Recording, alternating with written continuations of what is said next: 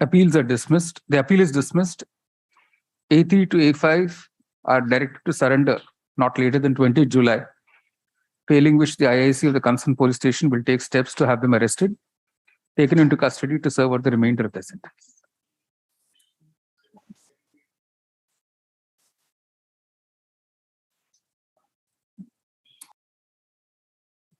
For judgment item number 2, STREV 6 of 2011. The revision petition is allowed. The question is answered in favor of the SSC and against the department.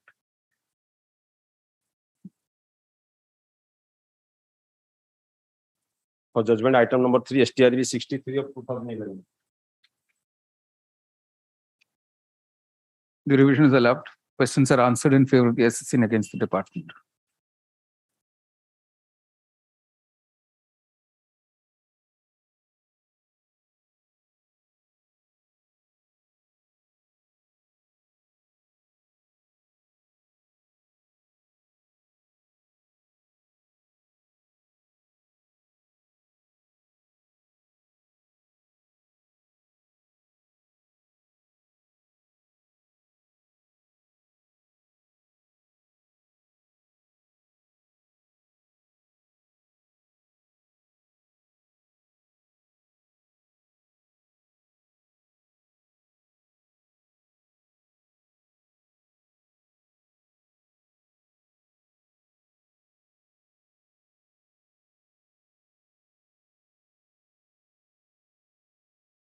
And 66.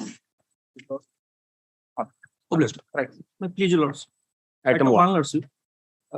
This is the lease case, Lordship. Lease was granted on 1973. Petitioner was purchaser. Lease has been petitioner the purchaser, and without notice, order was Which passed. year did you purchase? Held is prior to the impugned order. All right. The short ground on which the petitioner challenges the impugned order dated 21st September 1987, passed by the Additional District Magistrate Bhubaneswar in lease revision case number 619 of 87, is that he's an earlier purchaser from the original lessee, and the impugned order cancelling the lease has been passed without notice to him. On that short ground, the impugned order set aside. Lease revision case number 619 of 1987 is restored to the file of the AD Bhubaneswar and will be listed there for directions on 22nd August 2022, on which date the petitioner will remain present before the ADM, together with the certified copy of this order. The interim order passed by this court. The ADM is requested to proceed with the case in accordance with law after hearing the parties and pass a reasoned order disposing it off within a period of 4 months thereafter. Till such time, the interim order passed by this court. There's no interim order. That's right, didn't even forget that. The petition is disposed of in the above steps. Weekly list item number 2. None appears dismissed from no prosecution. Weekly list item number 3. Let's see. LCR report not received from government. Adjournment. No, there's no question of LCR adjournment. What is the matter about? Kindly pass over. All right, pass. Oblige. Weekly list item number 4. Oh, sorry, Madam, I mentioned wrongly. Sorry. And 2 more list. I'm extremely sorry. Yeah. Weekly list item number 4. None appears dismissed from no prosecution. Weekly list item number 5. On behalf of Mr. Pal, I may be permitted to withdraw with the liberty to file a fresh application. No liberty, sir. Counsel, the petitioner seeks leave to withdraw this petition. Dismisses withdraw. Yes. Weekly list item number 6. None appears dismissed from no prosecution. Weekly list item number 7. This is a matter where the scheme under the National Employment Guarantee Scheme, under that a work was scheduled to be executed on Kochia Nala, that is assailed here, and the stay So you have that is filed prevented a renovation of a village tank for 15 years now, sir. That's right. Yes, no. You've not allowed a tank to be renovated for 14 years. Millard, that Kochian, over Kochian Nala, I mean canal in Odia Nala, if that is constructed, that had been constructed, then irrigation facility to the villagers would have been Millard disturbed, for which a suit was filed. Millard, that is TS 136 of 1952 by the villagers of present petitioners, that is Agulopada. And there it was decreed in favor of those villagers. So what I now pray, Millard, in the meantime, a lot of Millard time has passed away, and the stay was operating since 11/6. 14 years, sir. 14 years. That's what I'm Yes. telling you. Some useful constructive work There- prevented that from happening for 14 years. Millard, your And the Lordship, state government is very happy. Somebody got a stay. They are also not bothered.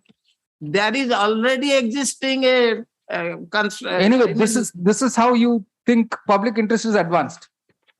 No, this is the old construction. They are now doing that. There's no now. And Now that is is 14 safety. years. Now means 14 years gone.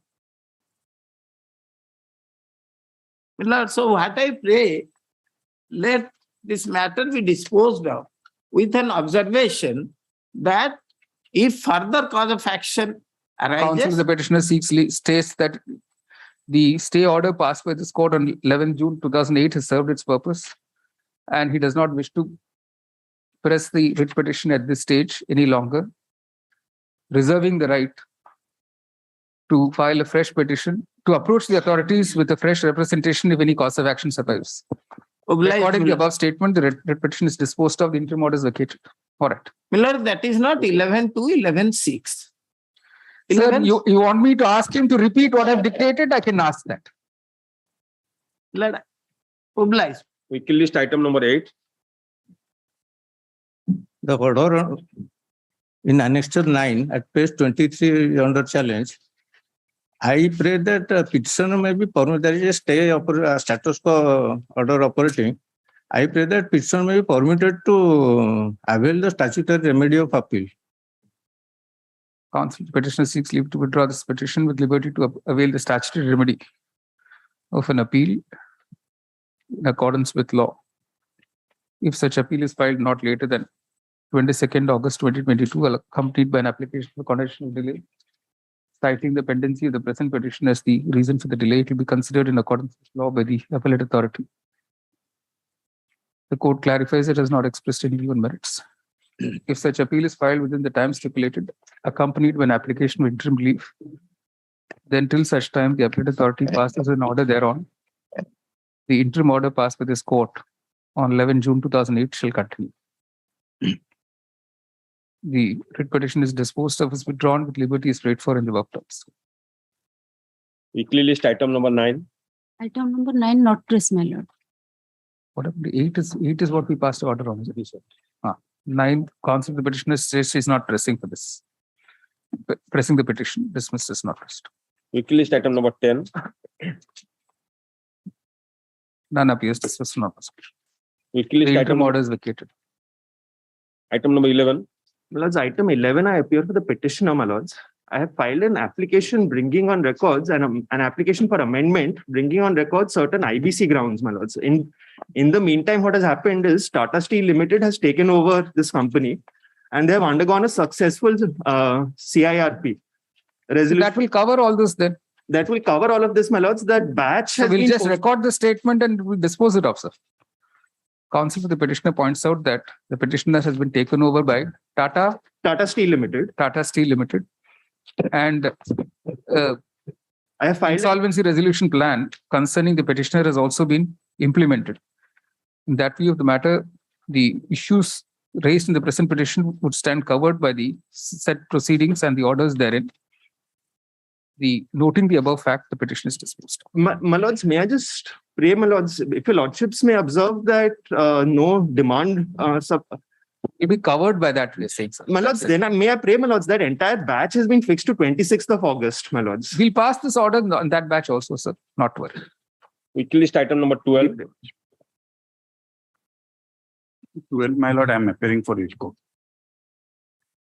You're appearing for IDCO. Yes, my lord. Opposite. None appears, dismissal, non-prosecution. Is there interim order, sir? Yes, my lord. Interim order is vacated. All right. Weekly list item 13. The matter has become infructuous. Counsel petitioner states the petition has been intended infructuous. It is disposed of as such. Interim order is vacated. All right. Weekly list item number 14. None appears, dismissal, non-prosecution. Interim order is vacated. Weekly list item number 15. 14 you are there. 14 is. 14 I'm there. Yes, tell us, sir. Lord, I'm extremely sorry before I begin with the matter that I could not prepare a date chart. No, but this is a cancellation of lease. Yes, actually it's a termination of the lease. You are a subsequent and earlier purchaser. Sir, lease was granted in favor of Prabhakar Das. That was in 1959. He's your vendor. He is my vendor. So did you purchase it before the cancellation or after? So it was before cancellation. So and number one. And you were not heard? No. So same order as in that first matter. You say the challenge in the present petition is to an order dated 3rd July 2008, passed by the GA department, cancelling the lease in respect of plot number 100 of unit number 1, Bapuji Nagar, Bhubaneswar.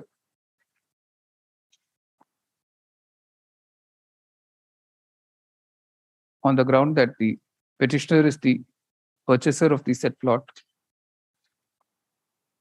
prior to the cancellation by means of a registered sale deed dated 31st March 1983. Yes. On that short ground, the impugned order is set aside. And it is directed that. My lord, our specific stand in the counter affidavit that this sale deed was obtained by him without permission of the lessor. That was the condition. It's there, sir. There's a registered sale deed. You have to That now work on registered that. sale deed is void. You can't declare it null and void here. Because there is a condition. Then you have to go to the court to get it null and void. Declare null and there is a condition in the lease deed that if the lessee wants to transfer the right. So, but on that ground, you'll have to get it cancelled. Yes. You'll have to get the sale deed cancelled. My respectful submission is that if the lease condition is violated and somebody has sold the property. Anyway, you issue notice to him. If you have to commence fresh proceedings, you do it after notice to him. If the GA department wishes to proceed afresh in the matter, it will do so only after prior notice to the present petitioner. The writ petition is disposed of. Weekly list item number 15. May I please your lordship? Madam, to virtual mode, your lordship. Yes. This is a matter relating to a OEA proceeding, yes, wherein the land in question has been settled in favor of the intermediary. Though, as per the provisions of OEA Act, it could not have been, and that is under challenge. But the little background of the case is like this. Initially, this land admittedly stood recorded in the name of the intermediary, that is the present opposite party number 4. That is DT Madan Mohan Dev as per the Sabik record of rights. But in the year 1930, this was leased out for a period of 30 years by the then Marfadar of the DT in favor of one Giridhari Sahu. Giridhari Sahu in turn sells his leasehold right in favor of one Chemei Sahu, and Chemei Sahu ultimately sold the same to Maning Stree, that is the mother of the petitioner. And that is how the title has been passed from one person to other, and that was in the year 1942. Now, in the year 1963, this notification of the government came into existence regarding vesting. And by virtue of this, except the property which is held by the intermediary, having homestead and in khas possession, all other property is to vest with the government. Now, the matter was also referred to the tribunal for a declaration that this is a trust estate at the time of this vesting. So thereafter, ultimately the tribunal rejects it. Now this OEA claim was filed prior to the vesting, though the order was passed subsequent to the vesting. One of my contention that was before the authority was initially the OA case, I was neither made a party nor I was heard. I preferred an appeal. Appellate court said I had no authority. Subsequently, by virtue of amendment of the OA Act, it was clarified that ADM had authority. I preferred an appeal. By then, obviously, there was delay and that was dismissed on the ground of delay. Revision was preferred, which is annexed before your lordship as Annex 1. That revision, of course, has been dealt with on merit. And there are two aspects which is considered, which is to be considered so far as this case is concerned. So there's no interim order in your favor, correct? That interim order got vacated. I am in possession because let me just humbly clarify, the opposite party number 4 instituted a suit against my mother for eviction. That obviously presupposes that I am in possession. Question of filing a suit for eviction would not have arisen. Decree of eviction was passed. Appeal was preferred. In appeal matter, that has been reversed. So as on today even, I am continuing in possession. Then why are you challenging this? What has happened? Now this has been settled in favor of the intermediary. What I humbly beg to submit before your lordship, I am in possession. So I can always protect my possession against everyone except the true owner.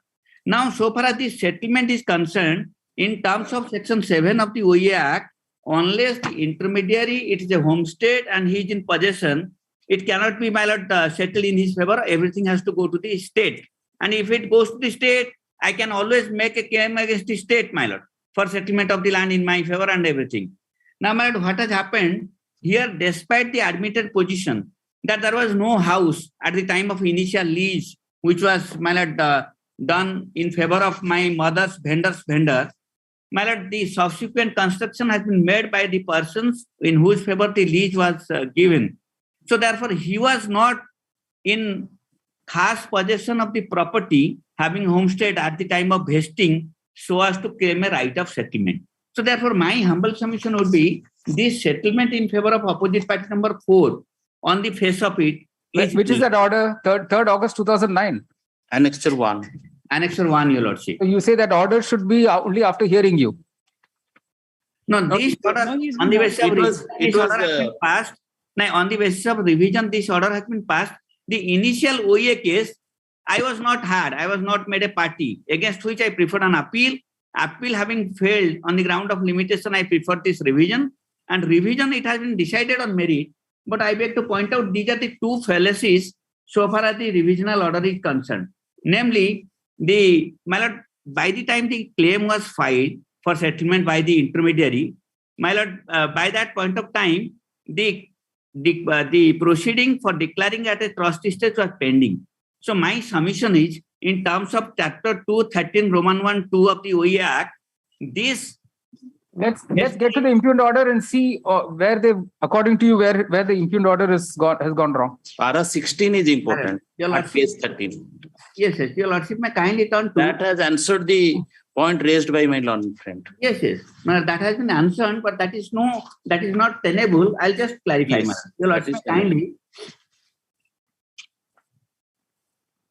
I'll just place one paragraph. My lord, that is page 11, paragraph 10. May I place it, my lord? Yes, please. My lord. This claim I will place, then the decision and reasoning only one paragraph I will place. Your lordship may kindly permit me. The claim of the petitioner is that, being the son of Manik Bewa, he had inherited the possession of the Sutland and house from Manik Bewa. He is further claiming that the estate of Madan Mohan Dev and Kirtan Dev Vijay Nijgaon, the deities was referred by Collector Puri to the tribunal for declaring it as a trustee estate by reference number 93/1966, 93 of 1966. This case was dismissed on 5/9/66. The estate was not declared as a test estate.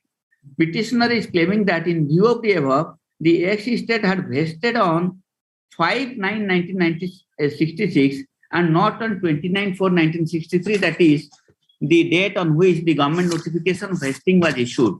Therefore, according to the petitioner, filing of OEA claim case number 7751 of 1963-64 in the court of OEA collector cum Tahsildar Puri by the opposite party number 1. Opposite party number 1 is present opposite party number 4, my lord. For the settlement of vested land of so with its deities was premature. The institution of OEA claim case number so was illegal. The order stated 24/1967 of the OA collector cum Tahsildar Puri for settling the vested land with the DTs are also illegal. The additional district magistrate Puri has committed a mistake by not setting aside the order dated 24/1966 of the OA collector cum Tahsildar Puri in application number so and so, which was filed by the present petitioner in the court of additional district magistrate Puri. Now, my lord, this has been dealt with here. Your lordship will kindly find paragraph 13 is a small one. May I just place it, my lord? The main argument of the opposite party number one, that is argument of the opposite party number one in support of the claim of settlement of the suit land with the DTs is that the possession of Manik Beva was the possession of the DTs. Therefore, the suit land has been rightly settled with the DTs. Now, which my learned senior was now pointing out, instead of paragraph 16 only, I beg to place paragraph 15 and 16. All right, all right. I beg to differ with the argument of learned advocate for the petitioner that because of the reference of Collector Puri to the tribunal for declaring the ex-estate in question as trustee state was dismissed on 5/9/66, the date of vesting of the ex-estate would be deemed to be 5/9/66 and not the actual date of vesting, that is 29/4/1963.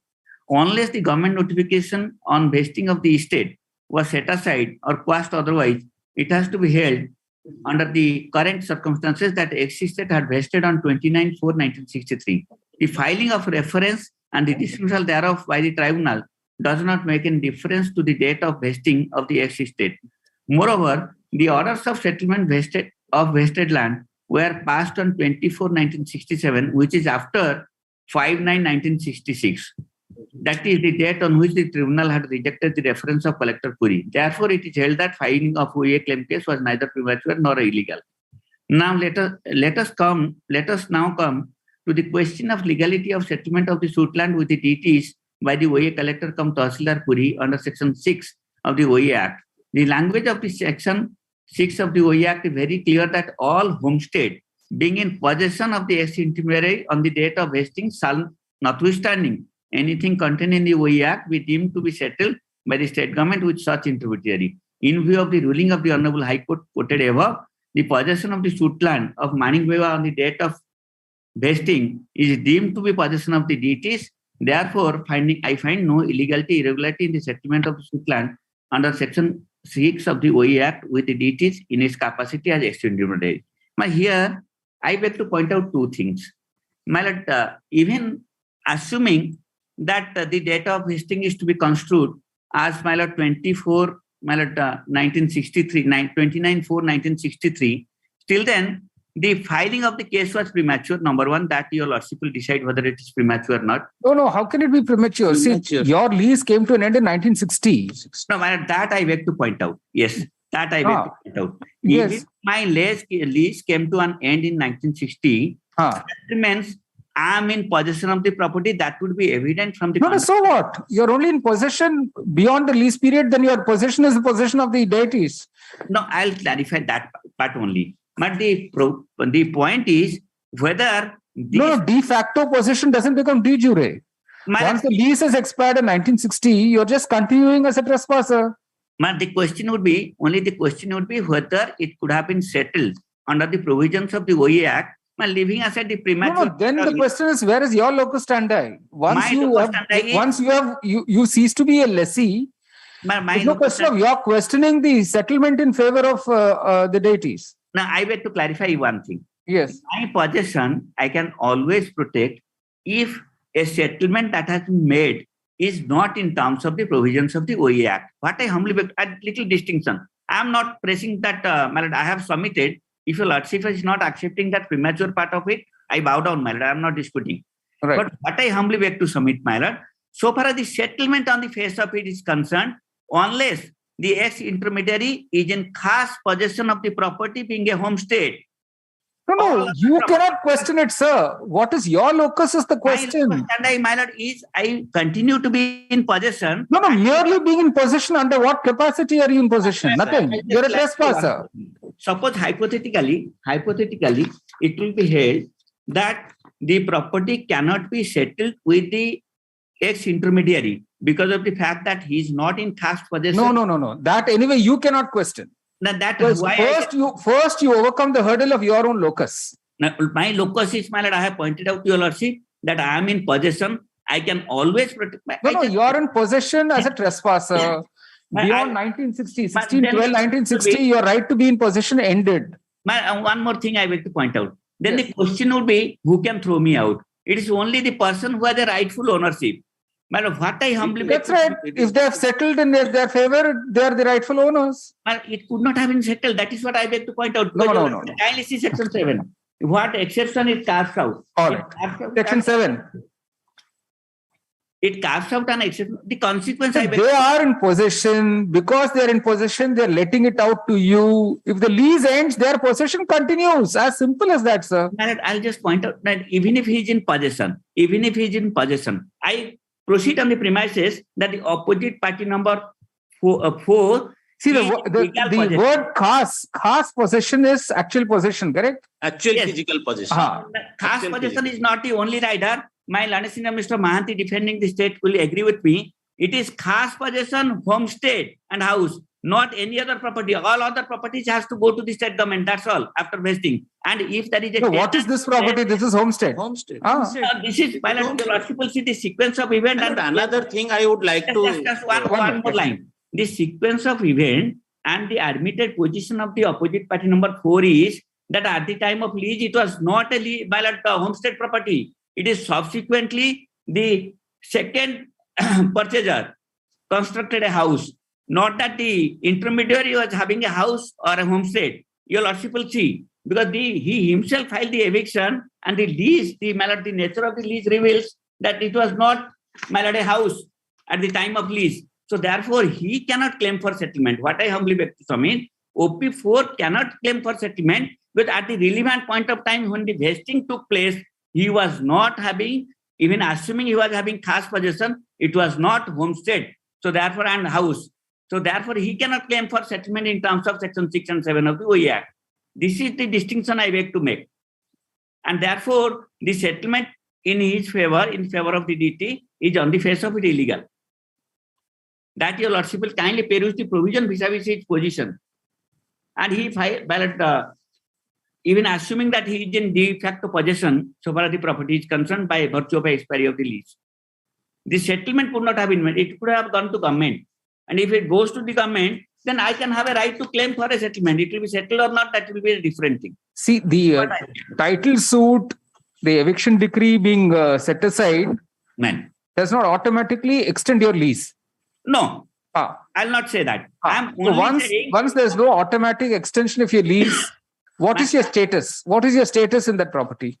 My status is I am in possession. No, I can always, that's not status, sir. I can always register illegal settlement for the simple reason, my lord. No, you did not. No, let's understand this. You did not go to the civil court for a declaration that you have perfected title. In fact, that's why the member Board of Revenue correctly points out, you have not asserted your title to the land. You have not asserted it hostile to the original owner. He cannot. So there is no way you can now perfect any title to the property. The owner would be point number 1. Point number 2, if you cannot claim any title to the property, the question of it being settled in your favor doesn't arise at all.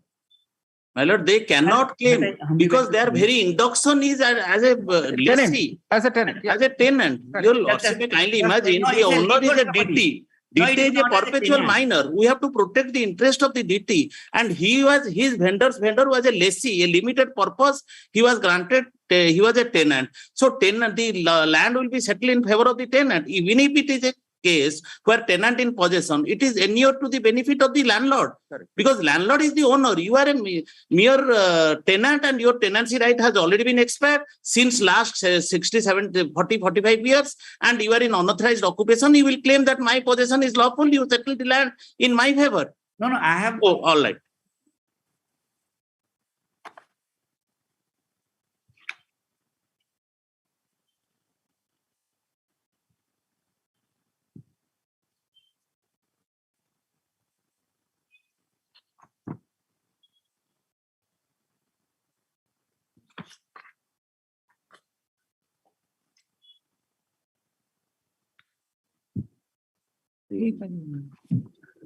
Sorry, Mr. Mishra. This is what. So we'll dismiss it, vacate the interim order. detailed order will be passed. All right. Obliged for a patient hearing, my lord. No, no, please. Weekly list item number 16. My lord, not pressed, my lord. Not pressed. Counsel petitioner states he does not press the petition. Dismissed as not pressed. Weekly list item number 17. My lord, not pressed, my lord. Not pressed. Same. Interim order to be vacated. my lord. Yeah, interim order. Interim order is vacated. Weekly list item number 18. May I Yes, please, Mr. your Rao. lordship, Ah. my lord, may I please, your lordship, in Yes. virtual mode, my lord. Yes, yes. My lord, this is a matter arising out of a settlement subject, my lord. Yes. I am challenging the order of the settlement appeal under annexure 10 of the settlement officer, my lord. It is a single bench, honorable single bench matter, my lord. All right, counsel for the Mr. Raut, learned counsel for the petitioner states that this is a single judge matter. Post before the roster bench on 22nd August 2022. Interim order to continue. Obliged, deeply obliged. Weekly list item 19. Memos taken and record. The counsel to the petitioner states he's no instructions, dismissed as such. Yes. Weekly list item number 20. 20. 20, your lordship, similar matter had passed this order. Of course, I am for the opposite party. Don't see. None appears to the petitioner. What is that order that we passed? Other bench. But I think it's quite barred by limitation also. So.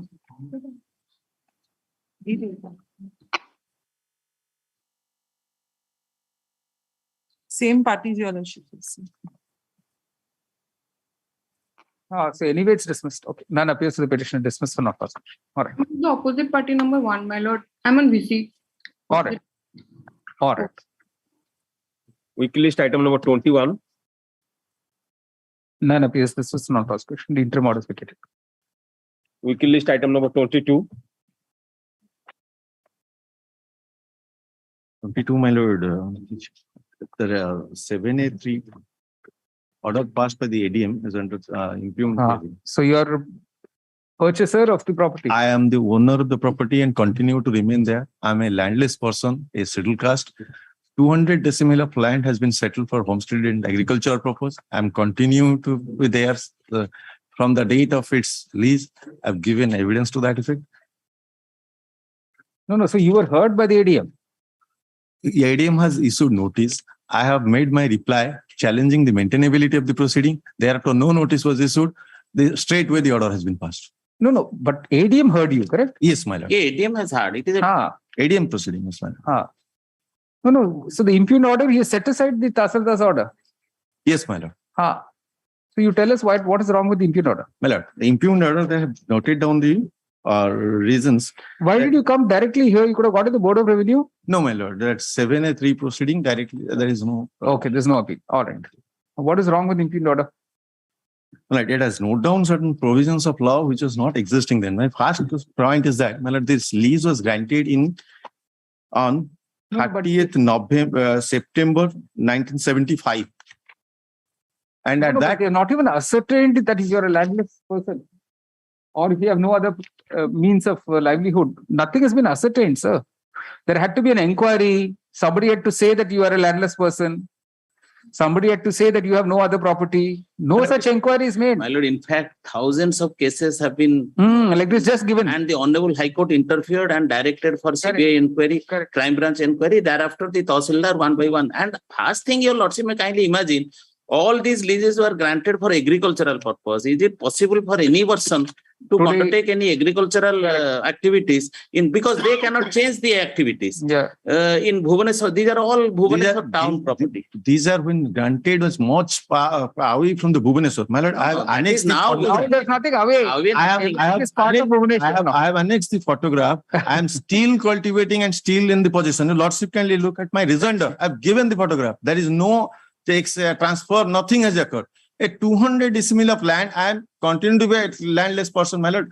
I was not a single piece of land I own at the time of when it is granted. But lordship can see, I have given the photograph in my rejoinder.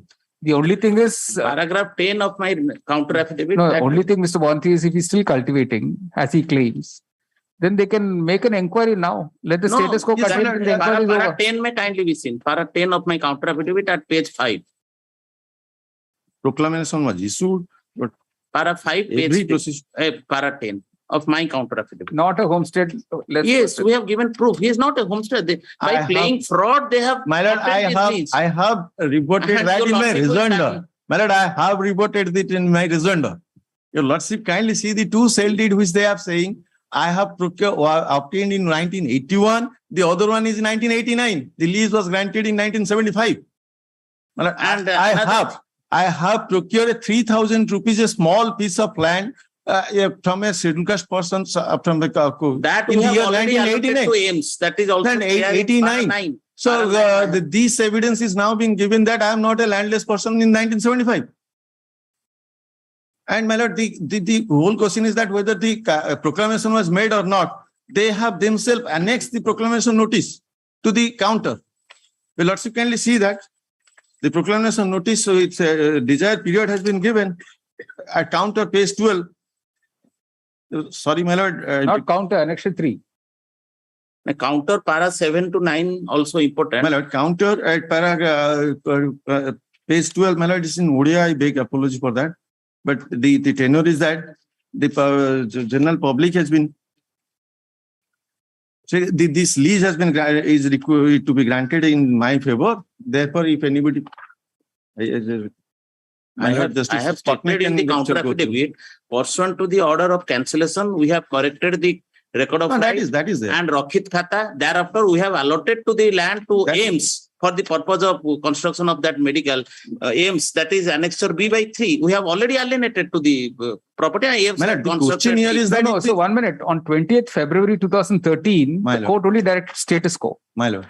Are you still in possession? Yes, my lord. I am still in possession. But Please there see, is- I have given the annexure. alienation property. And I have filed my rejoinder. Status quo is regarding possession, which means Ames did not get possession.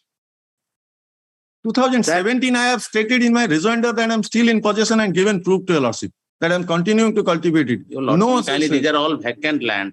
And possession means My lord, I am record of having my right house. is in favor of the Rakhit in favor of Rakhit No, Khata. no. Can someone make an inquiry and find out whether he's still cultivating? Yes, that your lordship can direct. Interim order may be passed. On 20th February 2013, an interim order was passed by this court directing open question status quo as on date regarding possession of the land in question, unquote, to be maintained till the next date. That status quo order is continued. Paragraph. It is asserted by Mr. G.M. Rath, learned counsel appearing for the petitioner, that till date the petitioner continues to remain in possession and he's continued to cultivate the land in question. Paragraph. Mr. D.K. Monti, learned AG, on the other hand, states that the record of rights was mutated in favor of Ames Bhubaneswar upon cancellation of the lease in favor of the petitioner's vendor. No, petitioner. Petitioner, okay. Petitioner. Full stop. He is unable to state, however, whether the petitioner continues to remain in possession and is cultivating the land.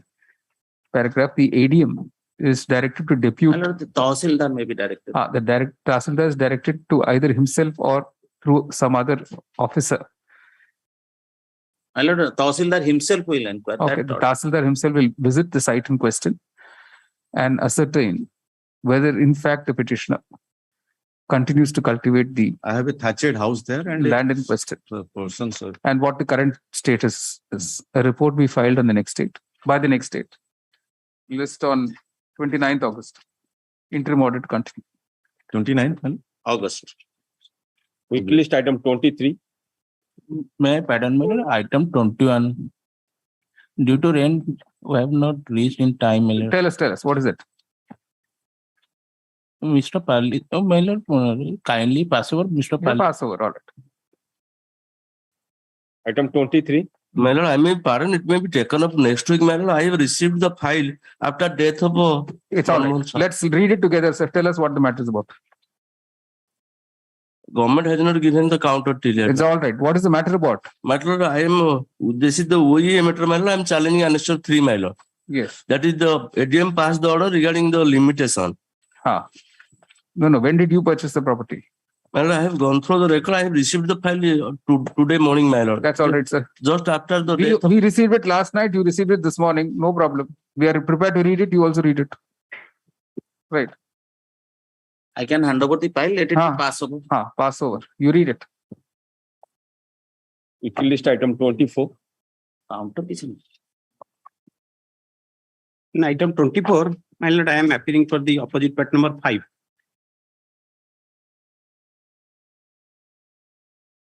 None appears to the petitioner. Dismissed for non-cause. Interim order is vacated. Weekly list item number 25. None appears. Dismissed for non-prosecution. Interim order vacated. Weekly list item number 26. This is your lordship. During pendency of the writ application, the company of the petitioner has been closed. All right. Counsel, the petitioner states that in view of subsequent events, the petition has been rendered virtuous. This is disposed of as such. Interim order is vacated. Weekly list item number 27. Item 27, learned Mr. SD Das senior counsel is appearing for the petitioner. It has become infructuous in the meantime. Counsel, the petitioner states the petition has become infructuous. It's disposed of such. Interim order is vacated. Weekly list item 28. I am appearing on behalf of the petitioner. I am appearing through VC. Can your lordships hear me? Yes. The petitioner was appointed as extra departmental delivery agent on 2/3/1990 as a scheduled caste candidate. After working continuously for 1 year, he was disengaged on 1/4/1999. And thereafter, the conciliation failed and the reference was made. And if your lordship will look at page 12 of the award, the award starts at page 12. And if your lordship will go to page 13, that is the reference, whether the demand of the workman Sri Lakshman Naik, EDDA for reinstatement with full back wages is legal and justified. If yes, what relief he is entitled to. Now, if your lordship will go to page 15, these are the issues which were framed by the Labour Court. Your lordship has to... Para 11, just come to para 11, sir. Para 11, yes.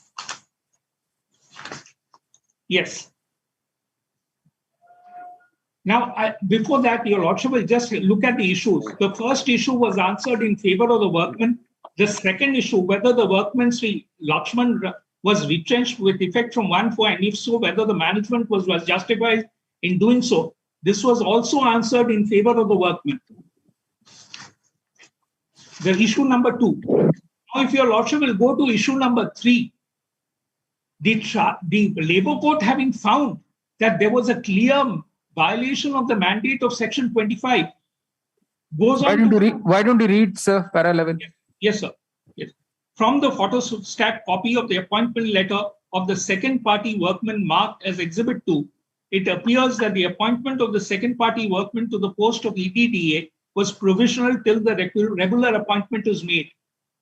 Although it is not clear as to whether any regular appointment to the post of so-and-so has been made by the first party management till date or not, but it is clear that several litigations that had taken place for the post of Central Administrative Tribunal, Cuttack, Honorable High Court of Orissa, the second party workman, after having a personal hearing in pursuance of the order of the Central Administrative Tribunal, Cuttack, and after being refused employment, has approached the Central Administrator again. Has not approached. Has not approached the Central again, but filed a reference of dispute to the Assistant Labour on failure of conciliation proceedings. The reference was made to this tribunal. In the given set of second party does not appear to have any right to reinstatement in the post of EDD. Now, your lordship will look at the provisions of section 25F. There are two. You seem to have adopted a certain route. You went to the CAT, correct? Yes. You did not succeed there. No, I did not succeed. No, I'm sorry, Lord. I was given the opposite party number 2 was given a direction to give a personal hearing to me. And that is where the matter ended. They gave a personal hearing. There's no question of ending, sir. You've sought a certain method of redressing your grievance. You seem to have abandoned that once that went against you. You did not pursue that. If I have an alternative remedy, I can always approach the labor court. No. That was not the labor court, and this is not an appeal by the management. Yes. This is an appeal by me. Yes. The first two answers, if I may just pass on two judgments to your lordships. Yes. That is Shamsundar Raut Yes. versus So Orissa. you're a provisional workman. The question of being reinstated as a provisional workman simply does not arise, sir. No, my lord. I have worked for more than 1 year, and therefore Section 25F applies. No. But how does that fructify into a regular appointment? No, I'm not seeking for regular appointment. No, but that's the whole point, sir. Where's the question of being reinstated as a provisional employee? No, because I was terminated without following the mandate. No, you went to the CAT saying you must have a regular appointment. You did not succeed in that. Could your lordships just have the order of the labor court at page 17? Yes. Now, just about 7-8 lines from the top, it Yes. has also not been clarified as to what were those administrative executive instructions which had been infringed or contravened in making appointment of second party workmen to the post of EDDA. Since the second party workman has rendered continuous service for more than 1 year on the above post, his termination is illegal and amounts to retrenchment. No. This is the finding of the labor court, which has not been challenged by them. Yes. This is my challenge with regard to issue number 3. Sir, you're right. You're assailing this order because it does not give you the relief of reinstatement, correct? Right. You'll have to tell us what gives you the right to be reinstated when you're only a provisional employee. Because there's no status quo ante there, sir. Yes. Your lordship will just look at the provisions of 25F. So you're stuck on 25F. If you have no other point, if you're not prepared to answer anything else, then so be it. We're asking you a very specific question. You keep harping on 25F. What has gone against you is something else. Yes, my lord. The labor court points out that you're only a provisional employee. Therefore, the question of reinstatement does not arise. You don't seem to have an answer to that. You're only harping on 25F. My lord, the issue is that I have worked for more than 1 year. What does that mean, sir? As a provisional employee working for more than 1 year, what does that mean? How does that somehow mature into a regular appointment? But I had never signed any contract with them. There was no contractual appointment with them. That makes it even worse then. I was appointed. That makes it even worse. You went to the CAT with a certain, you're forgetting that you went before the CAT at all. You want us to pretend that you did not avail of any remedy in the CAT. Lord, my remedy before the CAT, I've approached them. They gave me liberty and they directed the opposite party number 2 that they should give me a personal hearing. After personal hearing, they confirmed. About what? It's about the same issue, correct? About the same issue. So what you're doing is forum shopping. You went before the CAT. You find that you're not able to make headway. You come to the Industrial Disputes Act. My lord, I could have challenged that order. That's not correct, sir. That's not correct. It's like a doctrine of election. You have chosen a certain course of remedy. You have to pursue it to its logical end. I appreciate what your lordship says. I completely bow down. But your lordship will appreciate one thing. I could have gone back to the tribunal challenging that order. Or you come here, the tribunal's order, if it's not serving your purpose, you want to challenge it, you come to the High Court. That's all settled. Yeah. My lord, they had given me a personal hearing and confirmed the order of retrenchment. Correct. And that is where I approached the labor court. Yes. All right. The challenge of the workman, the present petition. Can I just pass on 2 judgments to your Yes, we have it. We have that. We'll deal with that. Concept of the workman has filed the present petition challenging an award dated 24th March 2011, passed by the Central Government Industrial Tribunal cum Labour Court Bhubaneswar, Tribunal, in Industrial Dispute Case number 27 of 2004. By the impugned order, while holding 2 issues, namely maintainability of the reference and retrenchment of the petitioner being contrary to Section 25 F of the Industrial Disputes Act 1947 ID Act in favor of the workman. The Labour Court declined him the relief of reinstatement after noting that his original appointment as extra department delivery agent bracket EDDA on 2nd March 1998 with the senior office of the senior superintendent of posts Berhampur was only on provisional basis. Consequently, by the Impune Award, the relief granted to the petitioner was of 1 month's wages in lieu of notice and compensation equivalent to 15 days average pay for every completed years of continuous service or any part thereof in excess of 6 months. It is noted that the workman had rendered continuous service of 1 year only, and that he should therefore be entitled to 15 days average pay for completed 1 year of continuous service. Paragraph. Counsel for the petitioner, relying on the decisions in Shamchandra Raut versus Orissa State Road Transport Corporation, 69 1990 CLT 357, and Deepali Gundu Survase versus Kranti Junior Adhyapak Mahavidyalaya, AIR, no, you can say 2013-10 SCC 324, urges that with the Labour Court having held in favor of the petitioner, particularly in the issue of the termination of the petitioner's services being contrary to Section 25 capital F of the ID Act, ought to have directed reinstatement to the petitioner, notwithstanding that the original appointment was on provisional basis. Paragraph. The Labour Court has, in the Impune Award, noted that agreed by the retrenchment of the petitioner, he had approached the Central Administrative Tribunal, bracket CAT, which had directed the management to give him a hearing before deciding afresh as to his retrenchment. Full stop. The management, in fact, gave him that opportunity of hearing and reiterated its order of retrenchment. Full stop. For reasons best known to him, the petitioner did not further pursue the matter before the CAT and instead decided to raise an industrial dispute invoking the provisions of the ID Act. Paragraph. Counsel for the petitioner has not been able to explain how, if the original appointment was only on provisional basis, the finding that the petitioner's retrenchment was in violation of Section 25 capital F of the ID Act would somehow change the character of that appointment from a provisional basis to a regular basis.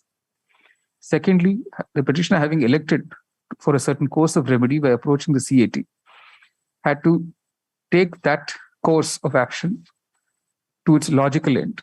Full stop. Instead, the petitioner seems to have abandoned that course once it did not serve the purpose and instead chose to invoke the ID Act in the manner indicated herein before. The court is unable to find any error having been committed by the Labour Court in declining the relief of reinstatement in the above circumstances.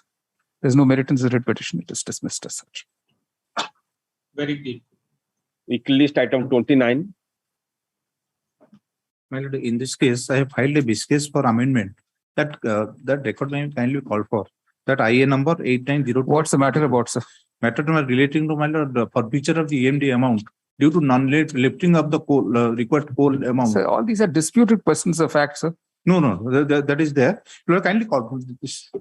File the letter on tomorrow. That miscase kindly call. No. You tell us what is the matter. You Yes. tell us how are you entitled to the release. Yes.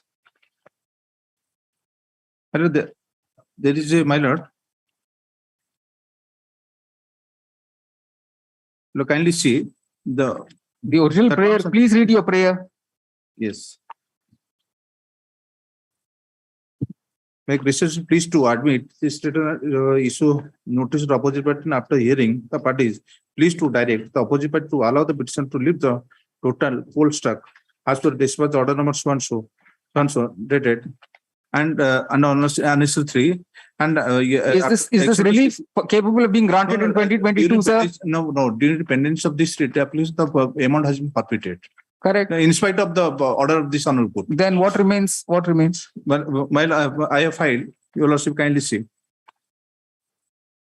What remains? This main relief can't be granted, permitting you to lift the coal stock now. The coal stock of 2011, you can't be lifting in 2022. My lord, the huge amount has been perpetrated. Yes, yes. That 93 lakhs. My lord, that in view of this, the similar case has been decided by this honorable court. That's the clear case, my lord. A similar case. Who's for MCL, sir? You're appearing. All right. And my lord, there is also clause of the there is a condition, my lord, force majeure clause that you will kindly see. Page.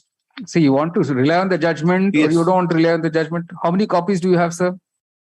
That is your lordship. I want. Let come after recess so that I will be able to. After recess. Give us the copy.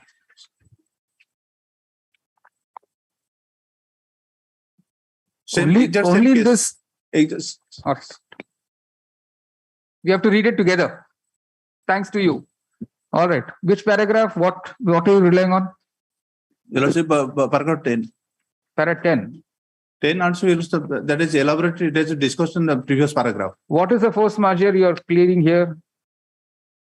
What is the force majeure clause you're pleading here? On what, in what circumstances? Yeah, that my lord, the talk on also there was a strike. All of a sudden there was a strike for 15 days. All right. There was the road condition was that precarious condition. You should have been filing a suit for all this. Evidence has to be led. How will you prove that there was force majeure in a writ petition? Yes, so when a coal secretary has written a letter to the chief secretary that you take you have to take the steps regarding the closure of the strike. Yes.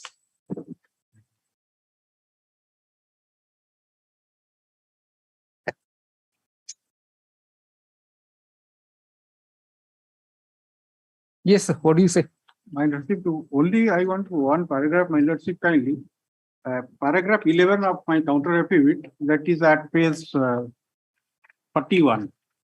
Counter affidavit, page 3, paragraph 11. Like the decision of this appellate court, my lord, his lordship. Actually, I have disputed with regard part his. Read it. My lord.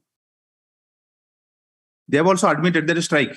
That the government reading paragraph 6 and 7 of the issue is disputed and denied.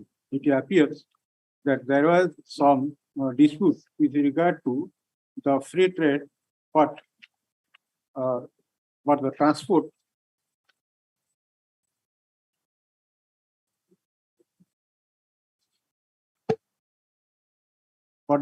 operation of cultural coalfields was not affected.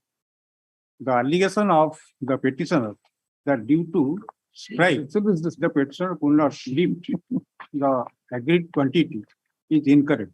It is submitted that though the petitioner was issued a due on 4/8/2011, but the petitioner was able to start lifting coal only after 28/2011. That is after 15 days. The petitioner has not given any detailed particulars with regard to strike. It is relevant to mention that during the period, hundreds of traders from where have lifted the coal from the cultural coalfields. Hence, the allegations made by the petitioner. Let's see the rejoinder. I have filed the rejoinder. I have annexed the letter of the coal secretary to the chief secretary. I have annexed. So it's all disputed questions, sir. No, it can't be, my lord. Your lordship, kindly see. All this is disputed questions. No. What is no? He's disputing that there's any problem in lifting the coal stock. My lord, these officers are admitted there is a strike. They have admitted. They have not admitted, sir. They are your opposite party. Yeah, your lord, kindly see my rejoinder, my lord. I have annexed his letter. Correct. So you have made sure it is a disputed question, therefore. No. My lord, your lordship, kindly see the terms and conditions. Yes. Sir, all this stems from a contract. My lord, this is the problem, sir. Everything, if you file a writ petition, this will be the problem. My lord, I suppose how are we supposed to decide this? How are we supposed? He's claiming there are several traders like you were able to lift the coal stocks even during the same period. My lord, as per 70 of the contract, my lord, says I will seller buyer. There is relation seller and buyer. My lord, in view of that, and also as well as the decision of the appeals court, the forfeiture of the EMD is illegal, my lord. There is also arbitration clause. If you want to withdraw this, go for arbitration, do that. You yourself, you added one self goal now. You'll also because I have my lord, the good case for the. All right, what do you want to do now? Arbitration clause. But you'll also get that's the same case has been. You need to withdraw this petition with liberty to avail other remedies that may be available to the petition in accordance with. You'll also direct in view of the arbitration clause. That's right. Not that we have given field wide open now. You want to file a suit, file an arbitration, go for arbitration. It's up to you. The interim order is vacated. The petition is disposed of, is withdrawn with liberty is straightforward. The court clarifies it is not expressed any view on merits. All right. All right. List item in view of the arbitration clause. It's all right, sir. We have given it open to you to avail any other remedy that you have. All right. Item number 30. Item number.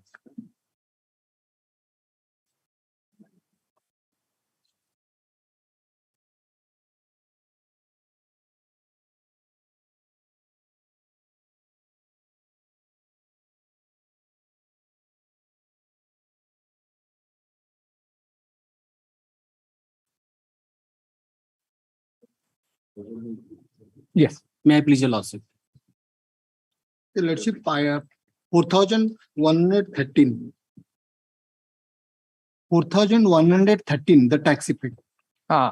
In view of the minimal tax effect, the court is not Your inclined. lordship, I just may be permitted just 2 minutes, if your lordship allows. We want to know what is this 4,000 rupees? That is not the issue, your lordship. That is only the issue, sir, in all these matters. Actually, problem is the main point of law. Here, Points of law are very nice, sir, always. But should the High Court now exercise its mind for 4,000 rupees is the question. Sir, actually, we leave that question open for a decision in some other case. Sir, actually, it is after the order of the tribunal, it has become a precedence for the assessing. We'll say, okay, we'll say it won't be treated as a precedent. All right. You say in view of the minimal tax effect, the court is not inclined to entertain the present revision petition. However, it is clarified that the questions of law are left open and the impugned order of the tribunal will not constitute a precedent. All right. The petition is disposed of. All right. Weekly list item 31. Item number 31. None appears dismissal on prosecution. Right. Weekly list item 32. None appears dismissal on prosecution. Weekly list item 33. Interim order is vacated. I am appearing for OP number 3. None appears dismissal on prosecution. Appearance will never be noted by law. All right. Weekly list item number 34. 34 is the demand notice, my lord. I'll approach the commissioner. Same order. He's got that on. Same order. Why don't you give us a list of matters where same orders to be passed? Every day we're passing one or two. I'll give lot of cases. In one demand, they have given thousands, 10 to 20 applicants there. Good news for you. Yes. He must have 100 cases of similar nature. I'll file. I'll give. No. Okay. Weekly list item number 35. Memo is taken on record. Petition is disposed of as having become infructuous. Weekly list item number 36. 36, may I please, your lord? Sorry. I'm sorry. My lord, my entire grievance before your lordship is, my lord, I am in possession of the property. Admittedly, originally in the SABIC records, it was recorded in favor of my vendor. After passing of the title from the vendor to a sale deed, I am in possession, but the record of rights stood in the name of the railways. I am being forcefully evicted without giving a notice. This is my entire grievance, man. What do they say in the counter affidavit? No counter affidavit. No counter affidavit has been. This is the best position for you. All your arguments are admitted. Who's for the railways? Yes, I am appearing for railway. What is this, sir? No counter filed. I don't have a copy of the writ petition also. Oh, great. For my court friend to take a copy. Mr. Bose's smile has become even bigger now. My lord, may I pray, my lord, lords may give 2 weeks time. In the meanwhile, No. We can't keep this pending, sir. Can't keep. Just give him a hearing. That's it. That interim order will continue. We'll have a time-bound hearing. The short ground on which the petitioner has questioned the. Once they issue a notice, then I get a right to file, refute their allegation. There is no notice. So they have to issue me at least a notice of eviction. Then only I'll get a right The to petitioner has refute. approached this court against the impending forceful eviction of the petitioner by the railways from plot number 1244 under Khata number 450 on the ground that no notice is being issued to him, although the Sabik ROR stands in favor of the railways. He claims that he's been in possession pursuant to a valid conveyance from his vendor. How did you buy it, sir? My lord, by unregistered sale deed, because below 100 rupees and there's Under an unregistered sale deed, copy of which has been enclosed as Annexure 2.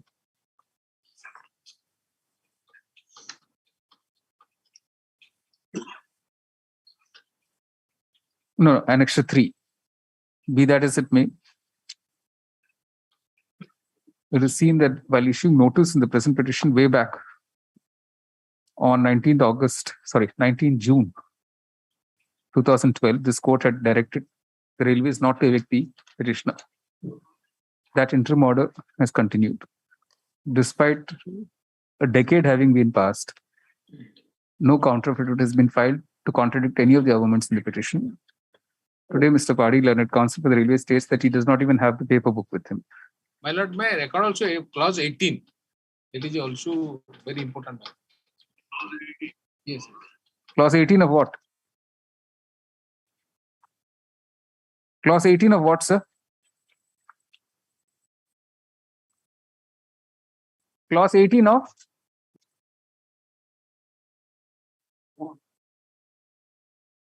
We can't hear you, sir. Clause 18 of what? No, my lord, sorry, my lord. This is other something else. All right. Since the petitioner is praying for a limited relief at this stage, it is directed that the railways will issue a proper notice to him if it seeks to evict the petitioner. Such notice should be served on him not later than 22nd August 2022, giving him time to reply to the notice and giving him an opportunity of being heard. The order thereon should be passed not later than 10th October 2022. Till such time, the interim order passed by this court on 19 June 2012 will continue. The court clarifies it has not expressed any view on merits. If agreed by the order passed, it will be open to the petitioner to seek appropriate remedies in accordance with the order. Obliged. The petition is disposed of in the above terms. BK Padi will appear. Yes, yes. All right. Item 37. May I please, Lordship? Yes. My lord, the petitioner is challenging annexure number 6, my lords. My lord, in this annexure, it has been mentioned that in a court where more than one prosecutor are engaged for a day of work in a court, 1 day fees payable has to be proportionately divided, my lords, amongst them. But my lords, it's violative of the rule. This must have been superseded by so many other notifications now. This is 2004, is it? Yes, yes. Prior to this must have been superseded by other notifications, sir, now. But till date, money has... person may not be holding the same post now. Yes, yes. Both. I think all become infructuous. My lords, half of the amount has been paid, rest amount has not been paid, my lords. What will be the amount, sir? 84,000, my lords. Nowhere it has been mentioned that it has to be divided proportionately, my lords. My lords may kindly have a glance, my lords. I am submitting the rule, my lords.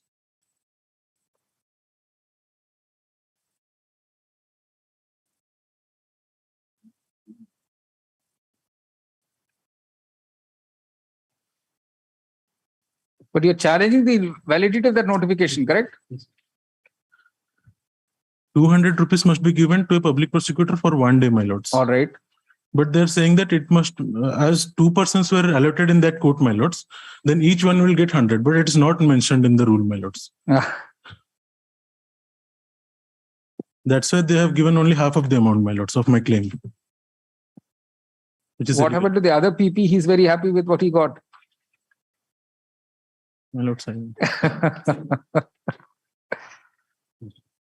Yes, Mr. Mudali. In fact, I have received the instruction that everybody has been paid in accordance with this notification. That's what he's challenging it, saying, why are you paying me only half? Pro rata.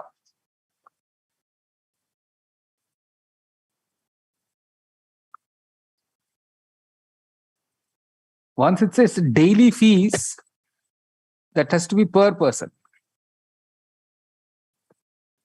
I have never heard of this, that there's one joint fee for all APPs. There's nothing like that. That is the practice also here in Cuttack also. At least some person has come forward to challenge it. I hope you've discontinued this kind of notification. I have to take instruction whether that is still continuing or not. No, you better discontinue it after today's order. We're going to say you can't do it. Well, grant me some time. I will obtain instruction whether it is still existing or not. No. If it is existing, you discontinue it. We are still to deal with this notification. The challenge in the present petition is to a notification dated 18th November 2004, issued by the Law Department, Government of Orissa, stating inter alia, open quotation, in a court where more than one prosecutors are engaged for a day's work in a court, 1 day's fee payable has to be proportionally divided amongst the prosecutors, unquote. It may be noted at the outset that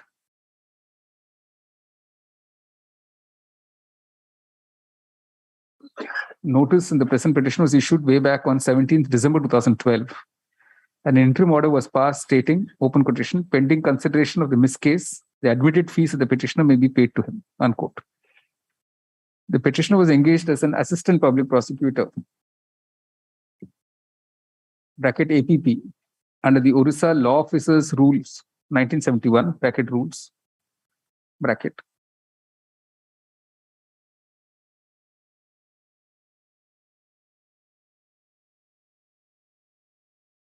On 17th July 2006, by notification of that date of the Law Department, Government of Orissa, full stop.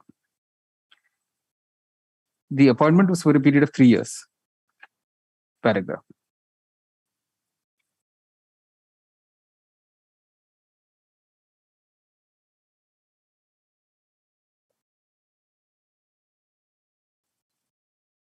For the period 28 July 2006 to November 2009, the petitioner submitted his bill of fees at rupees 200 per day, which is the fees fixed, daily fees fixed for the APP in terms of Rule 24, bracket 4 of the rules. Full stop. This was countersigned by the public prosecutor, and a certificate was also issued by the assigned court. Full stop. The bill amount for the period 28 July 2006 to September 2009 was rupees 171,200, whereas the petitioner was paid only rupees 85,600 without being given any reasons. Full stop. The opposite part, the petitioner then served a legal notice on 9th November 2011 on the opposite parties. Full stop. In a reply dated 17th November 2011, the impugn notification was attached, stating that along with the petitioner, one other person was also appointed as APP attached to the code of the JMFC ASCA, and therefore 1 day's fee payable to the APP had to be proportionally divided between the petitioner and the other APP. Full stop.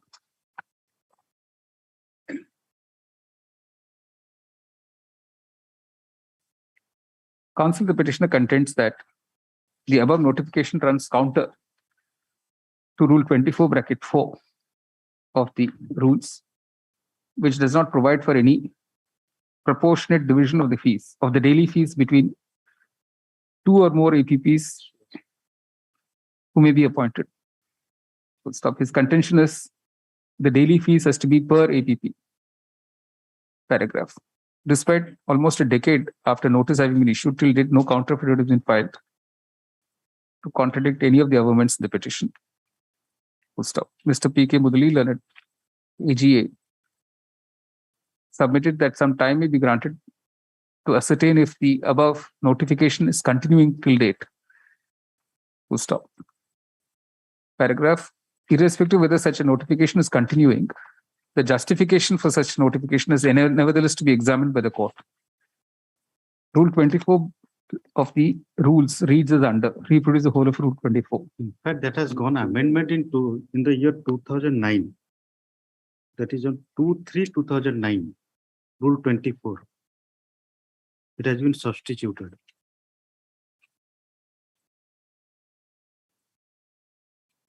That's okay. Anyway, at that relevant time when he was there, this was the notification. Nothing in the above rule indicates that if more than one APP is appointed, the daily fees payable to an APP will have to be divided proportionately. So in other words, the plain reading of the rule indicates that the daily fees has to be paid to every APP so appointed. Paragraph. There appears to be no justification, therefore, for issuing a notification on the lines of the impugned one, whereby the daily fees payable to an APP would become divisible in proportion to the number of APPs appointed. Full stop. There cannot be any rational basis for such a notification at all. Full stop. In any event, it is ultra vires rules which does not permit or envisage such a pro rata division of the daily fees among the APPs if there is more than one so appointed.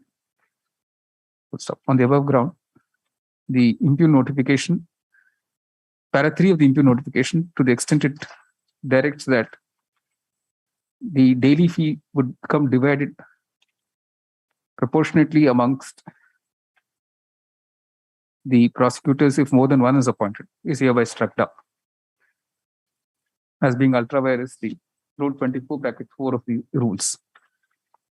A direction is issued, consequentially a direction is issued to the opposite parties to pay the petitioner the balance 50% piece due to him, together with simple interest at 6% per annum from the date of the fee was due till the date of payment, which should not be later than 8 weeks from today.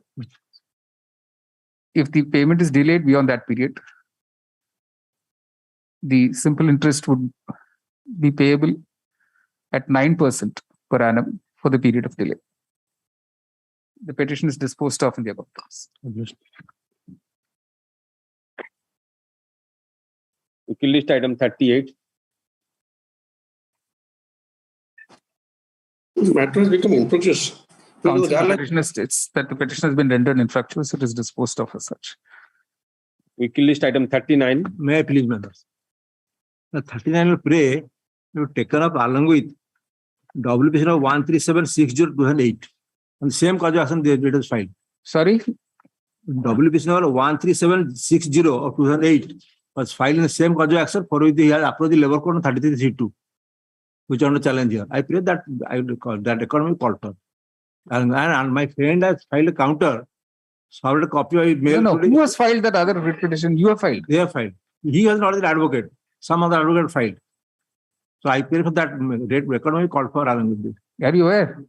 I am not aware, but certificate is there with my learned senior friend. That 13760 of 2008. Is it pending? Which was disposed of on 3/12/2000. It's already been disposed of. Disposed of. That was disposed of. Then why do you need the record? Well, in between that disposal, this order was passed. 33C2. Not maintainable. I have challenged that here. After this, it was filed in 2012. That disposed to 2016. I have to check up that my record called for. I could not find out from my office that current judgment. No. What is that disposal to do with yes, what? I'll clear to one thing. He applied for VRS. VRS scheme said Kindly turn to page 12 of my list. Page 12 of my lord's brief. Page 12.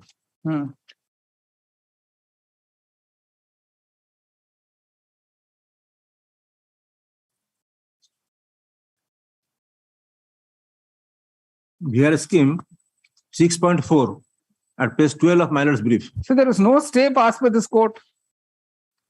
My lord? This court did not stay the impugned award. No, my lord. Then did he pay the amount to him or not? He has been paid whatever he has paid earlier. Under the impugned order, My lord. you are supposed to make payment. My lord, that impugned order have challenged being without any jurisdiction. Correct. But this court declined to grant a stay of that order. Then there is no stay. My lord. No stay. So did he pay or did he not pay? That I have to take instruction. That He's saying he did not pay. Not received, my lord. Ajit. Not received. So you have granted yourself a stay. No, my lord. Yeah. Just come to 20th November 2012. This court specifically said, keeping in view the facts and circumstances, I am not inclined to grant any stay order. This case is dismissed. 2011 So irrespective of dismissal, you have said, forget the High Court, I am passing a stay order myself. But he has not gone for execution. He could have done for. I see. He has not gone for execution. You come here, ask for a stay is refused, he has to still go for execution. No, he has gone for execution. As it is 33C2 is execution. On that, he has to go for further execution. Well, thing 33C2 is without jurisdiction at least. All that's a self-declaration. Then why come to this court? You have to declare unilaterally. No. My lords have granted. You have unilaterally given yourself stay. Why unnecessarily? Why trouble the High Court? You can all do this yourself. He has also appealed this honorable court. I want to see what is the fate of that treatment. Only next week. What is that? What has that to do with this, sir? You tell us. Well, he has challenged the recovery in that writ petition. Also, he has challenged the recovery. Again, gone for 33C2, which is not maintainable. My lord knows. What do we know? We don't know anything. Yes, my lord knows. Yes, sir. What do we know? Well, why is 33C2? There's an award, right? There's an award in your favor. Yes, man. No. Was there an award preceding this 33C2 or directly No, 33C2? directly 33C2. It is the amount of ex gratia and the gratuity and other leave salary which is in my favor. It is amounting to 2,69,000. Out of that amount, they have admittedly paid 1,28,000. Remaining the residual amount of 1,48,000, they have not paid. What is the other proceeding about? Other proceeding, in fact, it is not known to me. What was that other proceeding about? That I have gathered from the Annexure 6, kindly, for a moment. Kindly say Annexure 6. The time of taking the money, they given an undertaking. That I agree with. What was the other petition about, sir? That is about challenging the recovery. And such recovery is without any proceeding, without any opportunity, without no disciplinary inquiry, nothing has been done. Even after lapse of 1 year of my VRS, they have recovered this amount. Well, see Annexure 6, what you have said at the time of receiving the money. Annexure 6, with this undertaking, he has received the money. No. So the writ petition was filed by him or by you, the other writ petition? They are filed. He has filed. I want to check out what is the fate of that only. 13760-2008. Simultaneously, he has done this. We can call after lunch. We'll pass it over. Call for the file. Pass over. Just call for that file. Well, all right. Weekly list item number 40. Item 40, Madam, kindly pass over, Madam. All right, pass over. Weekly list item number 41. 41 would be infructuous. None appears this is not possible. Weekly list item 42. None appears this is not possible. Please. Weekly list item 43. None appears this is not possible. My appearance for pencil may be noted. Weekly list item 44.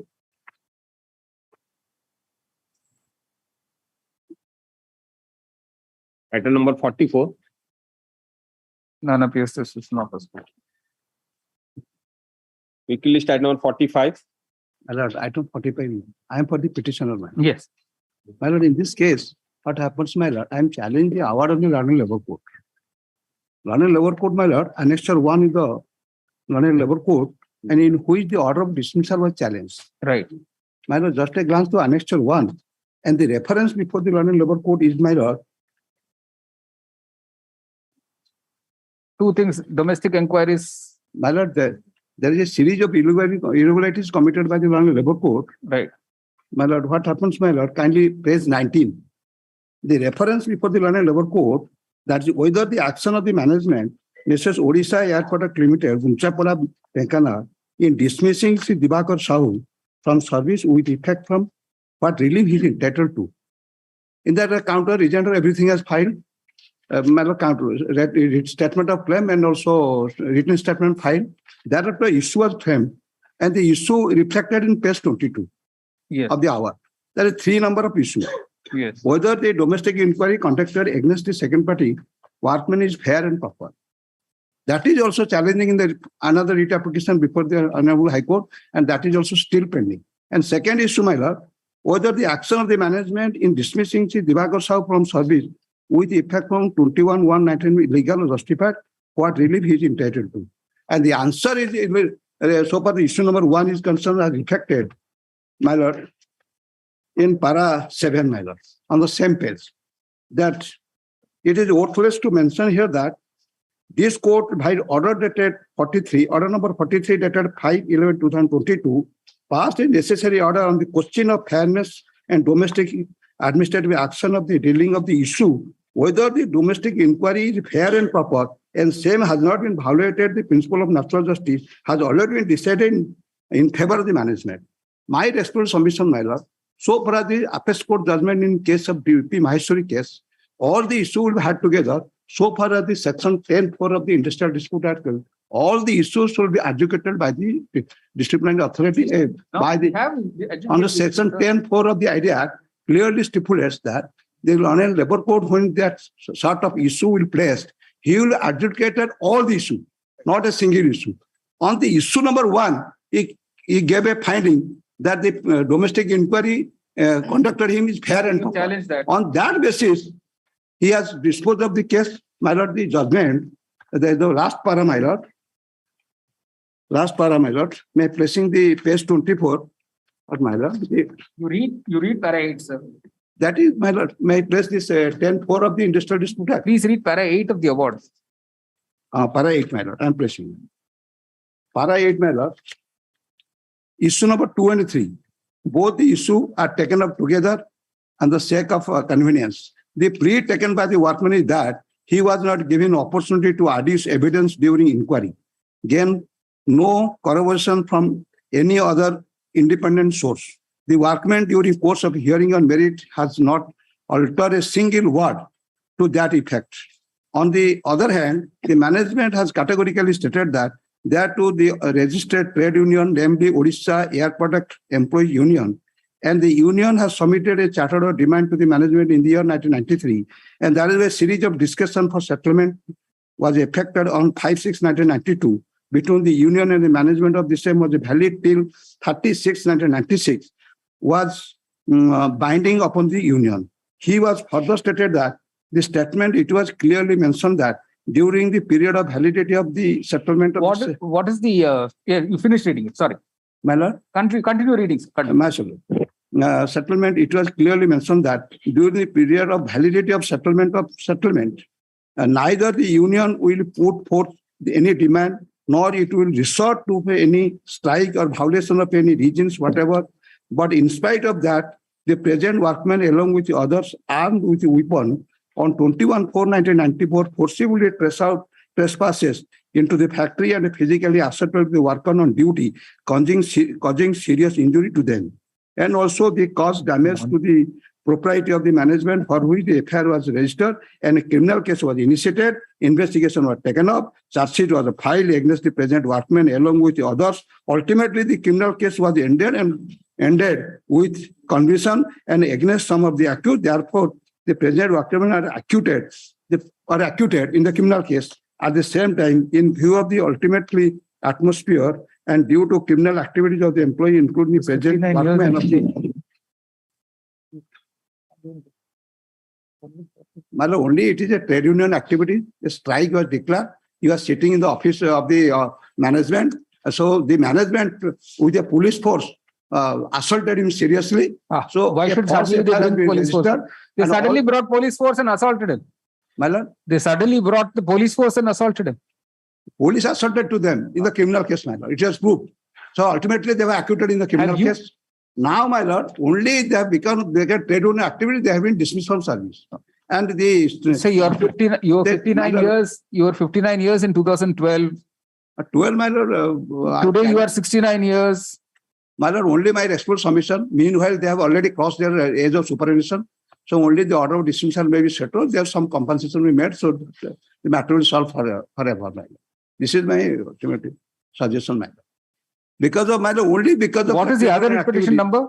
My lord. The other writ petition you said. Other writ petition is, my lord, that is pending. That is WPC number 70 of 2011, wherein the domestic fair and that was challenged. How can you challenge it after 9 years?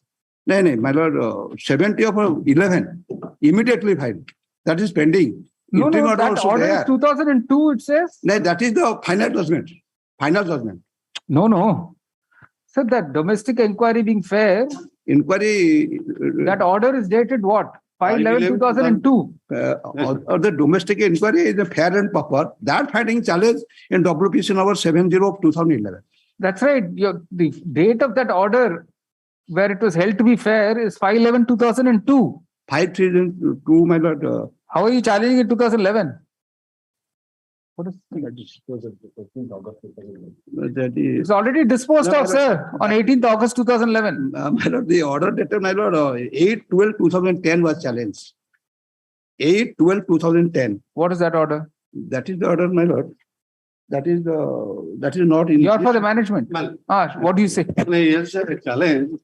When the order was passed on 5/11/2002, there he filed a petition to recall that order. Thrice filed, and that was rejected. And against that order, he came before Lordship in the writ application. That was disposed of on 18/8/2011. You got the order?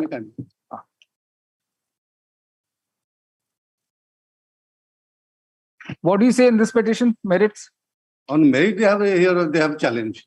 Only what do you say? Only on the ground that they have not given opportunity in the inquiry to examine. No, not that. On merits, what do you say? Opportunity inquiry is one thing, sir. On merits, what do you say? They have not challenged that order. They have not inquiry for the inquiry fair for that order. They have not challenged. They have challenged the award that is on merit of the case. That's right. You come to the award. My lord.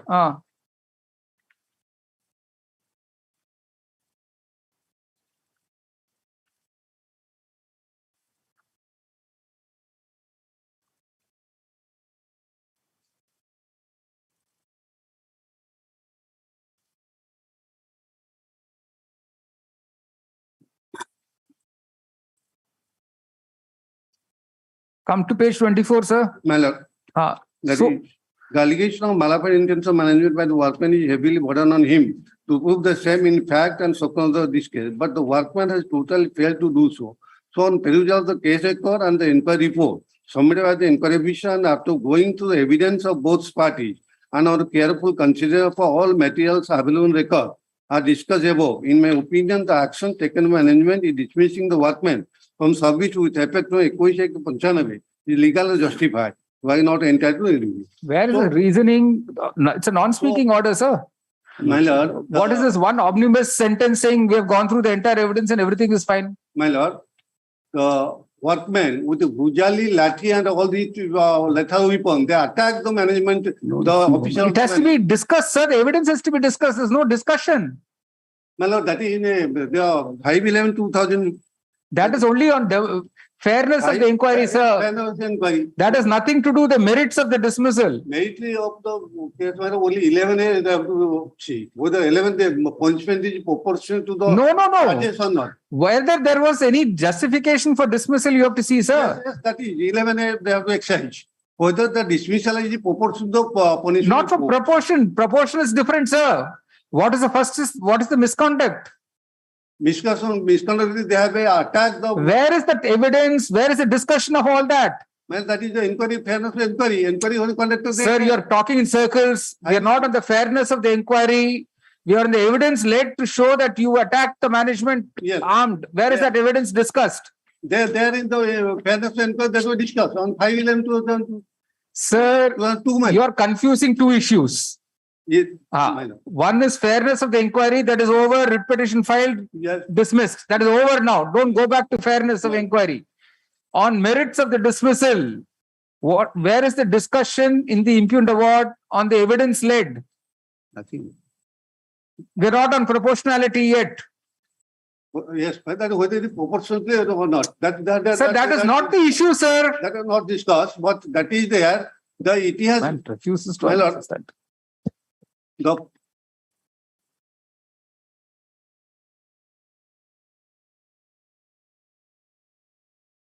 It is also in expertise.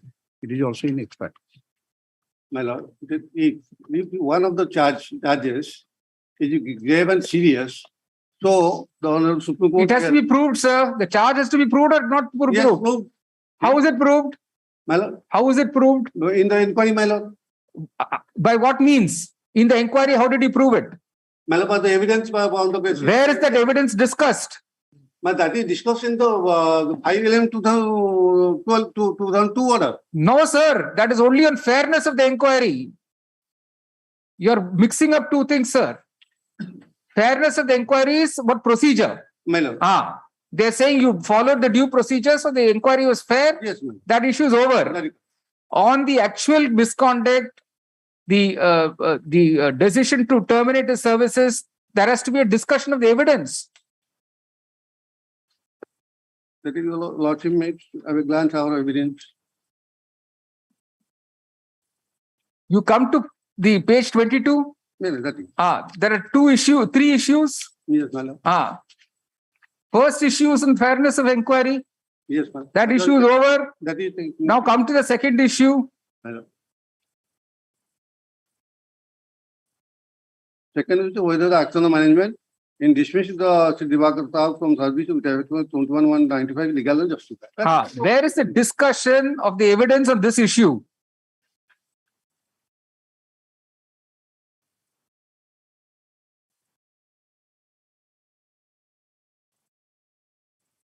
They have only on the basis of nothing, no discussion. He simply says, "I'm going through the entire evidence. I'm satisfied that this has been rightly dismissed." Case record. That is a non-speaking order, sir. That's a non-speaking order. You can't simply say, "On going through the entire case record, I'm satisfied that dismissal is valid." So after going through the evidence, both parties. So this is conclusion, sir. Materials. This is a conclusion. You have to discuss the evidence.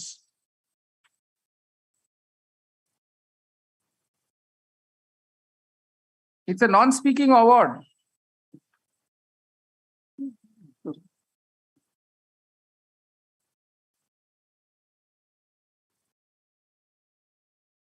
How long did you work?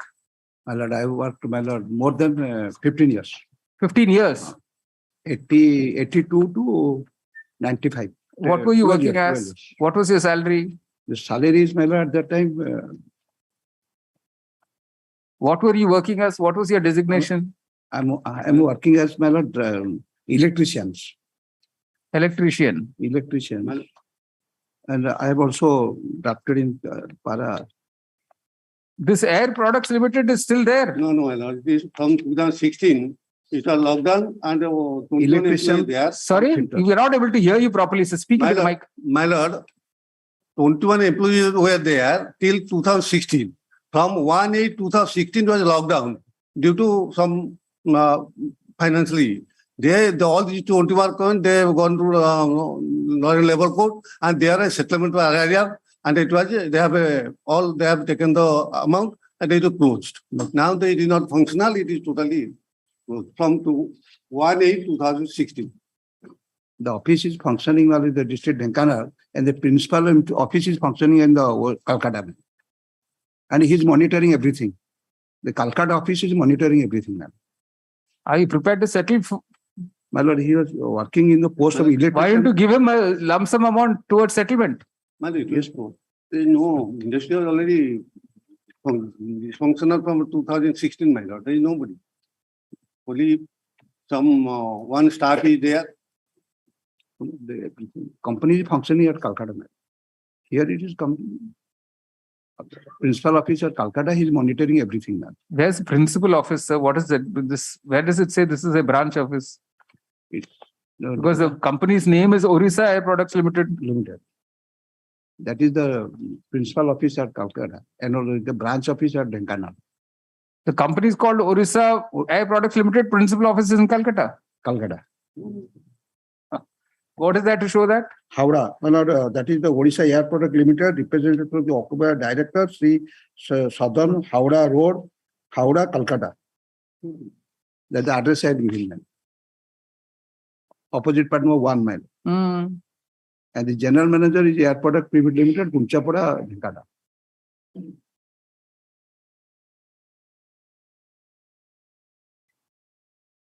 My friend also appearing on the opposite partner 1.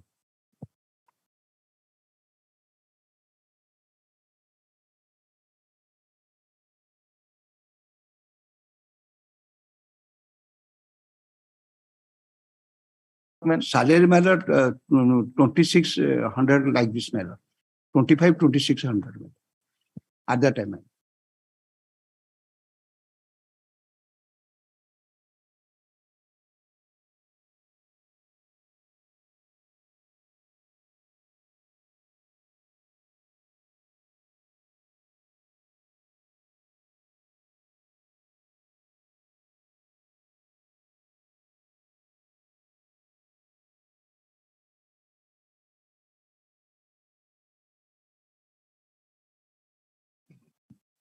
All right.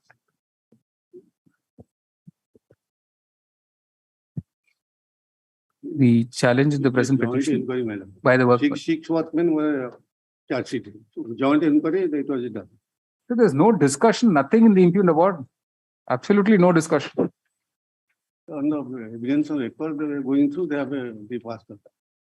Because evidence is there, sufficient evidence is there. Nothing, sir. You have not filed any reply. There's no discussion of the evidence. The loyal worker sabotaged the factory, and you will also make. We can't simply accept all that without any discussion of the evidence. No, that is they only stated that they are going through the record, my lord, and no evidence. That is not good enough, sir.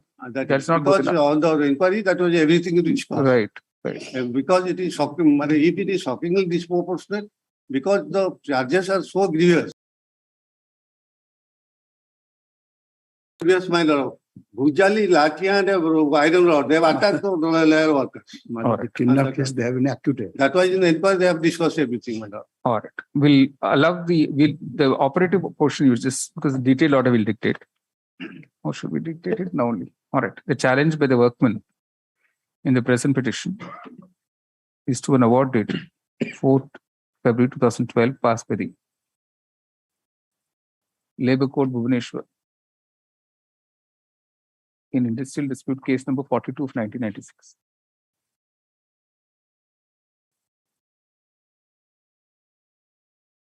Whereby the action of the opposite party management, that is Messrs. Orissa Air Products Limited, in Canal, in dismissing the workmen from service with effect from 21st January 1995, was held to be legal and justified.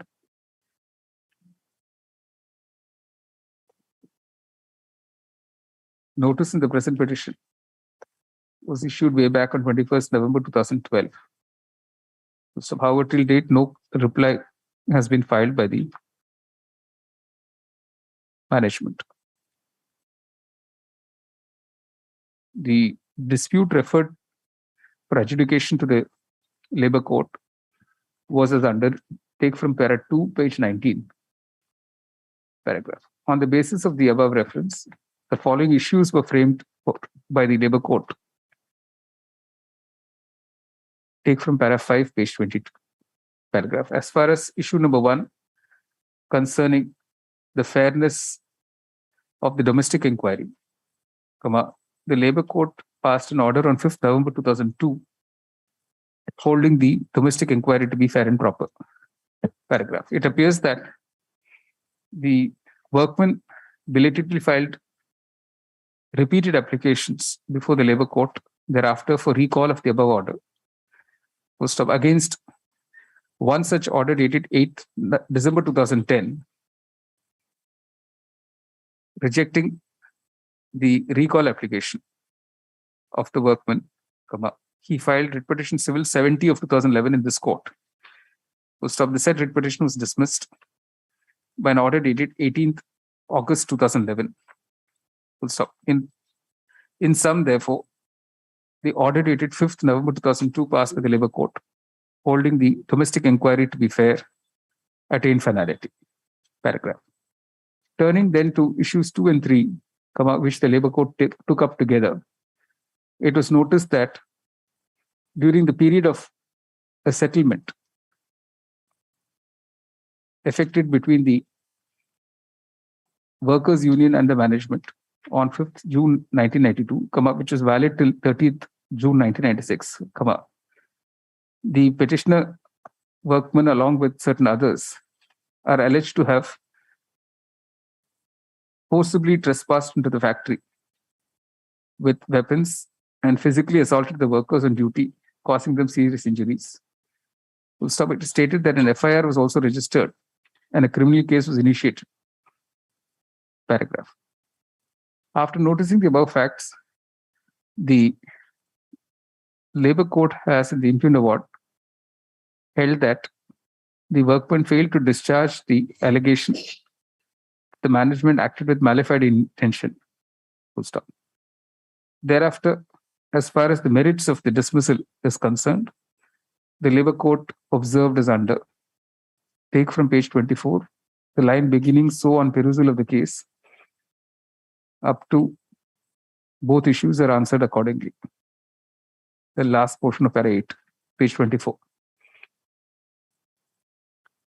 Mr. Acharya, learned counsel for the workman, submits that the impugned award, as far as issue number 2 is concerned, is virtually a non-speaking award since no evidence has been discussed. He further points out that the criminal case instituted against the workman ended in acquittal. Full stop. He submits that the workman, who was 59 years at the time of filing the present petition, has already attained the age of superannuation. Full stop. He accordingly prays that a suitable amount by way of compensation be ordered to be paid to the workman for his wrongful dismissal. Full stop. He submits that the principal office of the management is in Calcutta, whereas a unit of the company was functioning from Denkana. Paragraph. Learned counsel for the management, on the other hand, submitted that the unit in Denkanal has now closed its operations, and certain other workmen who were aggrieved by the closure had approached the Labour Court. That dispute ended in a settlement, and all the other workmen have been paid off. Full stop. Although he submitted that on merits the management has a strong case, he was unable to dispute the fact that the Labour Court has not discussed the evidence against the workman and has simply given a conclusion without reasons that the dismissal of the workman was justified. Paragraph. Having considered the above submissions, the court is of the view that it was incumbent on the Labour Court, while discussing issue number 2, namely the justification for the workman's dismissal, to have discussed the evidence laid before the Labour Court and given reasons why it was concluding that the dismissal. Consequently, the court is of the view that on issue numbers 2 and 3, the impugnment of the Labour Court is a non-speaking one, and on that short ground cannot be sustained in law. Paragraph. remanding the matter to Labour Court for again answering the issue 2 and 3 on merits would not serve the purpose, since on account of the long passage of time, the dismissal order is almost 3 decades old, that is 21st January 1995. And the matter itself was pending in the Labour Court for a long period of 15 years till the passing of the impugned award. Full stop. Secondly, the workman is almost 70 years old now, and it would be unfair to subject him to further litigation. Full stop. Thirdly, with the management already having settled the disputes with other workmen, there can be no justification in denying similar relief to the present workman. Full stop. Fourthly, the criminal case having ended in an acquittal and that not being denied by the management, the workman would certainly have an arguable case as far as the merits of his dismissal is concerned. So for all of the aforementioned reasons, the court directs that, while setting aside the impugned award, directs the management. Full stop. The court further notes that the workman was engaged as an electrician and served the management for almost 15 years. His monthly salary was stated to be, at the time of his dismissal, around rupees 2,500 per month. Keeping in view all the above factors, and for the reasons aforementioned, the court, while setting aside the impugned award, directs the opposite party management to pay the petitioner a sum of rupees 3 lakhs as compensation for the wrongful dismissal of the workman. The said amount be paid within a period of 8 weeks from today. The petition is disposed of in the above terms.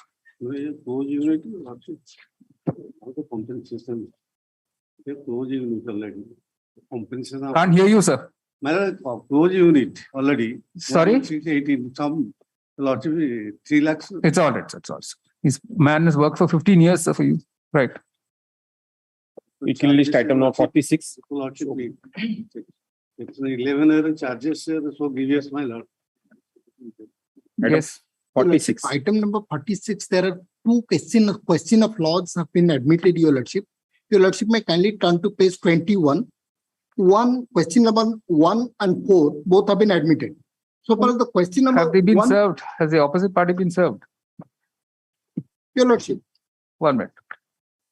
So far as the question number 1. 1 minute, sir. Let us see if they have been served. Your Lordship.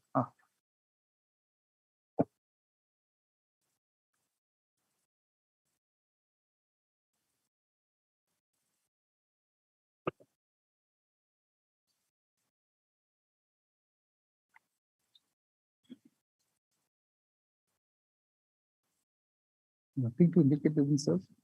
The question of law is already decided, Honorable Supreme Court. By speed post.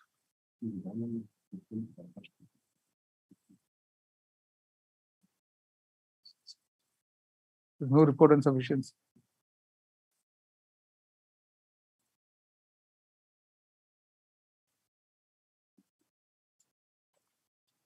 What's the tax effect, sir? The tax effect is much higher. Tax effect is 5 lakhs or more.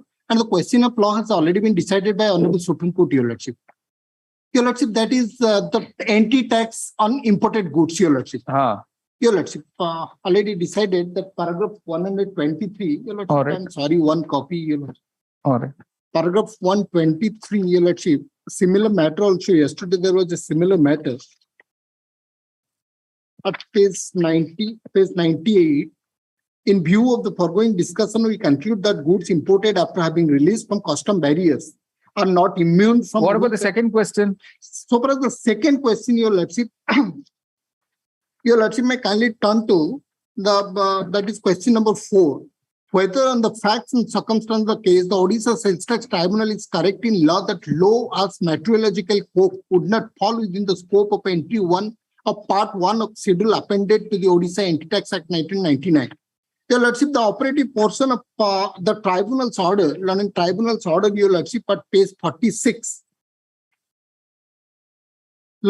Paragraph 8, Your Lordship. Now adverting to the merits of the case, this appeal is to be disposed of on 3 grounds being raised by the appellant as stated earlier. So far as the first issue, whether finished goods of scheduled goods is concerned. In this case, we are concerned with the assessment year 2000-2001. The entry 1 in part 1 of the schedule OET has been amended under the OET Amendment Act 2003, which is published in the Orissa Gazette and dated 5/2/2004. This notification is given effect to 1/6/2004. From the date of such amendment, this item has been amended as coal, including coke, or in all its forms. Prior to such amendment, Your Lordship, prior to such amendment, this entry was originally incorporated as coal and coke. Your Lordship, my respectful submission before Your Lordship, the amendment is not required, Your Lordship, the consideration regarding amendment. Prior to amendment also, the entry says coal and coke, and the goods here is a metallurgical coke. Your Lordship, itself a coke, Your Lordship. Correct. Your Lordship, for that reason, my submission that amendment is not required. Even prior to that amendment, coke was there. All right. You see, while admitting the present revision petition arising from an order dated 21st November 2011, passed by the Orissa Sales Tax Tribunal, Tribunal, allowing the SSC's SA number 121 of 2003-04.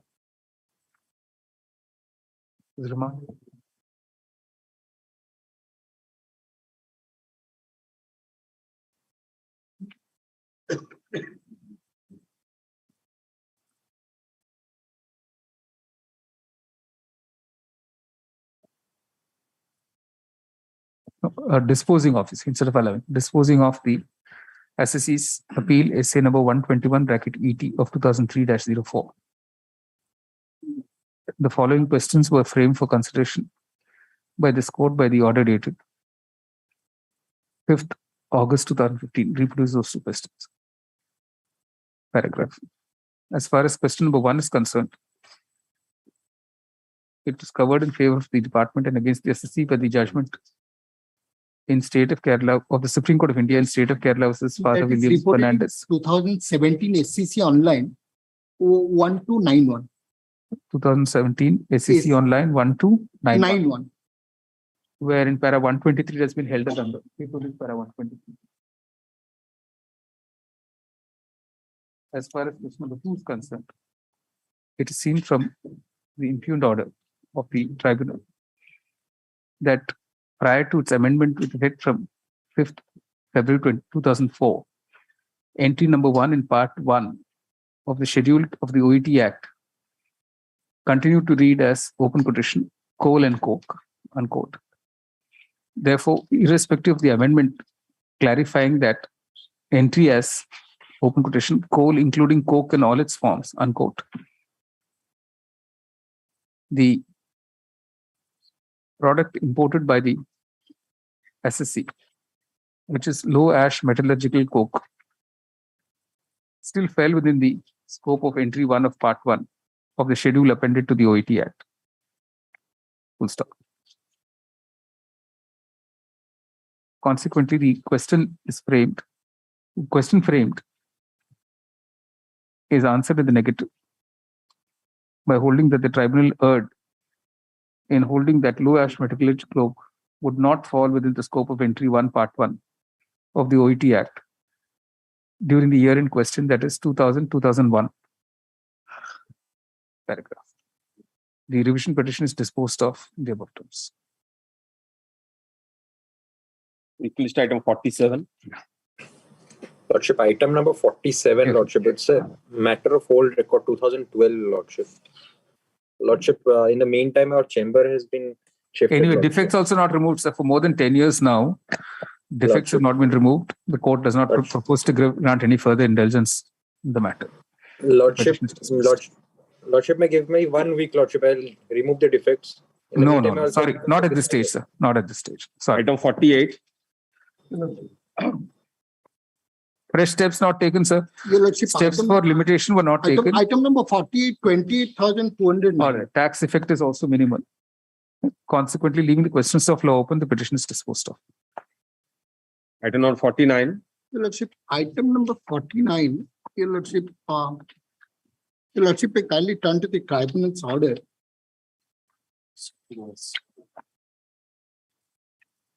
Page 30, Your Lordship. We have heard an advocate for the appellant and so on. So as per the appellant, in view of the government notification dated 13/10/2003, the appellant is not required to file declaration C forms for the entire period under report. On the other hand, it is submitted the SR that in view of the amendment of section 8(5) of the CST Act, with effect from 1/4/2002, the appellant is required to produce declaration to avail the tax benefit. According to the only question which raised the adjudication in this case, whether the appellant is required to file the declaration C forms or not. Your Lordship, in this case, the amendment dated 13/10/2003 has been taken into consideration. Now, Your Lordship, this amendment. So the iron and steel is not covered by that notification, sir. Your Lordship, only submission is that this has been inserted in the Finance Act 2002. But it is. Yeah, you say the state is filed this revision petition against an order dated 23rd December 2011, passed by the Orissa Sales Tax Tribunal, allowing the assessee's appeal, SA 49(C) of 2009-10 for the year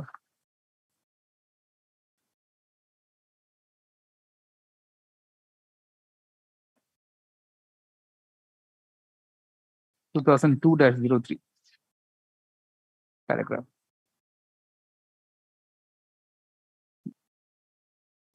The assessee carried on business and trading in iron and steel goods. Full stop. On picking up the assessee's return for the period in question for scrutiny, the sales tax authority is supposed to have noticed a short levy of central sales tax (CST) due to an irregular exemption of rupees 1548,000.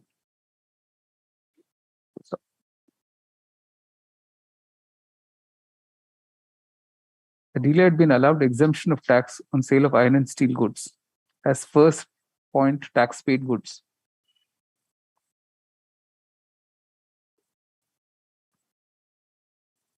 Accordingly, the case was reopened, and the sales tax officer (STO) completed the assessment on ex parte basis, raising a tax demand of rupees 1547,747. Paragraph. The Assistant Commissioner of Sales Tax (ACST), in the appeal filed by the assessee, held that in terms of an amended provision of Section 8(5) of the CST Act, with effect from 1st April 2002, the assessee was required to produce declarations in Form C to avail immunity from levy of tax. Full stop. The declarations in Form C were then produced, were examined and found to be in order. Full stop. Nevertheless, the ACST only reduced the tax demand to 980,756. Full stop. The SEC then went in appeal before the tribunal.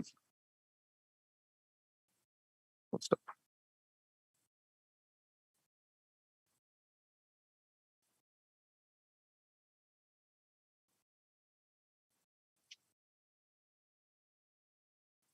As noted by the tribunal,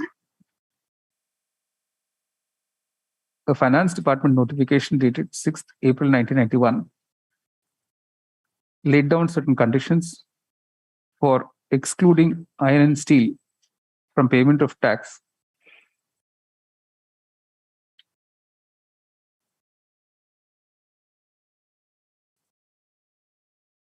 Condition number 3 required submission of declaration C form. However, this condition was deleted by another notification dated 16th September 1994.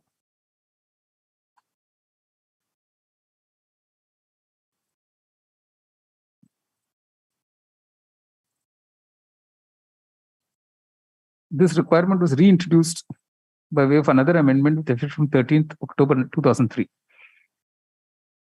Full stop. In other words, during the period from 16th September 1994 till 13th October 2003, the person dealing in iron and steel was not required to furnish a declaration in Form C for claiming exemption. Full stop. The period in question being 1st April 2002 to 31st March 2003. The assessee here was not required to file any such declaration. Full stop. Paragraph. The above legal position being clear, the tribunal was justified in allowing the assessee's appeal and deleting the demand in toto. No substantial question of law arises. The revision petition is dismissed. Lordship, my submission, one line, my submission may be, Lordship, so since this amendment has been made in the Finance Act 2002, hence my respectful submission that should have been applicable for the year 2002-3. So for that reason, this revision has been filed on that interpretation. That's all right. All right. Weekly item 50. Number 50, Your Lordship, defects have not been removed. Yeah, defects have not been cured for over 10 years now. None appears to the petitioner. Dismissal of prosecution. Weekly list item 51. Item number 51. This relates to the provision of section 2J of Orissa Anti-Tax Act, Your Lordship. Your Lordship might have remembered a bunch of cases are pending. My Lord and Senior Mr. Sahu, Jagabandhu Sahu has appeared in many of the cases. So what I pray, this case may be tagged with those cases that those are writ petitions, no? This is STRV. Also STRV is there. Also STRV in some of the cases STRV is there. That is there were 2 to 3 writ petition and 4 to 5 STRVs in those cases. When are they listed? Your Lordship, in those cases have been listed and subsequently delisted.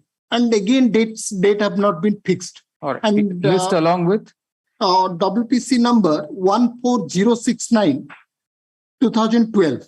Okay, 14069 of 2012. And give me one STRV number. Your Lordship, just okay, whenever and batch of matters, whenever the said batch is listed. Your Lordship, all those cases have been tagged with this case. All right. Your Lordship.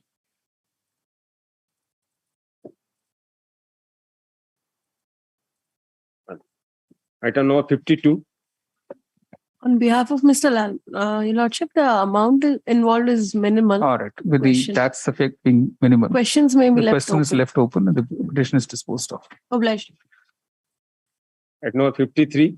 May I please? Lord, Your Lordship, kindly see the order dated 12/11/2012, my Lord. Admitted the question, my Lord. What's the tax effect, sir?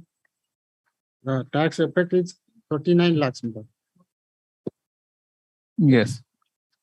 Lord, the question is whether the tribunal is justified in remanding the matter for fresh assessment on the face of the uncontroverted fact that the assessment was completed without issuing any statutory notice. What is there? So it's only statutory notice not issued, so it's gone back. Nothing wrong, sir. My submission, Your Lordship, so far as in this case, particularly for this period, so far as the assessment under section OET Act, under section 7, no statutory notice is required, Your Lordship. Why, Your Lordship? Your Lordship may kindly turn to the provision itself. Your Lordship, kindly see the judgment that has been already taken care of. No, it's only a remand, sir. Yes, it is. Faculty.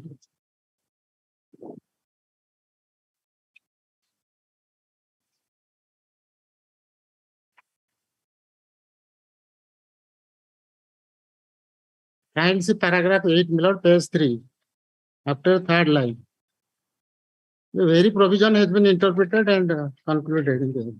There was no notice whatsoever issued to the petitioner asking him to produce the books of account to satisfy the assessing authority that the return filed by him under the Orissa Anti-Tax Act and the rules made thereunder was correct and complete. Hence, in our view, no opportunity was given to the petitioner to prove the correctness and completeness of the return filed by the petitioner. So, para 10, the consequential order is that the petitioner will now be given a reasonable opportunity. Your Lordship. Your Lordship, kindly see. They will follow the provisions of law in para 10 also. That's right. Even here, it's only been sent back. Yes. What is wrong? By passing the impound order, my Lord. But the question framed is, why should it not be remanded also? Why? What is wrong in remanding it?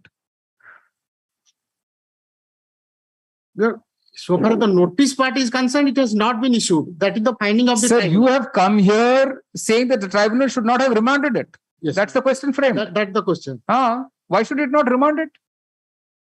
For it to follow the procedure? Lord, your Lordship may do that. So far as the assessment is concerned, they will make the assessment after complying with the provisions. Obviously, that's what the tribunal itself says. No, tribunal has only remanded. They have not. What does it remand is for what? Only for following procedure, sir. Your Lordship may clarify that. For fresh assessment after giving opportunity, the tribunal. Your Lordship may clarify that. So far as Nothing, sir. It's already there. Para 8. Come to page 32. Nothing to clarify. Just read para 32. Page 32, para 8. Lord, only apprehension is, Lord. They have not. Sir, you first read. Then we'll talk about your apprehension. I have read. You read it and then we'll talk about apprehension. Page 32, para 8.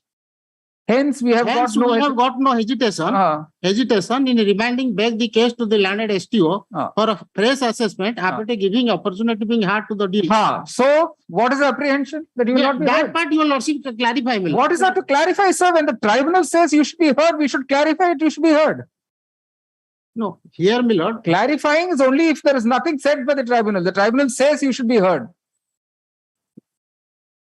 You see, the following question was framed. Part your Lordship may just indicate. You have unnecessarily got it stayed for 10 years now, sir. By now, all this will be over. While admitting this petition on 12th of November 2012 and staying further proceedings before the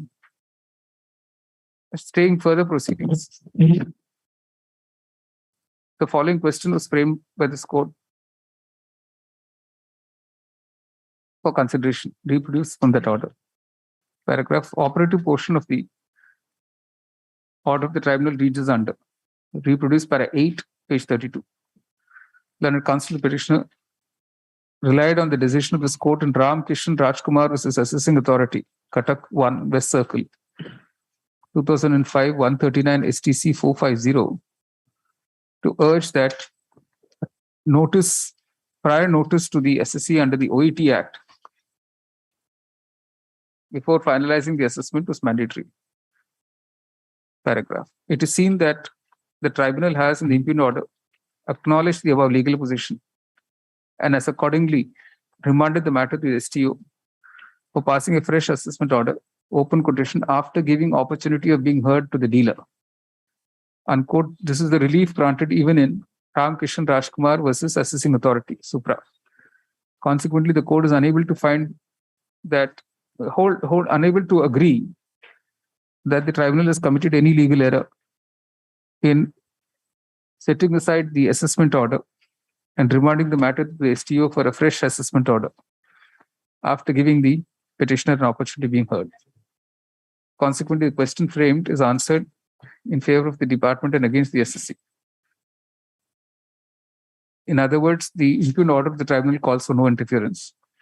The revision petition is dismissed. The interim order is vacated. Item 54. The second case is same for different period. All right. In view of the order passed today in STREV 21/2012, this petition is dismissed. The interim order is vacated. Yes. We kill list item 55. Let's say 55, it is 25,423. 25,000? 423. Amount. The tax amount being minimal. The question of law is, what is the delay, sir? Let's see. Delay have not gone to since poultry have not.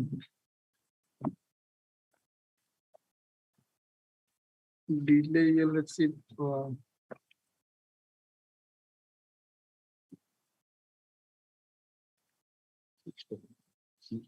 6 days. All right. Delay is condoned. And then you say in view of the minimal tax amount, the question of law is left open and the revision petition is dismissed. We kill list item 56. 56 year lordship, 214 days delay. The delay of 214 days is not properly explained.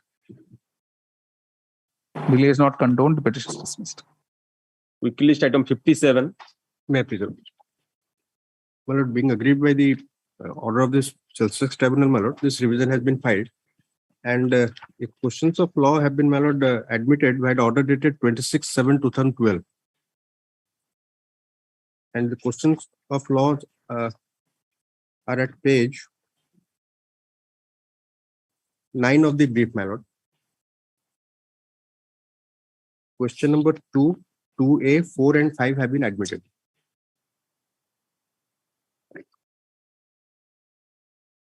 May I read the question? You are saying BD is not tobacco product? No, my lord. I am saying BD is not a scheduled goods. No. Tobacco product is scheduled good, correct? Yes. And you are trying to say BD is not tobacco product. Well, tobacco and tobacco products are there. Many BD smokers will be very upset with you if you say that. No, my lord. This is funny observation made by the tribunal, my lord. I will just take your lords through the findings, my lord. The tribunal says that it is not a scheduled goods, but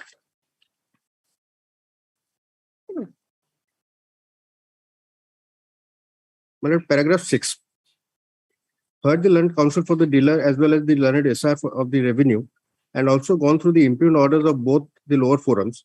Law is well settled that entry in the schedule is to be dealt according to the common commercial parlance and its trade use. The said BD is prepared from kendu leaves and tobacco is inserted, and it is called as poor man's cigarette. It is handmade country cigarette composite of tobacco component in a rolled kendu leaf, and the said BDs are manufactured tobacco. This is important. No doubt there is no direct entry of BD in the schedule of the OET Act, but as per common parlance, commercial parlance, it is a tobacco product used in rural India. So BD is a scheduled goods. Correct. While admitting that BD is not a scheduled, and your lordship knows, unless a good is a scheduled good, it cannot be taxed, entry tax cannot be levied. So BD is just a name you give to a cigarette which is otherwise smoked in the road. Similarly, my lord, specific entry is there with regard to cigarette. That may be. So the legislative in its wisdom has consciously. Let's read the entry, sir. My lord. You have not set it out in your petition. My lord. Have you set it out in your petition? But I say that entry 16 says tobacco and tobacco products. The entry specifically says. So particularly BD, but the particular word BD is not in the entry. Correct. But tobacco and tobacco product is in the entry. Correct. That is at entry 16. Where is that entry, sir? Show us. My lord. Well, similarly, cigarette also finds place. That is entry 16 because, of part 1. If BD is taken in the wider terms as tobacco. No, we've got it. What was that?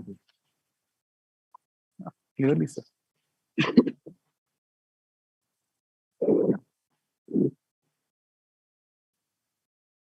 Well, since cigarettes are also specified in the scheduled goods as scheduled goods. Here there is smoke, no fire, sir.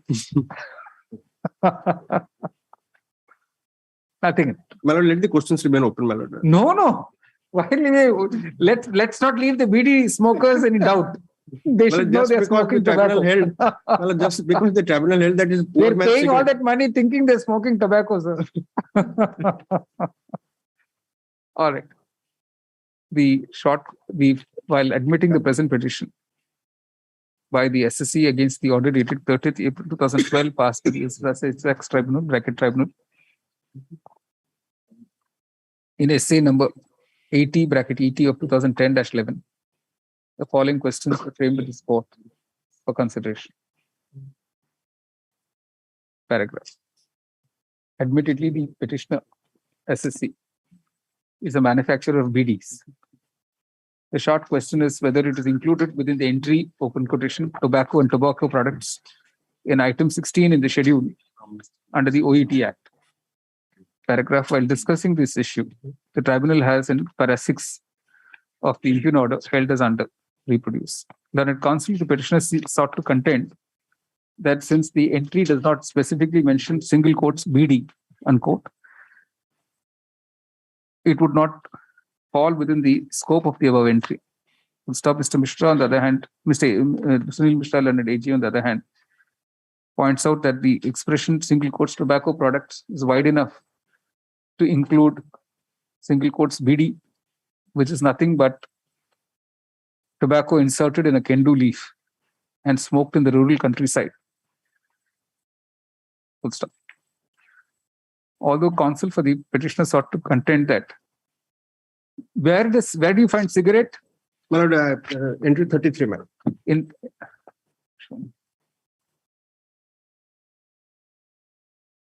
No, entry 33 is the Gudak. The cigarette is entry 31. 31. Similarly, my lord, Counsel for pan the masala is petitioner also sought to there. contend that under entry 31, single quotes, cigarettes and lighter, unquote, is a separate entry. And therefore, unless there is a separate entry for single quotes BD, it would not be amenable to an entry tax in terms of the OET Act. The court is unable to agree with the above contention. The expression single quotes tobacco and tobacco products is wide enough to include single quotes BD. And therefore, the tribunal has committed no legal error in coming to the conclusion as aforementioned. Paragraph, the questions framed are accordingly answered in favor of the department and against the SSC. The revision petition is dismissed. Well, there is one more entry, entry 32. Your lordship may kindly mention that also. Entry 32? Entry 32, that is pan masala and other tobacco products. All right. He also referred to entry 32, including which Zapa. reads open quotation, pan masala and other tobacco products. All right. Weekly list item 58. My lord, I pay for tagging this matter to yesterday's matter, which is adjourned to 3rd August. That is ST division 75 by 2 of 2003. List along with the STREV 75 of 2003. That is 3rd August adjourned. On 3rd August. All right. Weekly list item 59. Item 39, Your Lordship, no instructions. 59. 59, no Counsel, instructions. the petitioner states he has no instructions. Dismissed as such. All right. Weekly list item 60. Your Lordship, I am on behalf of Mr. Acharya. No instructions, Your Lordship. No instruction. Dismissed. All right. Weekly list item 61. None appears dismissed, non-prosecution. Weekly list item 62. 62. Your Lordship, delay is only 15 days. Your Lordship. All right. Delays condoned then? Your Lordship, the question of law. The question of law is at page 8, Your Lordship. Now, what's the tax effect? Tax effect here is 2 lakhs. All right. What's the question of law now?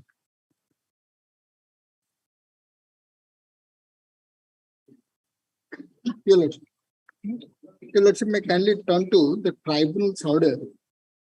Not liable to pay purchase tax and purchase turnover of mahua flower.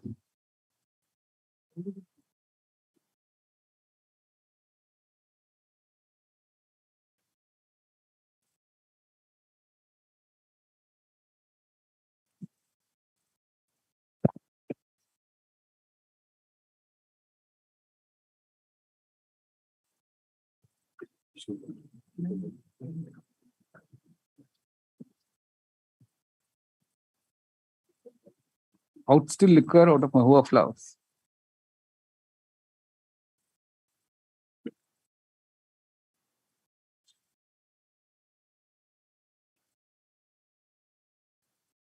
Tribunal's order, page 25.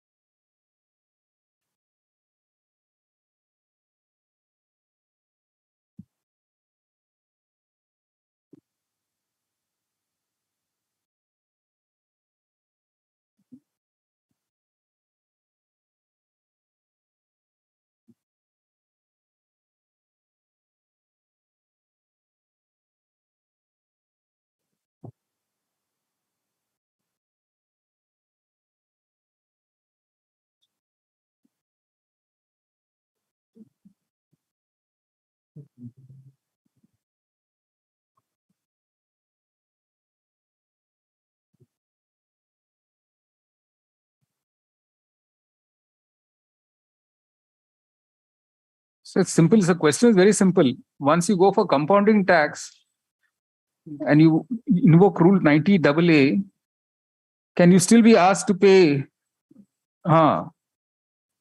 sum equal to 20% of 1.5 times the consideration money? You can't have both.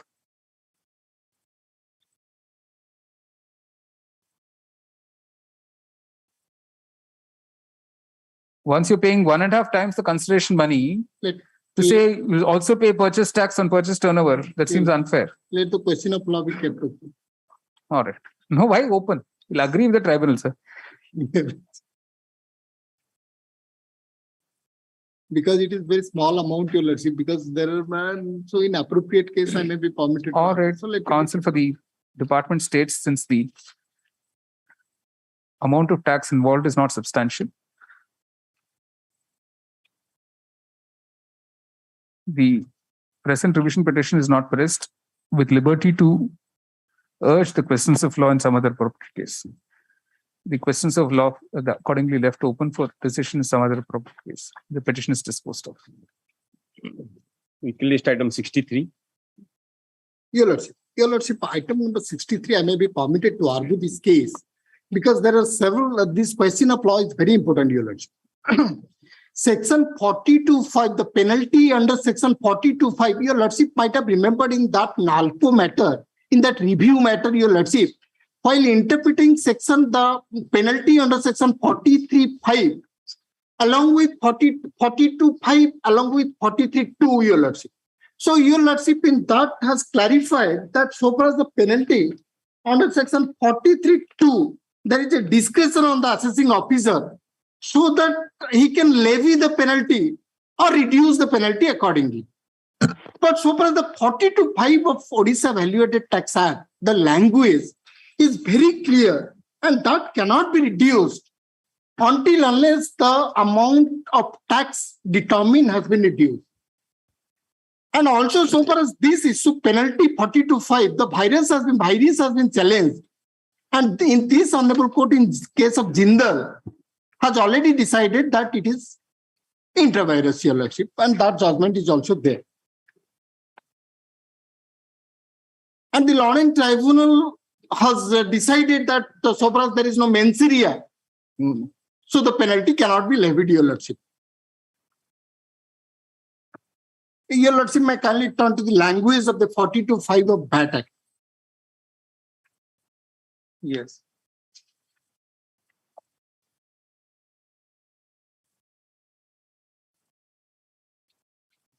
Without prejudice to any penalty or interest have been levied under any provision of the Act, an amount equal to, it is pre-amendment, an amount post-amendment, an amount equal to the amount of tax assessed under subsection 3 or subsection 4 shall be imposed by way of penalty in respect of any assessment completed under the section under the said subsection, your lordship.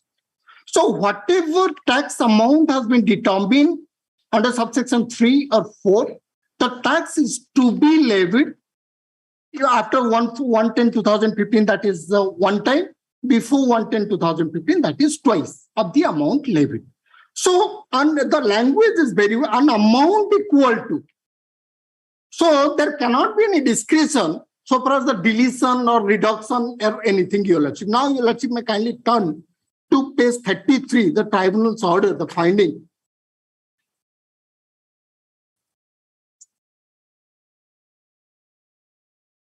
That has been started from page 32 and page 33 is the operative portion. So there was no such illegality committed by the forum below in levying tax on the uncollected VAT amount. So far as the uncollected VAT amount, the tribunal is confirmed. Now coming to the penalty aspect, so far as 42(5) of the VAT Act, it is to be decided whether the act of the dealer was deliberate or not. Before this forum, the Learning Council of the dealer resolved his argument towards non-collection of VAT amount and penalty imposed under section 42(5) of the VAT Act, we agree with the ratio decided by above Sri Krishna Electrical Supra case to delete the penalty amount as the dealer has disclosed the same in his books of accounts, which are verified by the authority, for which it cannot be said that dealer was involved in evading tax as discussed above. It is a Pete case to be remanded back to the learned SST to make a fresh assessment by levying tax on the uncollected VAT amount and not to impose penalty under section 42(5) of the Orissa Value-Added Tax Act. Now, your Lordship may kindly turn to the judgment of Jindal. Jindal Stainless Limited versus State of Orissa and others, that judgment I have submitted, your Lordship. In that case, the virus of enter provision, section 42 has been challenged. And so far as the section 42(5) also has been challenged, and at paragraph C, assessment penalty, section 42(5) of the VAT Act authorizing imposition of penalty to twice the amount of tax assessed, 42(3) or 42(4) of the VAT Act is constitutionally valid. It is not arbitrary, unreasonable, oppressive, or hit by Article 14 or any way ultra-virus to the Constitution of India, and at para 30, the details has been given, your Lordship. No. So it is in respect of any assessment completed under the such subsection. Exactly. Here, the assessment has been completed. And no, under what subsection? Under subsection 4, your Lordship, 42(4). No, it is remanded. No, it is remanded. So the assessment is not completed, right? It is remanded to the ACSC to make fresh assessment. No. Your Lordship may kindly turn to page 14, 14. 14, page 14, the original assessment. Right. Page 14, this is an order of assessment under section 42(4) of the VAT Act. Correct, maybe. Where the tax demand has been made, twice penalty has been levied. This order has come to first appeal. Right. First appeal has confirmed. Right. This order has come to tribunal. Right. Tribunal has confirmed the demand. In one hand, observe that the tax demand is justified. There should not be any levy of penalty, and remanded the matter to the assessing officer to make it appraised by deleting the penalty. So this is the order. Your Lordship may again kindly go turn to the tribunal's finding. Oh, it says to make a fresh assessment. No, your Lordship, fresh assessment as per the observation. Observation means to delete the penalty. Because the tribunal itself says that penalty cannot be levied. No. If your Lordship, that's the your Lordship, the same, your Lordship. Your Lordship may kindly turn to page 30, the tribunal's first page. No, so what is Sri Krishna? One minute. We've not seen Sri Krishna Aluminum. Where is that Sri Krishna Aluminum? Sri Krishna Electricals. Where is that? My lord.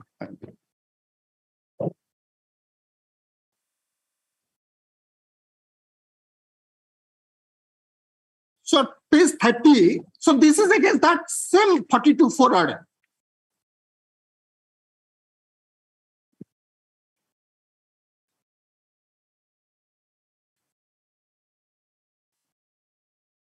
Last page, my lord. So far as the question of penalty is concerned, the items which were not included in the turnover were found incorporated in the appellant's account books, where certain items which are not included in turnover are disclosed in the dealer's own account books, and the assessing authorities include these items in the dealer's turnover, disallowing the exemption. Penalty cannot be ordered. The transaction included in our turnover. No. Sri Krishna is under the Tamil Nadu Act. My lord. Tamil Nadu Act, is there a similar provision as 42(5)? I'm not examining to that. That's the question, sir. My lord, moreover, my lord. No, this is OVAT Act, right? My lord. Yes. So the whole regime under OVAT was very different from the GST regime. My lord. My lord, moreover, my lord, order number 3 may be seen. Your Lordship, for a minute, your Lordship may kindly turn to your Lordship's order. That's so far as the NALCO review. Yes. At paragraph 11. In that case, the assessment has been completed under section 43, and this honorable court has passed the order cognizing section 42(5) as both 43(2) as well as 42(5) both are similar, identical. And your Lordship, in this review, has determined and has considered the grievance that 42.5 is something different. 43.2 is something different. 43.2 discretion is there. 42.5 there cannot be any discretion, Your Lordship. And then paragraph 11. Shall I place, Your Lordship? The court notes that under 42.5 of the Overhead Act, the penalty levied equal to twice the amount of tax assessed under section 42.3 or 42.4 pursuant to an audit assessment. There is no discretion with the assessing officer to reduce this amount of penalty. On the other hand, section 43.2 so and so. And so far the Jindal case, Your Lordship, this honorable court at para 30 has clearly says that this cannot be reduced. This is not alter virus, Your Lordship. So Sri Krishna Electricals was not an audit assessment. Sri Krishna Electricals was not audit assessment. What happened in this case? See, audit assessment is on a different footing than the regular assessment. My lord, what happened in this case? My lord, Secretary, Indian Red Cross Society, Morbans, purchased the goods and by letter dated, stated that no VAT was collected. When the audit was going on the point of the audit, the petitioner somewhat voluntarily paid the tax. Maybe, sir. Both. But it was an audit assessment. End of the day, it was an audit assessment. With great belief much prior to assessment. Paid. No, but the assessment was completed as an audit assessment. Yes. Then straight away section 42 is attracted. If it is an audit assessment, which is under 42.4, then the consequence of 42.5 will get attracted. And to examine the Madras Act and No, there's no need to examine. And this is not an audit assessment. Madras Act is not an audit assessment. Order dated may be seen, order dated 3 may be seen. 29/9/15. On the oral prayer of the Land Standing Council for the Revenue, the collector Morbans District is permitted to be impeded as opposite party number 2 in court today. Issue notice to opposite party number 1 by speed post with 18, making it returnable within 4 weeks. The requisite be filed within 3 working days. One extra copy of what is Collector Mayurvansh to do with the matter? Secretary purchase the goods, Indian Red Cross Society, and collector on behalf of Secretary of the Revenue purchase the goods. Indian Red Cross Society controlled by the collector. So, according to their notification, first they will not charge VAT. After issuing the goods, they paid VAT and refund the VAT from the Red Cross Society. Your Lordship, my only submission is that my Lord and Senior has said, submitted, that after audit, he has deposited the tax, Your Lordship. Your Lordship, let me come. If Your Lordship, there will not be any audit because audit is not compulsory, mandatory for every year. So if there will be no audit, then no amount will be deposited. So that is the main serious. So because the provision is very clear and the deposit has been made after audit, only that much amount can be given credit, but penalty will be levied because main serious is there. If audit will not be there, then this money amount will be evaded. No. My lord, Rule 46 of the overhead rules may kindly seen.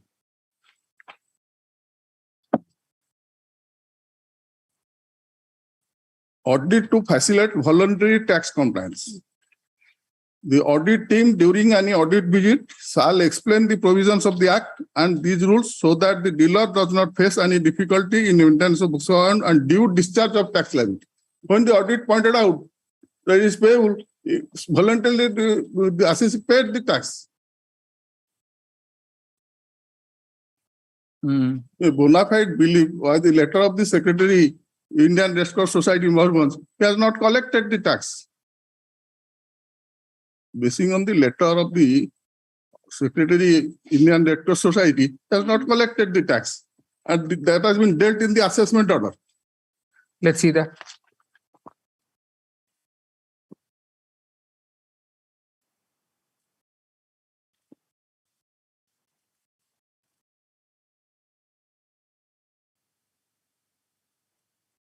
My lord, page 10. The dealer instant has committed gross irregularity in claiming such transaction of every spare parts as VAT exempted by making undue resort to Finance Department notification dated 4/4/2000. Moreover, the letter issued by the District Emergency Officer cum Secretary, IRCS District Branch, Moyurbhanj, by his letter number 1397 RC dated 12/10/2006, is illegal and unauthorized. Dealer instant permitting dealer to claim VAT exemption. Well, he claimed VAT exemption. Shown the figure in the books of account. Retail giving a distorted view, Finance Department notification dated 8th. No, the point is, sir, he completed the assessment under 42.4. My lord, it's a bona fide belief that as per the letter of the letter issued by a government official. A bona fide belief after compliance, when the audit took No, place. sir. Whatever bona fide belief or not, the minute the assessment is completed under 42.4, My lord. then 42.5 consequence flows. There's no question of a discretion left. There's no discretion left whether or not to impose penalty, sir. It's an automatic consequence.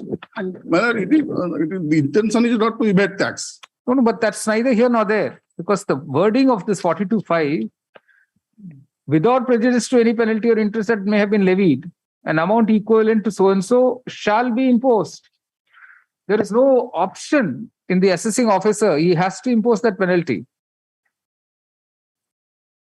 And more so, let's see, section 33(5) of the Orissa Value Added Tax Act clearly says that once the audit visit notice has been issued, so no voluntary payment, no voluntary return, no revised return can be accepted. So voluntary payment or whatever may be pursuant to that cannot be voluntary, Your Lordship. Section 33(5) clearly says. So once notice has been issued, you are precluded to do anything.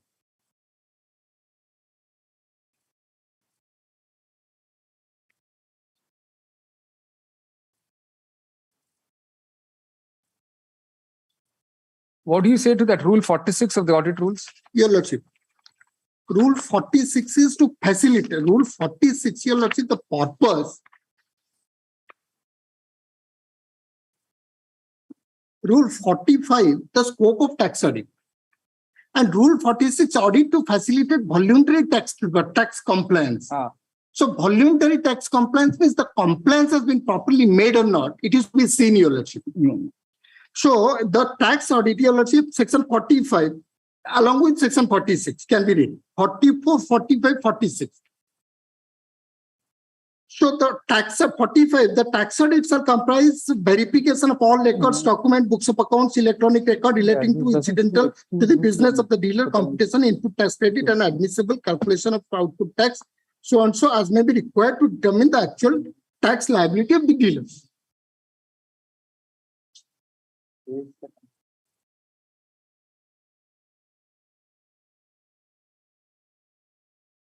Procedure for maintenance of books of account. And due discharge of tax liability. My lord, that is voluntary disclosed. No, that's true, but still doesn't excuse you from the consequence of 42.5. So that's what we're trying to say. Your Lordship, for a moment, 33.5. Your Lordship, for a moment, 33.5. Your Lordship. So far as the voluntary disclosure only can be done prior to audit notice. Once audit notice has been provided that no such voluntary disclosure shall be accepted where the disclosure is made or intended to made after receipt of the notice for tax audit under the Act. All right, we pass the detailed order. The revision petition is allowed. We frame the question. We say admit the following question is framed for consideration. That is at page 10. And then we'll pass a detailed order. The question is answered in favor of the department and against the SSC. The impugned order of the tribunal, insofar as deletes the penalty under section 42(5) of the OVAT Act, is hereby set aside.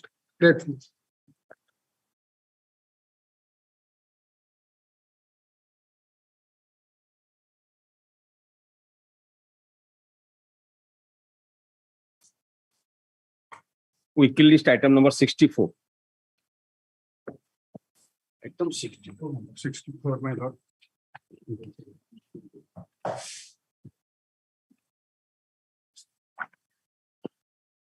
My lord, in item 64, we are now confining ourselves to annexure 15 and 16.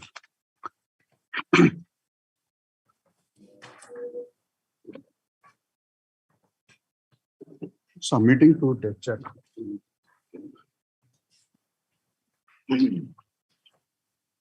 Here, my lord, what has happened in Annexure 15 and 16, if my lord will look at Annexure 15 and 16, there my lord will find shortfall in MGT. MGT. This is my lord minimum guarantee thorough out. Correct. My lord, this is not applicable to us, to the Steel Authority of India, because Okay. it is not an exporter. Okay. My lord, they are not the exporter. They do only the coastal movement. Okay. Okay. What is 16? 16 is repeating the demand. My lord. 16 is Second, another demand. Ma'am. Oh. One is 13 lakhs, one is 25 lakhs. Two periods, two different periods. Yes, ma'am. What is the answer? My lord, my submission is this, that we are not the exporter, my lord. We are only do the coastal movement. No, what is their stand? Their stand, my lord, we have given letters, my lord. Umpteen number of letters, my lord, may find at. No. They must be saying something in their counter affidavit. I am appearing for the Paradip Port Trust, my lords. What is your stand, sir? Stand is, my lords, it is applicable to them. In fact, they have asked us for a waiver of this MGT, my lords, and we are charging MGT to everyone, my lords, including other PSUs who have this state thoroughfare, my lords, like OMC, MMTC. We have said so in paragraph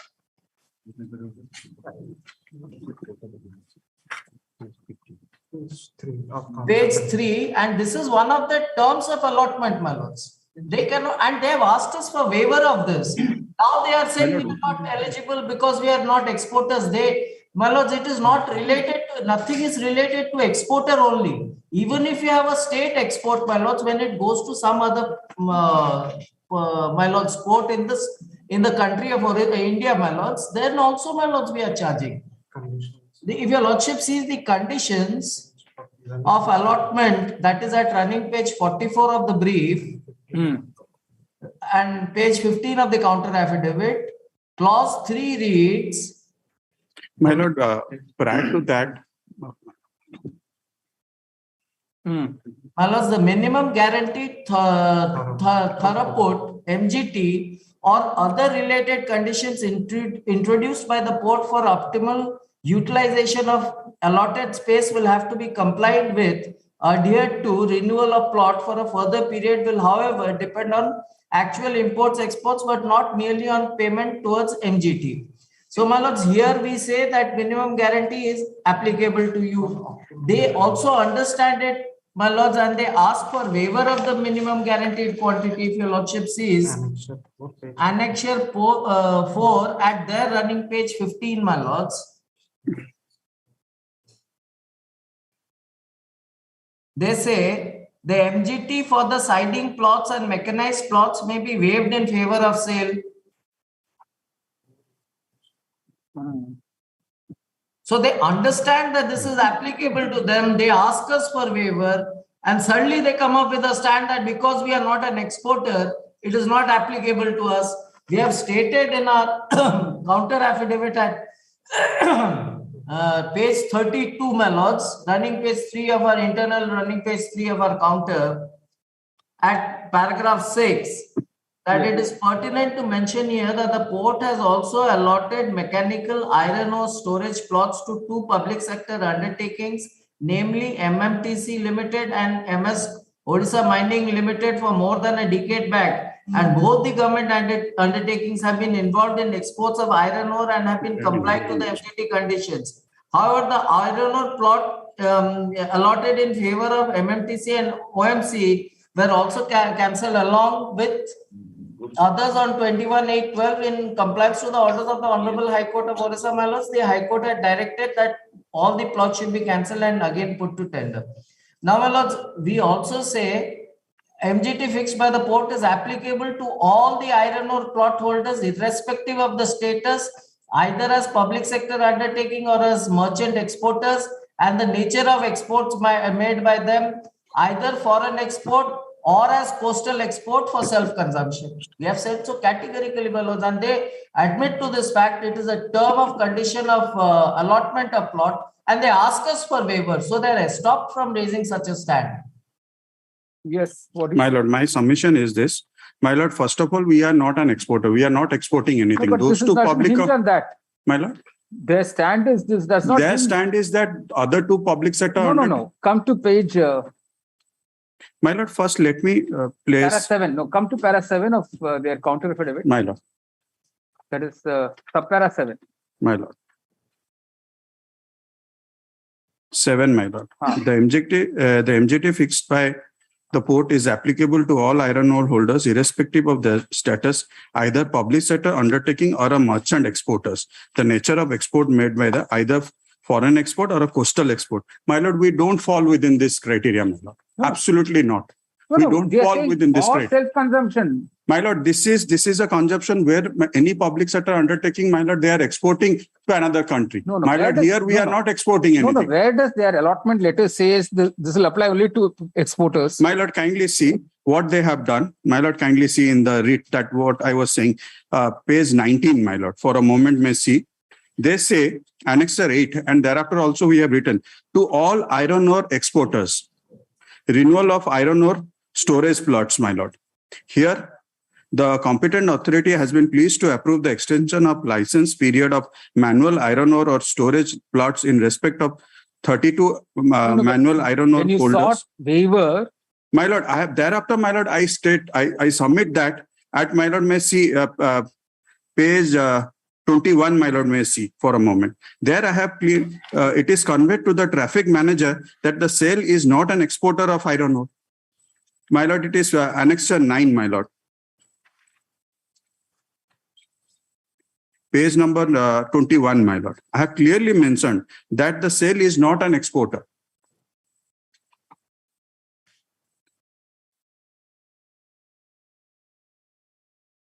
It is conveyed to the traffic manager's sale is not an exporter of iron ore, and coastal shipment of iron ore fines is KIOCL Limited at New Mangalore Port is an additional activity for sale being undertaken on trial basis.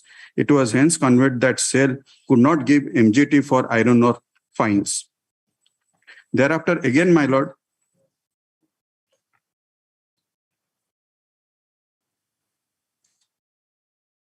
then again, my lord, at annexure 12, my lord, page 24,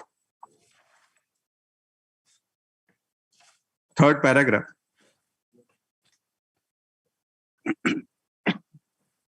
It has been intimated that sale is not an exporter of iron ore and coastal shipment of iron ore fines to. No, this is your This understanding that it does not apply. They have never considered all these things, my lord. While they impose this penalty on me, my lord, I have written to them annexure 11, 12, and 13 letters. No, that is your contention. Yes, my Point lord. is, it's all unilateral. My lord, there's not a single letter from them to you saying that because you do not export, MGT is not applicable. On the contrary, they say, irrespective whether you're an exporter or not, MGT applies. No, my lord, it says that, rather it says, my lord, if I read that paragraph again, that paragraph that my lord was they were relying upon, my lord, they say that MGT fixed by port is applicable to all iron ore plot holders, irrespective of the status. What should be the status? Either as a public sector undertaking or as a merchant exporter, and the nature of exports made by them, either foreign export or a coastal export for self-consumption. My lord, here, my lord, my submission is this. Irrespective means whether or not you're an exporter, you're a self-consumer, you're a coastal exporter, irrespective of all that, if you're a public sector undertaking or a private, it'll apply. That's what my lord, my submission is this. Even if I am a the allotment letter itself says. Here, my lord, the allotment letter, that's what, my lord, we are also challenging. That the allotment, you cannot claim, my lord, MGT on us because we are. No, then don't take the allotment. You can't see, this is not a compulsion on sale. Having taken the allotment to now turn around and say the condition doesn't apply means lord, what? We have already paid that amount. We have already paid that amount under protest, my lord. Okay. But my submission is that we are not at all an exporter. And there, my lord. Where does the allotment letter say that this only exporters have to pay this? Where does it say? My lord, here. That's what, my lord, I was praying, my that what I was submitting, my lord. Annex page 19, my lord. May see for a moment. My lord, page 19, the first to the iron ore exporter as per the list enclosed. There, they have included the steel authority of as an exporter. This is my for lord. extension of the period. Yes, my lord. That is my the lord. original allotment, sir. My Where does original. that, when they allotted the Yes, my lord. plot to you, Page, do they say that page 16, my lord. With reference to your letter number dated 30/11/2012 on the subject as above, the competent authority has been pleased to allot a mechanical plot measuring such and such for stacking and shipment of iron ore fines, allotment of siding plot about 10,000 square meter for storage of pellets for dispatch through rail will be considered after declaration of vessel.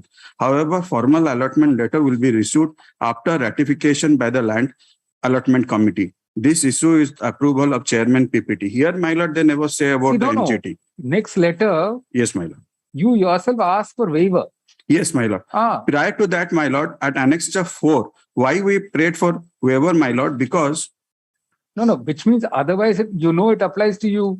My lord, which is why you're asking for waiver. My lord, we are asking for waiver because from the beginning, my lord, from the beginning, we are saying that we are an exporter. We are not an exporter. Sorry, my lord. We are not an exporter. Your understanding that it applies only to exporters. My lord, because that is there. The NGT is only for the exporters. And it is reflected in then see, you can't have it both ways. You can't have it both ways. If according to you, MGT applies only to exporters, then you should not be asking for a waiver.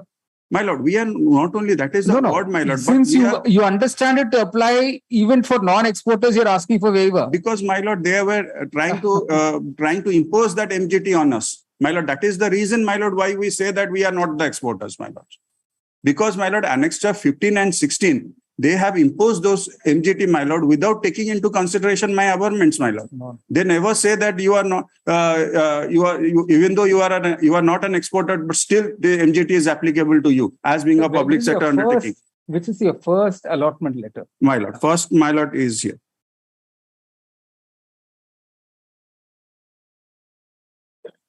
The storage My Annexure space 1, was allotted initially from 7/12/2011 to 31/1/2012. My lord. That initial allotment of 7 is at page 12, my lord. Annexure 1. Here, my lord, in view of the above, you are requested to dispatch the balance iron ore fines about and subject to the following condition. Right at the beginning. This is 2013, sir. My lord. This is 2013. I'm saying your first period of allotment was something else. Page 14. My lord, page 14 is the circular, my lord. No, you're not following the. My lord, I got your point, my lord. Initially, you were allotted for the period 7/12/2011. My lord. Where is that letter? My lord. My lord, that is page 16. My lord. December 2007, December 2011, my lord. Page 16, my lord. That's right. This does not say that you are exempted from paying. My lord, here also they don't say about the MGT, my lord. No. After this, you ask for waiver, which my means, lord, we asked for waiver because, my lord, we asked for waiver because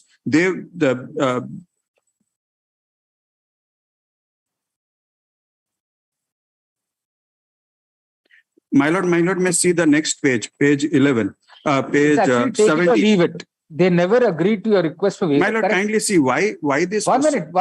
They never agreed to your request for waiver. Did they agree? Because there was no letter from their side, my lord, denying that I am. No. When you kept saying, please waive MGT. My lord. Did they write a letter to say, yes, we agree and we hereby waive MGT? Did they ever write to you? My lord, they rather directly impose the penalty on me. No, sir, you're not answering the question. My lord. You wrote to them saying, please waive MGT. My lord. Did they ever reply to you saying, yes, we agree to your request, we hereby waive MGT? Did they write? No, my lord. No. Throughout, they rejected your request for waiver. My lord, they have never rejected my request. No, you're wrong. You're wrong there, sir. You're wrong. Please answer carefully. My lord. They repeatedly tell you we are rejecting your request. My lord. No, my lord. Come to page 12. Come to page 12.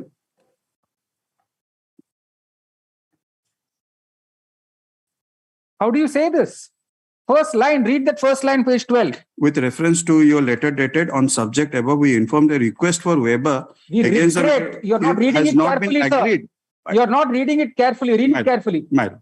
With reference to your letter dated 14/11/2012 and 9/10/2012 on subject as ever, we regret to inform that your request for waiver of MGT against the mechanized iron ore plot allotted in your favor has not been agreed by the Board of Trustees. So clearly, and you keep telling us, no, they never said anything. My lord, what I am submitting is that after those See, letters. please answer carefully, sir. This is serious business. No, when we ask you a question, don't try and say something which is contrary to the record. Sorry, my lord.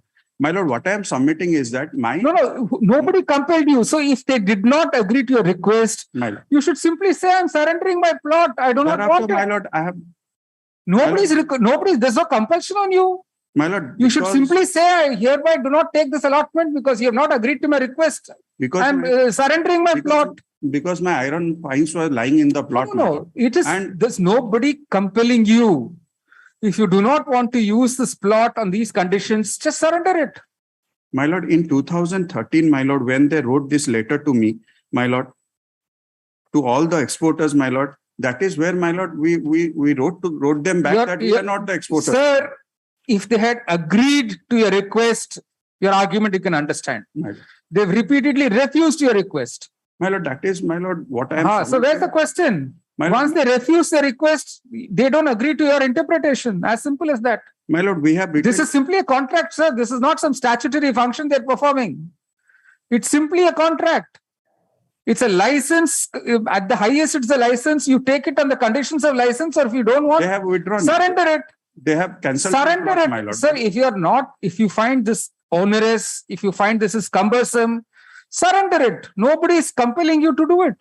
My lord, my submission is this, my lord, even after surrendering also, my lord, there was a penalty imposed. Because of the period you used. Because period. Naturally, for that period, you have to pay this. Because, my lord, that's the period, my lord, where we are. So right in the beginning, when you asked for waiver, they told you we do not agree. My lord. That's the end of the matter.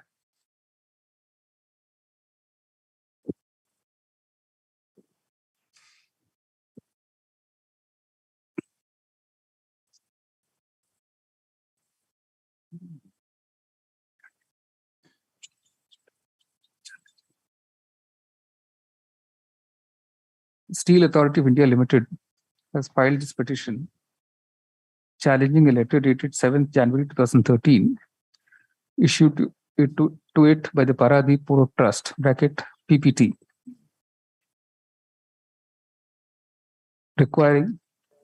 rejecting the petitioner's request for waiver of the minimum guaranteed throughput (MGT) against the mechanical iron ore plot allotted in favor of sale. Full stop.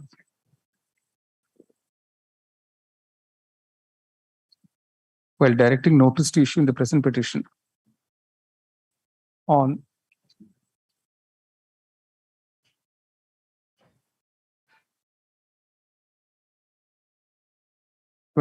(29 January 2013), this court did not grant a stay of the impugned demand for MGT. Counsel for the petitioner informs the court that the said MGT amount has been paid under protest. Paragraph.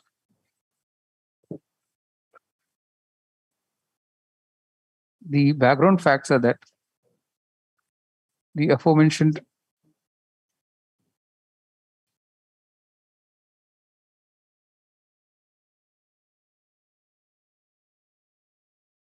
mechanized iron ore plot measuring 9,700 square meters at the Paradip port for stacking and shipment of iron ore fines was allotted by the PPT in favor of SAIL.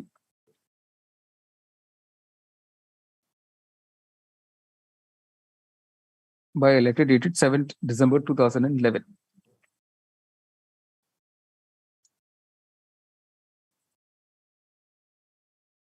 On 1st February 2012, SAIL wrote to PPT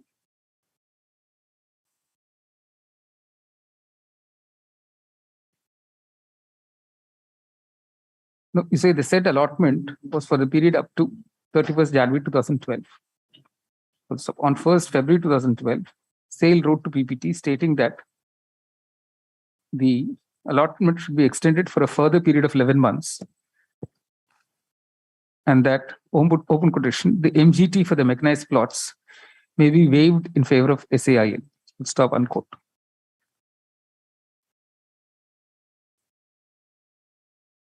While renewing the allotment for a period of 11 months from 1st February 2012, 31st December 2012, by letter dated 4th February 2012, PPT did not state anything about waiving the MGT. Full stop. On 26 July 2012, a general letter was issued to all open quotation iron ore exporters, unquote, inter alia stating that 3 conditions were to be imposed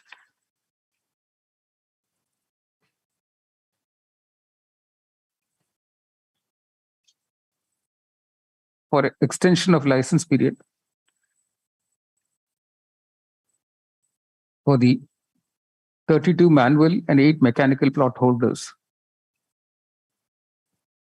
one of which was for the basis for calculation of MGT.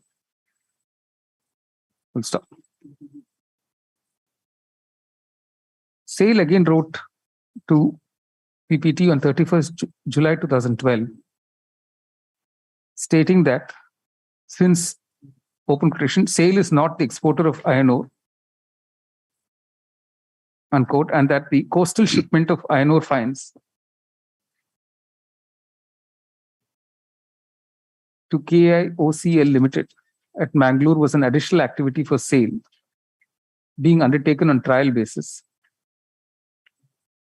SAIL is not in a position to pay MGT for iron ore fines.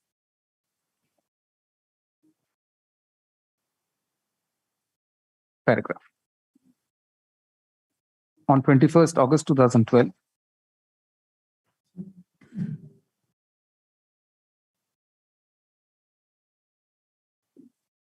the allotment of all the plots was cancelled pursuant to an order passed with this court on 2nd August 2012 in a miss case 11005/2012 arising out of WP Civil 11785/2012.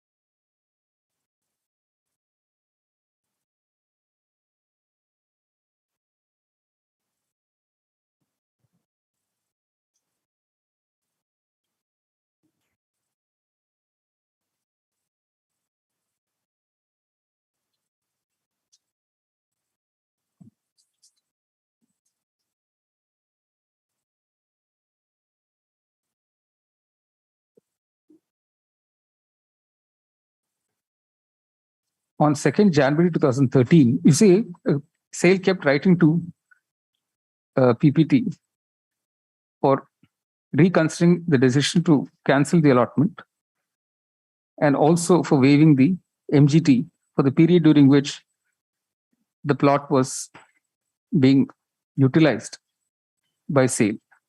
Full stop. There was no reply from PPT to these requests agreeing to the waiver of MGT. Paragraph. On 2nd January 2013, PPT called upon SAIL to pay rupees 25,68,620, being the open quotation forfeit charges for the shortfall quantity in MGT for the period 1st February 2012 to 21st August 2012, and a separate letter of the same date raising a demand of 13,92,157 for the shortfall in MGT for the period 7th December 2011 to 31st January 2012. Paragraph. Learned counsel to petitioner submitted that the MGT was required to be paid only by iron ore exporters and not an entity like SAIL which was not operating the allotted plot for export purposes. Mr. Kanagul, senior counsel appearing for PPT, on the other hand, submitted that right from the beginning, the stand of PPT was that all plot holders are required to pay MGT, irrespective of whether they are undertaking exports or coastal exports or consuming captively, and whether the entity is a public sector undertaking or a merchant exporter. Stop. This is reiterated before this court paragraph. It is seen that it is seen that at no point in time was any assurance held out by PPT to SAIL that it would not be required to pay MGT. On the contrary, specific requests by SAIL to the PPT for waiver of MGT met with a refusal of such request in writing. Full stop. After such refusals, SAIL could have been under no impression that PPT was going to waive the MGT. Full stop. There's nothing on record to indicate that at any point in time, PPT informed SAIL that MGT was required to be paid only by exporters of iron ore. Full stop. While it may be true that there was a general correspondence addressed to all exporters of iron ore regarding the calculation of MGT, there's nothing to indicate that as far as SAIL was concerned, PPT had agreed to its request for waiver of MGT at any point in time. Full stop. If SAIL found it difficult to meet the condition regarding MGT, it is always open to SAIL to write to PPT declining the allotment made in its favor and returning the allotted plot to SAIL, to PPT. Full stop. Having accepted the allotment on the terms and conditions stipulated by PPT, it was not open to SAIL to decline to comply with one of those conditions. Full stop. In fact, the request by SAIL to PPT for waiver implies that SAIL was aware that it was required to pay MGT. Full stop. If not, there was no meaning in making such a request. Paragraph. Viewed from any angle, therefore, SAIL cannot avoid making payment of MGT in terms of the letters issued to it, impugned letters issued to it by PPT on 2nd January 2013.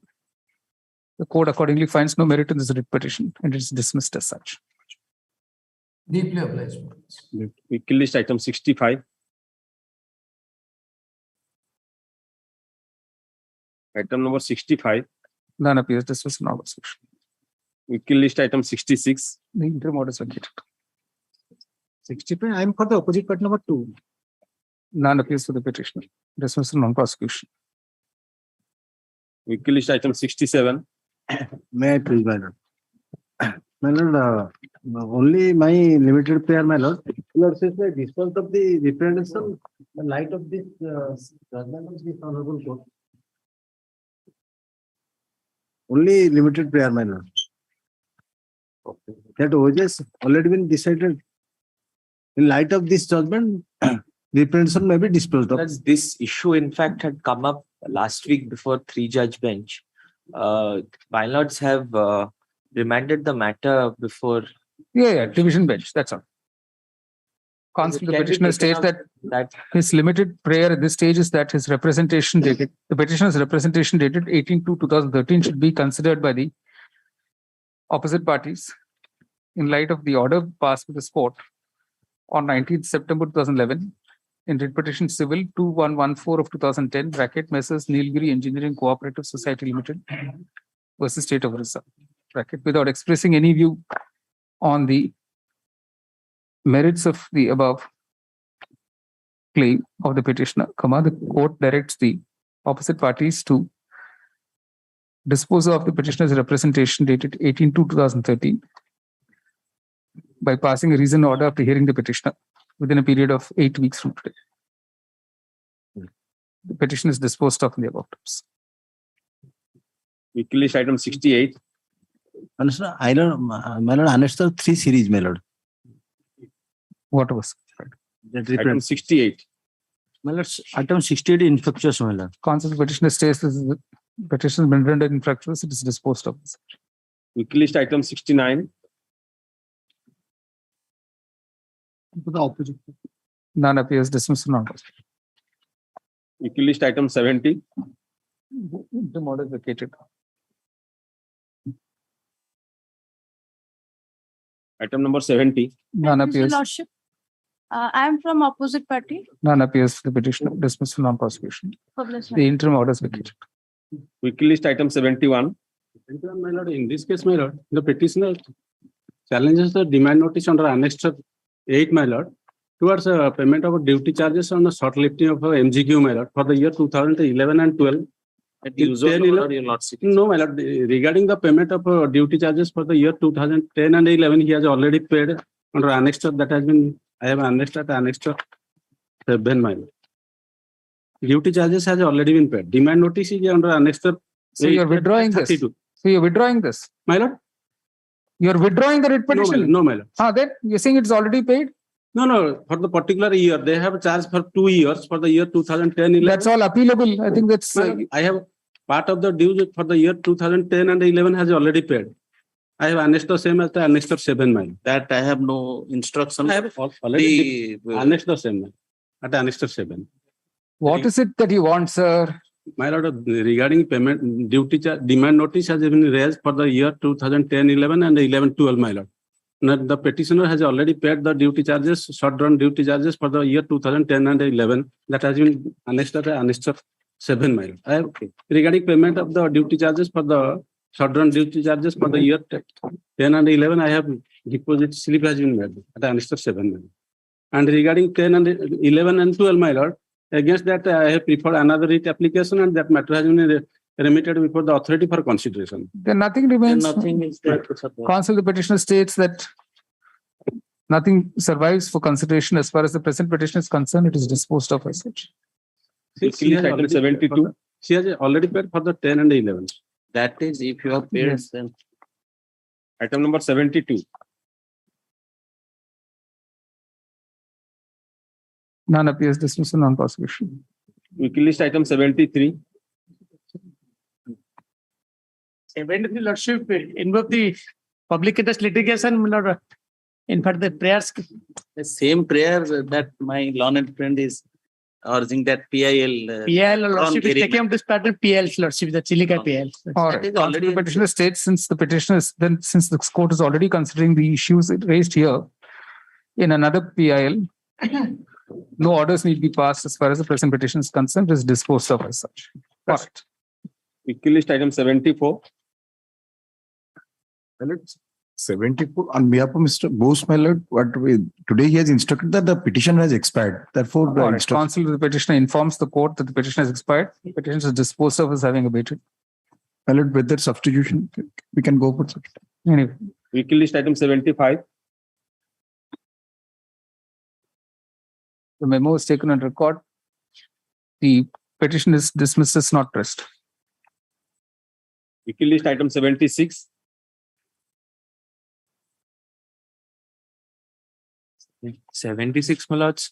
The petitioner prays before my lords to withdraw this writ petition with the liberty to approach the civil courts to establish. Counsel, petitioner seeks leave to withdraw the petition with liberty to avail other appropriate remedies as may be available to the petition in accordance with law. Disposed of is withdrawn with liberty is paid for. Obliged, my lords. Weekly list item 77. 77, my lord, infractions. Counsel, petitioner states the petition has been rendered infractuous. It is disposed of. appearance of Union of India में kindly. Weekly list item 78. 78, I am appearing for the petitioner. Yes. This was a land settlement or Government Land Settlement Act. The same was transferred in 73. The same was transferred to the petitioner in 81. The land has been mutated in my name and I have been paying land revenue under annexure 3 at page Anyway, 11. so notice was not issued to you. Notice has not been issued to me. All And the I have only one line to submit, Lords. 2 division bench judgments of this honorable court reported in 2016 to OLR 1806 and another division bench judgment. You can cite that before the ADM, sir. Cell deed is of 1981 and the order is 2003. So you can cite it before the ADM. So no, because the lease is of 73, the cell deed is of 81. Correct. Under the Cancellation old of Orissa 2000. Government Land Settlement Act, if the proceeding is not initiated within 14 years, this cannot be initiated. 2 division bench judgments of this court. Your And Lordship the may take lessee note has of not that. challenged it. He may urge this point before the Correct, appropriate correct, authority. correct. So You your can urge Lordship may this before the direct that ADM, these sir. 2 decisions you'll take into consideration. That you can challenge before that you can point out to the, this is additional Tahsildar or district magistrate. So the impugned order is by the ADM or Tahsildar? No, input order by ADM Millers. Additional Tahsildar, it seems additional Tahsildar. No, He cannot additional do that Tahsildar also. cannot exercise 7A.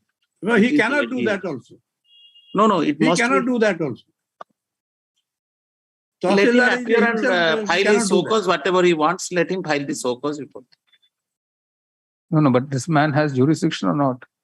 He has no jurisdiction in my humble view, Miller. Your Lordship may kindly see those 2 It must be a decisions. resumption proceeding. Or 3B. my Lord may keep it to tomorrow. I'll give copies of the 2 decisions. I was absent from Cuttack yesterday. So Your Lordship may kindly keep it to tomorrow. I'll give 2 decisions. 2 division bench decisions of this. No, we are on something else, sir. We are on this jurisdiction of the additional Tahsildar. My humble submission My is, lord, I this don't is think so. 3B of the resumption matter. Miller, it is Yes, under the old your act. Lordship may kindly have a glance, page 24, first, second, third para. In view of the above said, I am inclined to proceed with the under section 3B of the OGLS Act. It's not a 7A that ADM will, 3B. It is appellable order, but still he is saying that I have not been noticed. Let him appear before the Tahsildar. All right. So that 14 years limitation is not attracted to a 3B proceeding. It is Yes, attracted to Lordship, a it is 7A attracted. proceeding. Yes, it is 100% attracted. It is not at It is all not attracted, correct. sir. It is not correct at all. Not correct at all. The challenge in the present petition is to an order passed by the additional Tahsildar Bhubaneswar Under section 3B of the OGLS. under section 3 capital B of the OGLS Act, seeking to resume the leasehold plot in WL case number 1984 of 1973, paragraph. The ground on which the challenge is raised is twofold. One is that the petitioner is a bona fide purchaser from the original lessee under a registered sale deed, Millers. registered sale deed, bracket annexure 1, dated Millers, he has been recorded as a Stitiman tenant under annexure 30th 3. September 1981.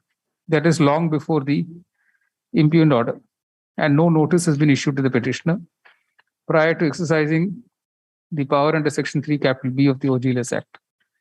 The second is that the attempt at resumption could not have been initiated more than 14 years beyond the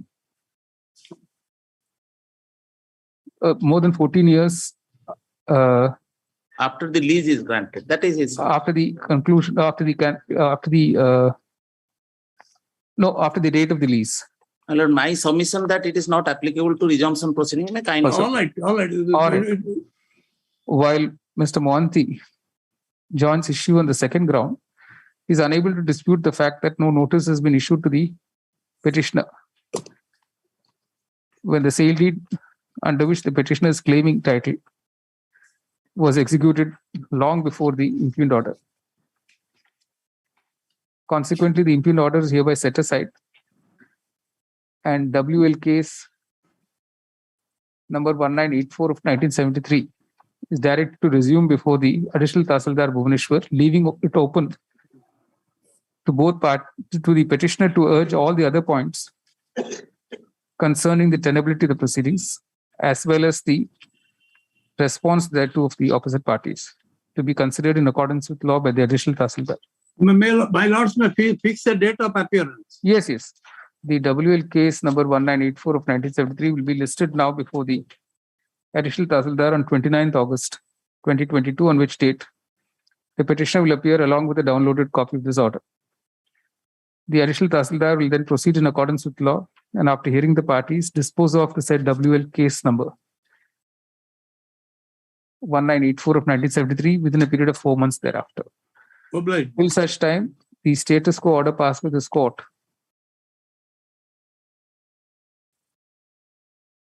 May urgent certified copy to me. on 12th February 2014 shall continue.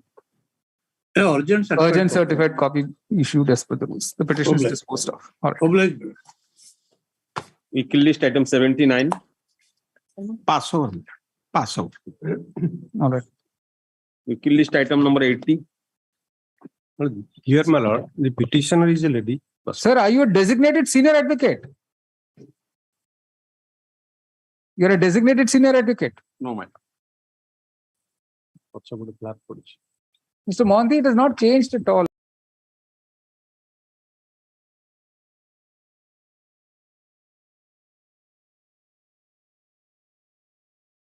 My lord, the petitioner is a lady, my lord, who was in possession of a piece of land, the disputed land, since more than 30 years by the time an encroachment proceeding was initiated, my lord.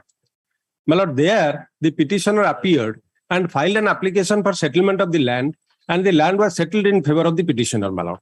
Khatiyan was issued in favor of the petitioner by the annexure 1, my lord, 26 decimal. But now the IDCO is the main opposite parties who have issued a notice to the petitioner having no authority at all, my lord, because they are not the statutory authority to evict a person from a particular land, my lord, nor they are in the owner of the land, nor, my lord, they have acquired the land. They have now issued my lord, this notice under annexure 2, my lord, wherein they have asked the petitioner to show cause as to why she will not be evicted. No, the interim order says they can proceed except not disturbing a possession. Yes, my lord. What do they do? My lord, in the meantime, my lord, nothing has been done, my lord. They have not done anything. The proceedings, this interim order will continue. Let them continue the proceedings and finish it off. You say, no, my lord, the difficulty is, my lord, the authority is divisional head, IDCO has issued the notice, my lord. There is no provision under any law, my lord. You can point it out, sir. Point it out to that authority. The IDCO to pass any order. Yeah, you point it out to the authority. So you say the challenge in the present petition is to a show cause notice issued on 23rd September 2013 by the divisional head, IDCO Kionjo division, to the petitioner.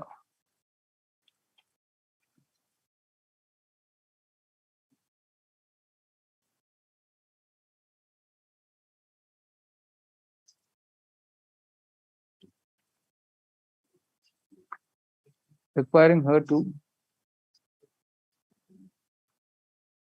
page 11, my lord. They have called me to, my lord, to their office, my lord, asking me to show cause as to why I shall not be evicted from the land in question. Requiring her to show cause why she should not be evicted from the land in question.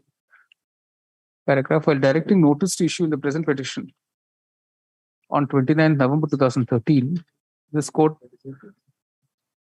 directed as an interim measure that it could be free to proceed pursuant to annexure 2, open quotation, subject to not interfering with the possession of the petitioner's land leased out to him under annexure 1 till the next date, unquote. That interim order has continued till now.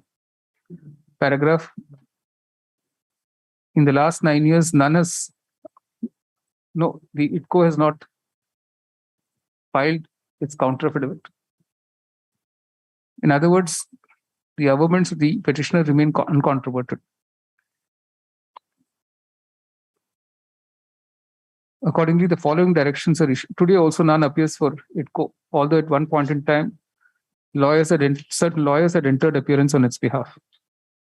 Paragraph, in that view of the matter, the following directions are issued. 1. The petitioner will reply to annexure 2 not later than 29th August 2022. 2. After hearing the petitioner, the authority in question will pass the reasoned order on the said show cause notice not later than 5th December 2022. It will be open to the petitioner to urge all the pleas raised in the present petition in reply to the show cause notice, and it will be considered and disposed of in accordance with law. 3.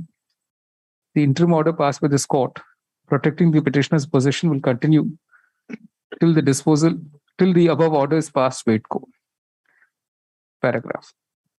If the above order to be passed by ITCO is adverse to the petitioner, it will not be given effect to for a period of 10 days thereafter to enable the petitioner to seek appropriate reliefs. The petition is disposed of in the above terms. Up to item number 85, same, my lord. Same, all right. These petitions are disposed of in terms of the order passed today in WP Civil 23714 of 2013 on the same terms. All right. Weekly list item number 86. Urgent copy, your lordship. Yeah, urgent copy. 86 could be in for choice. Counsel of the petition. None appears to the petitioner. Dismissed for non-prosecution. Weekly list item 87. None appears. Dismissed for non-prosecution. Weekly list item 88. 88, my lord, that relates to OPLA Act, my lord. Single bench matter. List before the roster bench of the learned single judge on 29th August 2022. Interim order to continue. Okay, interim order. Weekly list item 89.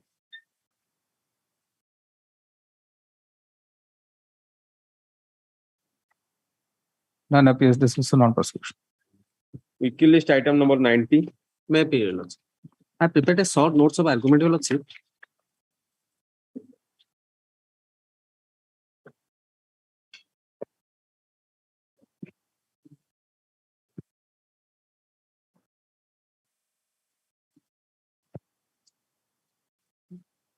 Lordship, the order passed on the section 33(2)(b) of the Industrial Dispute Act is under challenge. Worker has expired. My lord. And then what is the relief granted? No relief, your lordship. We have what are you agreed by? My application has been rejected. You're for sale or workman? For the management, your lordship. What is your application? Your lordship has a glance to page number 31, your lordship, annex 11.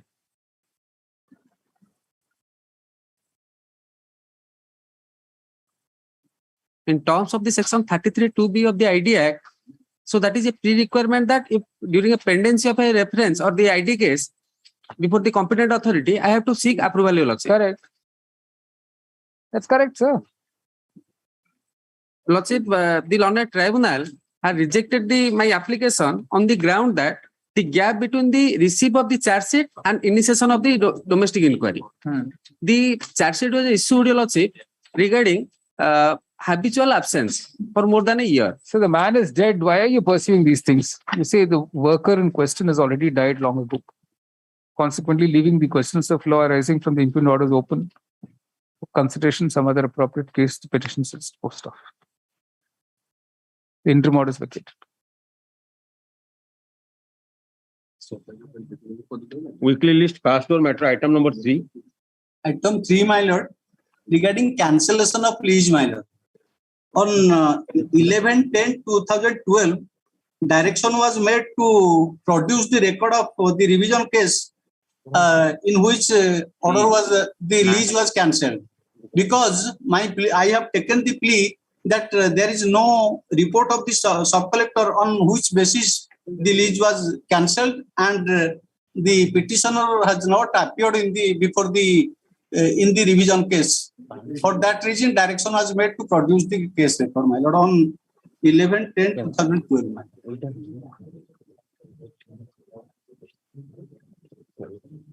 Are you were heard? You are shown to have been heard by the ADM. It has been mentioned in the order, but that you've been heard.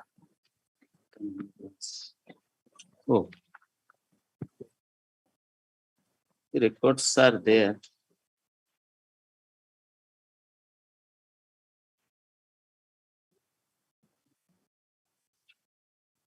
But your reply was there, sir. In his show cause explanation, the OPS stated revision of the lease is not maintainable. In the order sheet, it has been reflected. But the show cause was filed on 25th August 1983. But was he actually present when the order was passed? The question is, was he present or not?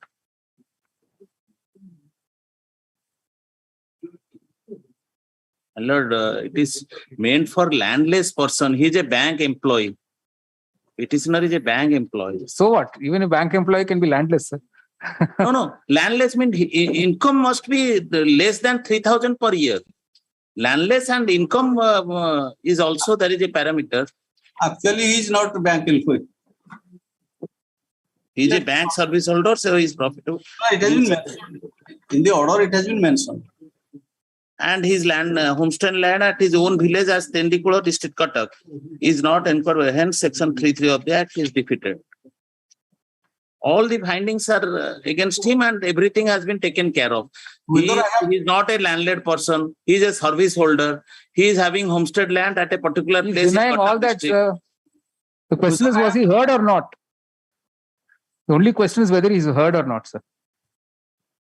If there is doubt, we might as well hear him. So, and there is report of this SDO or not?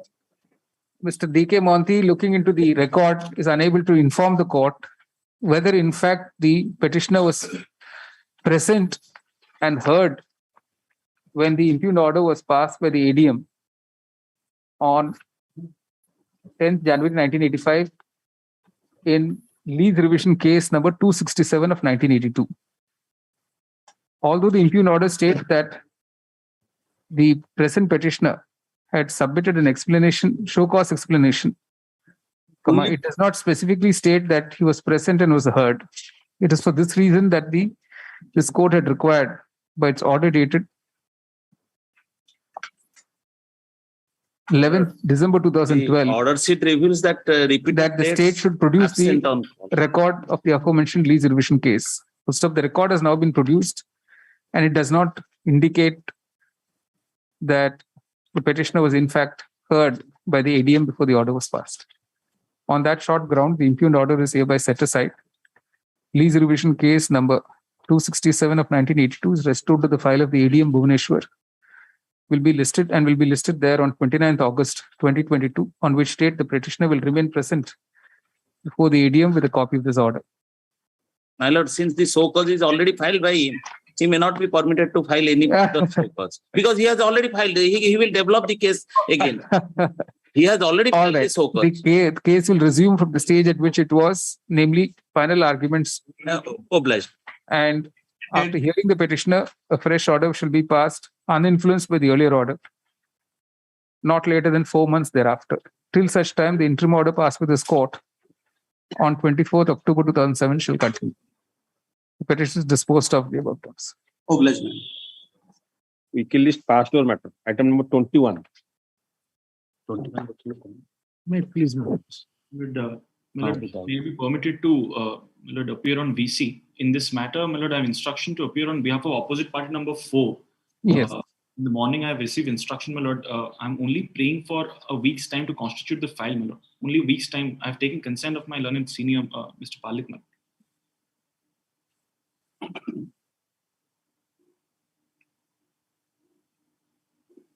Miss case. What is this miss case about? Impleading opposite parties. This was on the direction of the Honorable Court. 5 to 11 as pro forma opposite parties. Then possession of the lands also. What is prejudice cost to you by impleading, sir? No. What is the prejudice cost to you? The impleading has been allowed. Probably yes, Manoj. So what is the prejudice cost to you?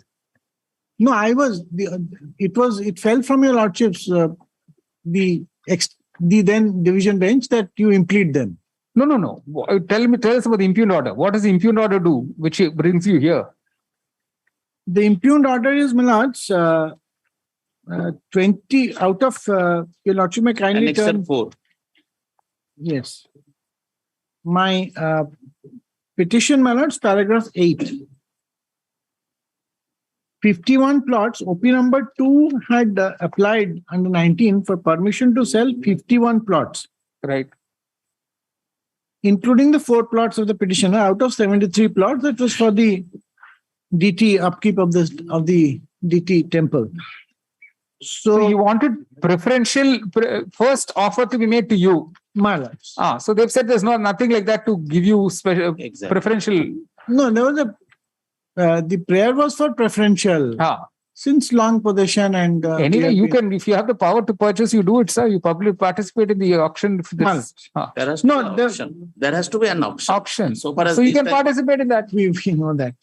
You have power to do that. We don't know. In 12 years, it may have phenomenally increased or reduced. Now, the other there's another aspect, my lords. 22 plots were left out by the commissioner, which has been interpreted in appeal as a deemed rejection. But you are not concerned with that, sir. Your only prayer in that miscase was that you should be given preference when they say. Yes, my lords. I would also be interested to bid for those plots also. That he can. That you can. That if it is not put up, the difficulty is if it but you have not approached saying that should be put up for sale. I could not have approached. The OP number. So you can't argue his case here, sir. Yes. That the DT has to come forward and say this. DT had come forward.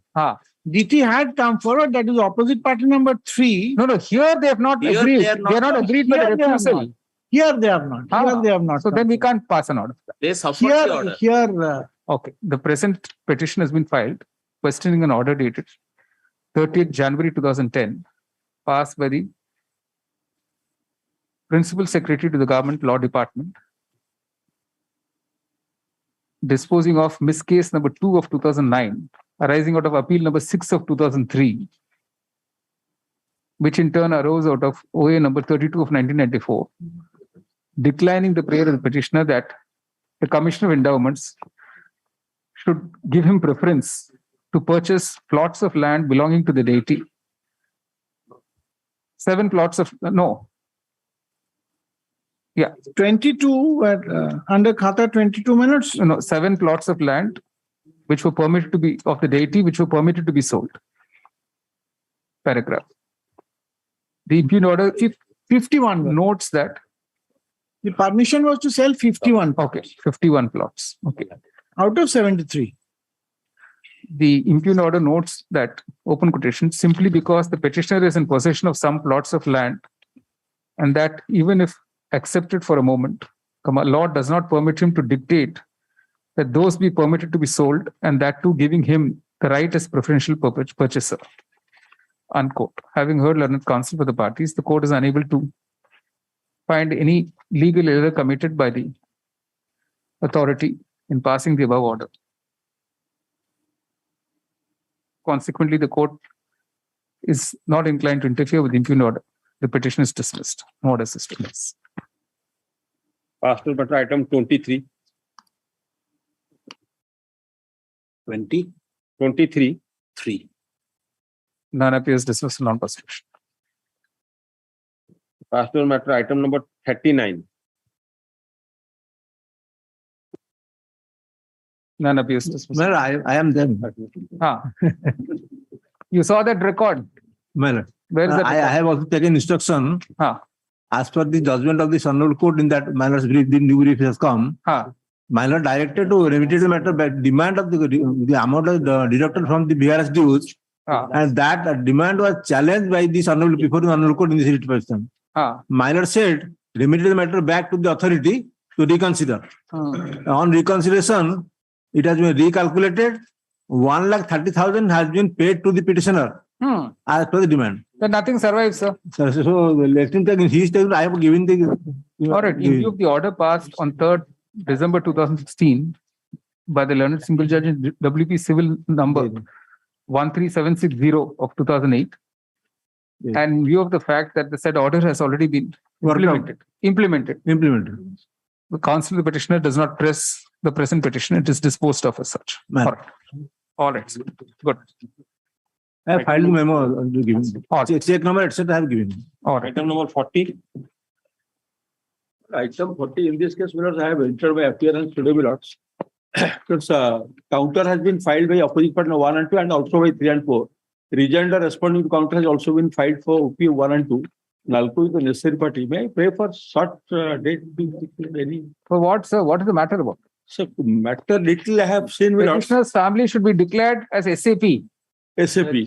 What affected yes, there is a policy of Nalco, Milords. So rehabilitation, resettlement policy, RRN policy, Milords.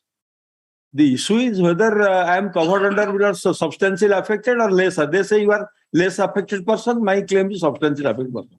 So that I have to verify and some judgment. I'll just summarize, Milords. I appear for the state, Milords. No, Nalco is the necessary, but you may submit. No Milords, there are two policies, Milords. One is the 1984 policy and the other is the 1989 policy.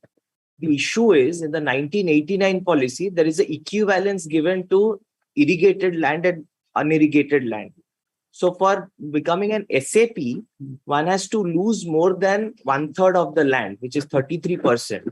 In this particular case, the petitioners have been, the assessment has been 30% of the land is lost. So not 33. So not 33. So it becomes LAP and not SAP. Hence they are LAP and not SAP. So the issue is whether the 1989 policy will be implemented or the 1984 policy. That is, when was the acquisition? When did it take place? It was in 84 minutes. It was so Nalco has their own policy, my lords. As subject to what my Nalco says whatever claim we will be settling not under state policy, but we have our own policy, and that policy is framed in consultation with the state government. That is the 1984, and that says that supports. No, that stands in variance with what my learned friend says. Right. That says if the land housey has lost quantum of land retainable up to 2/3 of the total land, then he'll be not eligible for the just the reverse. He says 1/3. Nalco says that he must be the conversely same, and it is not 30% because it is cultivable land, Milords. The calculation should be in terms of Milords.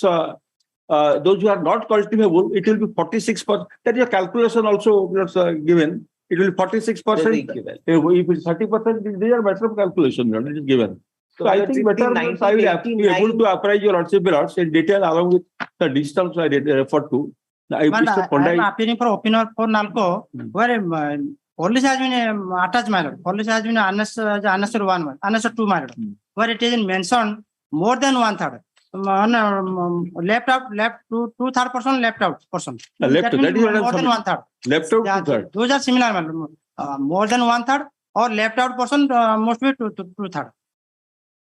Not. But my claim is it is more than 1/3. No, not. It is not more than. It is only 30%. No, I have an unnecessary document. I have given documents unnecessary 3 series where it has been page 15. It has been clearly mentioned 30%. My counter and OP and 3 and 4 file Nalco file counter where page 15 is relevant value where it is mentioned at 30% value less than 1/3.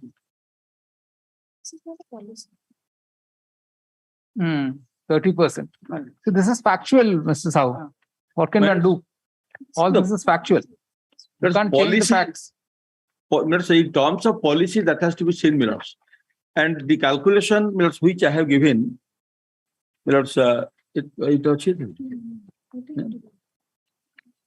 Sorry, because I am not able to refer to immediately. Calculation, I think 46% somewhere. That's right. Yes. Page 33. Page 33. Para 6 of the yes. It's at page 5. Page 5. Yeah, you put it.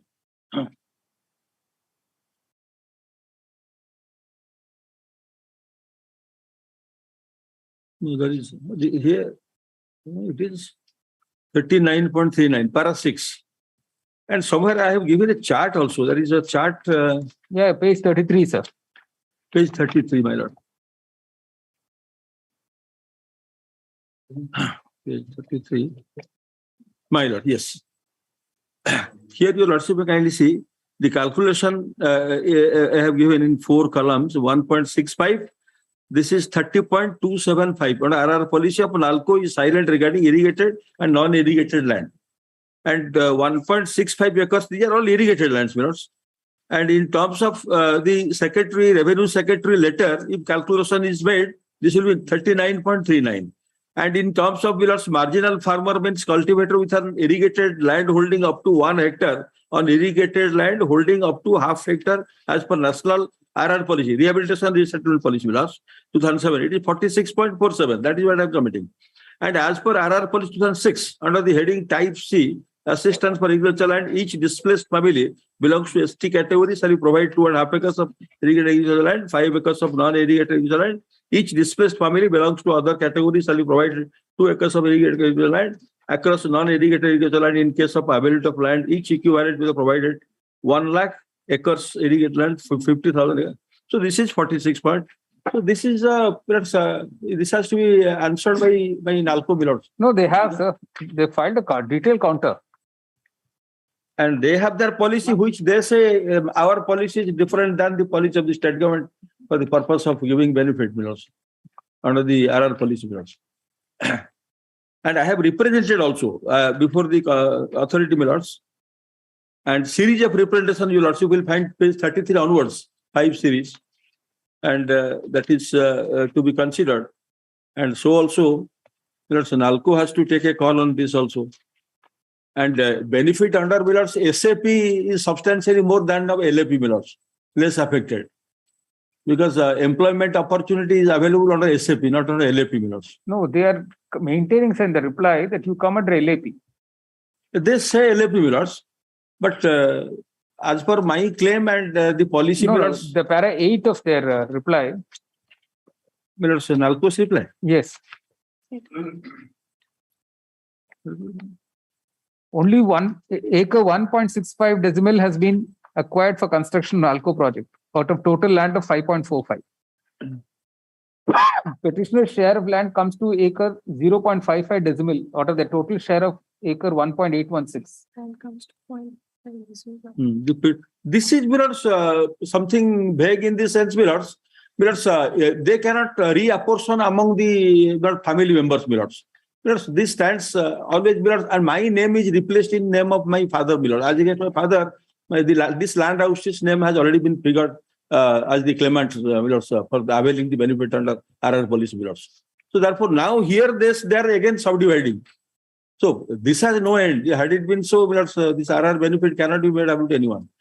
So my humble submission is probably in terms of the policy. No, but even 1.65 has been acquired. The total land is 5.45. And 5.45 includes non-irrigated land, not irrigated. And proportion of ISOM is different. Because irrigation, non-irrigation, Millards, proportion cannot be drawn out of... No. Is the policy saying it should be only portion of irrigated land? I think it's total land. Is the policy making a distinction between irrigated, non-irrigated? No, man. I don't think so. Your Lordship kind of think of the price is different. No, that may be.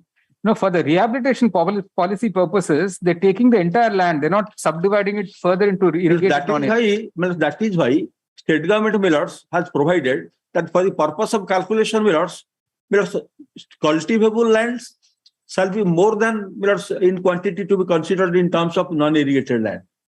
That's 1.65 in terms of state's policy. No. Just come to page 52, annexure B by 4. NALCO's reply. 52. Definition of local. I'm sorry. Internal page 10. Internal page 10. My lord, internal page 10. Paragraph, one subparagraph to substantially affected person. A substantially affected person will be defined as one who is left with 2/3 of his or her land after acquisition for national. So they're not distinguishing between acquired, irrigated, non-irrigated. That they are doing, but they have to reconcile with state policy. It's as my lords knows, I have to give some judgments on this because Honorable Justice Ganguly's judgment, Apex Court has decided in threadbare, examined all this. And this just take one date, I think a small. All right. You say Mr. Sahu and senior counsel wants to cite certain judgments and the request list the next Tuesday. Minus. Next Tuesday. Okay. Weekly list pass to item 79.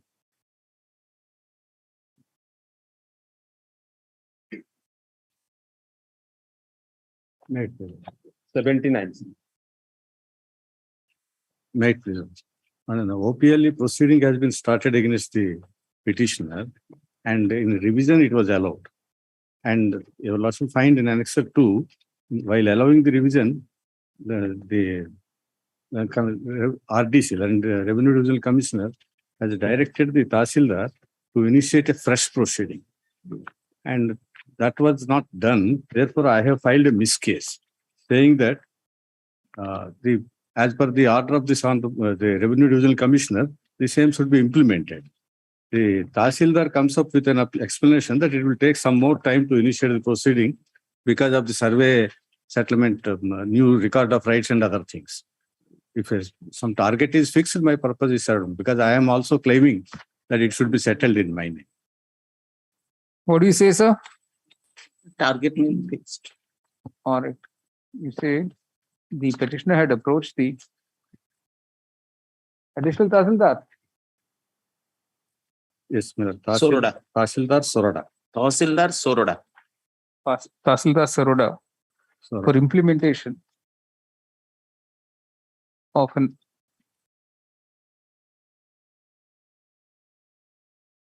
The order passed by Revenue Divisional Commissioner. Order passed by the Revenue Divisional Commissioner in OPLE RC number 8 of 88 on. What is the RTC's order date? RTC's order is dated 31/3/89. 31/3/89. Stop. Mr. Rao states that the petitioner will be satisfied at this stage if a time-bound direction is issued to the Tahsildar to implement the said order. Stop.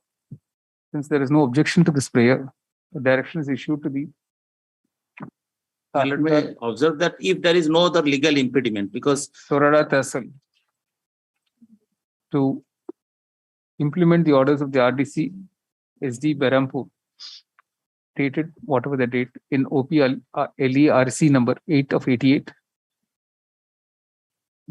subject to there being no other legal impediment within a period of 4 months from today. A copy of this order be sent to the Tahsildar Soroda Tehsil, District Ganjam, forthwith for implementation. subject to condition that there is no legal impediment. That I've already said. Yes, obliged.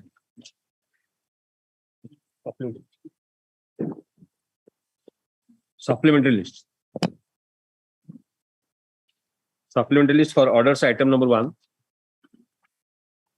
My pleasure, Honor. Can I have the order dated 20/12/2021, where this honorable court directed the respondent to pay the balance amount positively before 28th December 2021. Till yet, the arrear amount of 78,000. Can I have? I'm sorry, my lord. I'm sorry, my lord. In this case, my lord, I instructed to appear for opposite party number 2 for husband, my lord. I press within 1 week time for. They have already sent me one draft of 12,000. It was expired, my lord. What is the amount you have to pay, sir? 78,000. Now they said 78,000. I'm ready 12,000 check. No, there's no bargaining here, sir. You have to pay 78,000. I required some time. No, you remain present with 78,000 next week. Yes. At the request of counsel for the respondent husband, list on next Tuesday is what date? 12th July 2022. The respondent shall remain present in court the demand draft for the sum of rupees 78,000 favoring the appellate. Probably.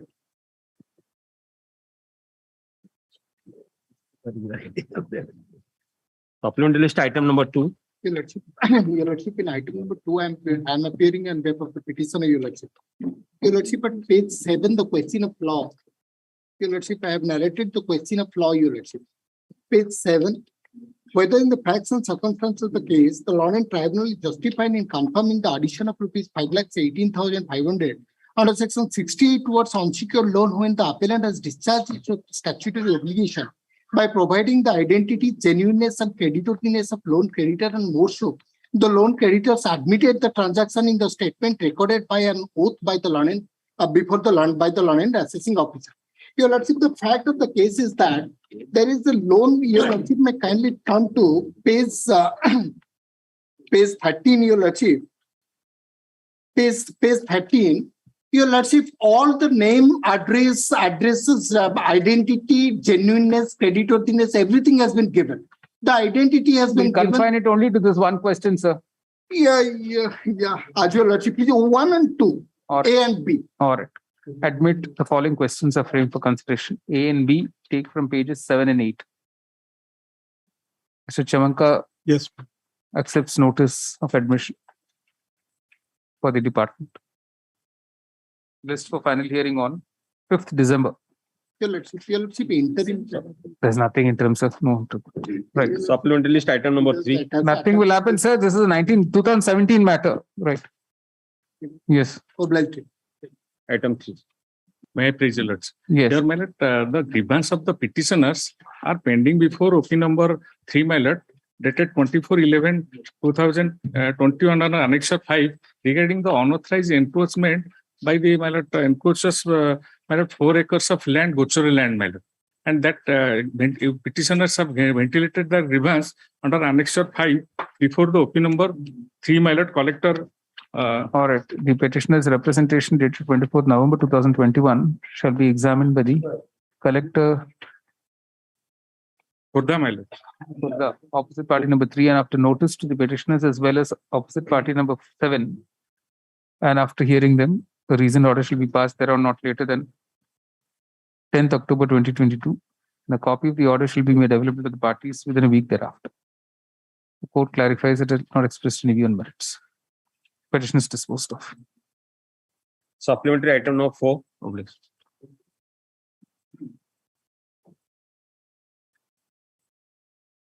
So this is a CMPL application, my lords, for restoration to 5 before Lordship, my lords. What's the main matter about, sir? So main matter is the matter arises, my lords, from out of an order of reassessment, my lords, raising demand of 275 crores, my lords. The petitioner before Lordship is Hindustan Petroleum Corporation, the government of India undertaking. Initially, the assessment, where the turnover was accepted.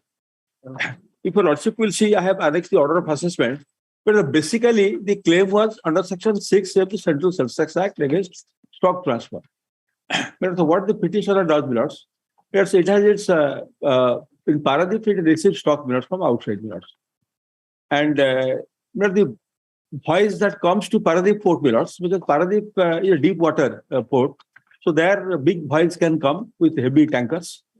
But when the HPCL requires to send the goods to, my lords, Kolkata, West Bengal, my lords, they are sending the goods through smaller my lords, ships containing small containers, my lords. So through small containers, goods are offloaded and then it is reloaded to small container. And in small ships, it goes to Haldia Port. Haldia Port is a minor port. Paradip is a major port, my lords. So stock transfer, my lords, claim was accepted in original assessment. All your Lordship knows under 6A, my lords, in 2002, declaration form F was made mandatory. Prior to that, the assessee can establish his claim of stock transfer by any other mode other than F form also. But after that, this is made mandatory.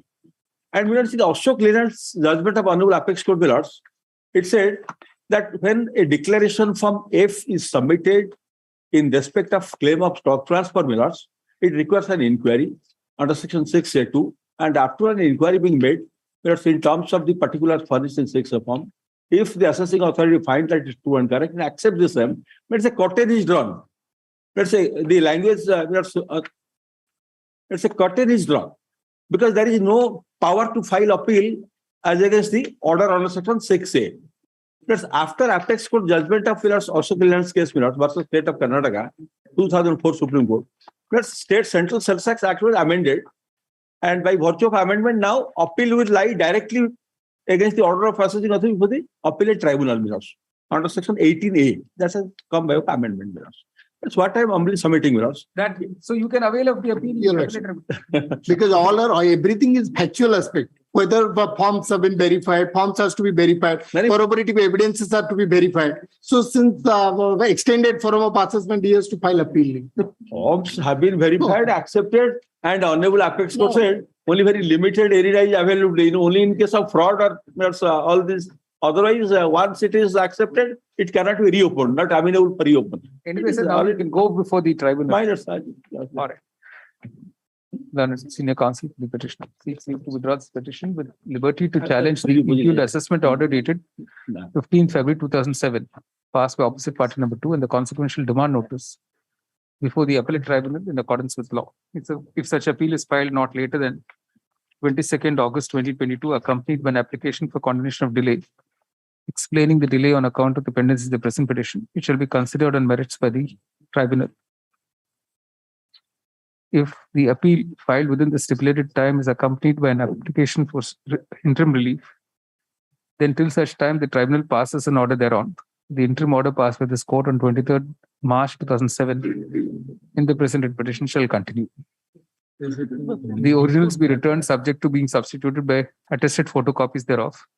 All the contentions of the petitioner left open to be urged before the tribunal in accordance with law.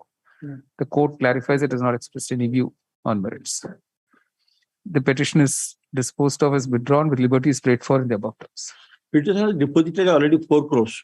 Subject to outcome.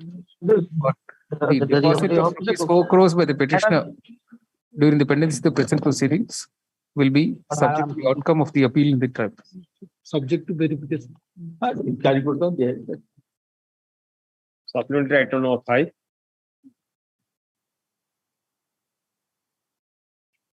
May I please? Yes, please. My lord, here I have filed the writ petition challenging the decision of the recommendation of the permanent committee and so also the decision of the Honorable Full Court designating the opposite panel 4 to 11 as senior advocates. Right. My humble submission. One minute.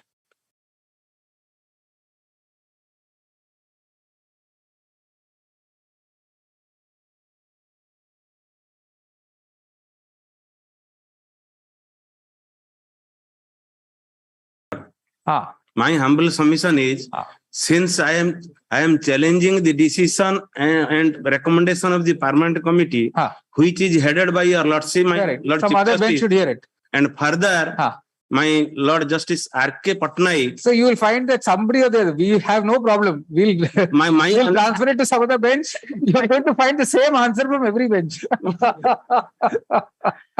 So it may be assigned to any other appropriate bench. So look at so we have no problems. Nobody will be very happy if you are told, please don't hear a writ petition. No problem at all. My Lord, I am only apprising. Your conundrum is going to be this. A full court votes on it. It's not the decision of a permanent committee. It's a recommendation of a permanent committee. My lord. That recommendation of a permanent committee is placed before the full court. In this case, the full court voted on it, sir. So for every bench, you will say you voted, you sat as a full court, you are a member of the full court. No, my lord, specifically. You will now be going from this court to every court. No, my lord, no. My only submission is, since the permanent committee is only a recommendatory body, we have no problem. We'll say you do not want us to hear, we are very happy not to hear. But on a principle, they're asking you to consider it as a principle. The entire court votes on this, sir. No, my lord, your lordship, I can appreciate, my lord. If a decision is taken by the full court, then that is challenged before division bench. And the division bench is hearing. Exactly. I am not on that. But I am challenging here the recommendation of the permanent committee. All right. So this will have to go then before a bench. And further, my lord justice, which has judges which are not members of the permanent committee, according to you. Correct? My lord. It has to go before a bench which has judges who do not belong to the permanent committee. Your only complaint is permanent committee. Permanent committee, my lord. The recommendation of the permanent committee is challenged, but that is merged with the full court. Full court. That's why I asked him to. And in the full court, all the judges, honorable judges, are members. So we don't know what he will say when it goes before that other bench. And he will say you're all no, part my of the lord. Supreme Court. Furthermore, my submission is the judgment and direction of the division bench in the earlier writ petition has not been carried out either by the permanent committee.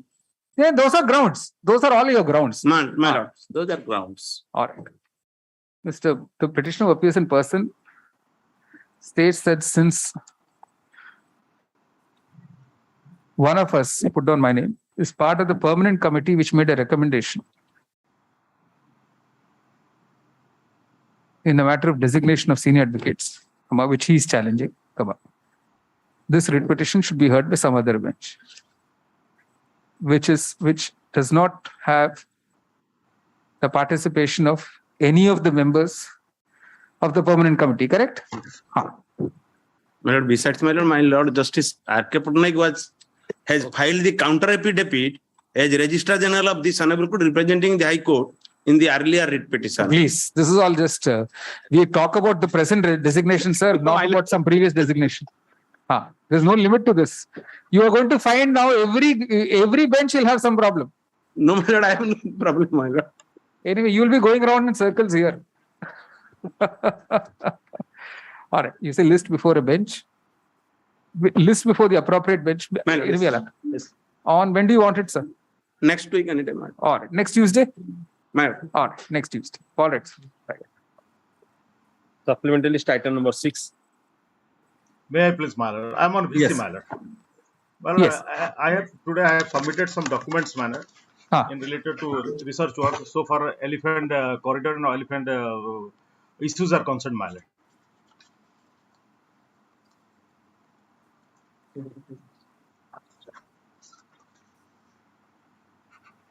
Item number 7. 6.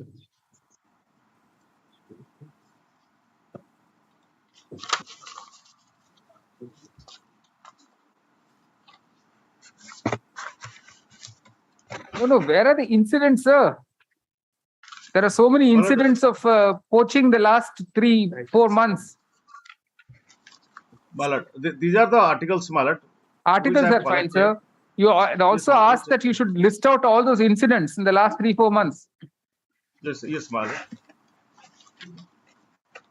See, I asked my own law researchers to do some exercise. The 4 districts that are affected, just for your information, Sambalpur, Anugul, Baudh, and Kionjar.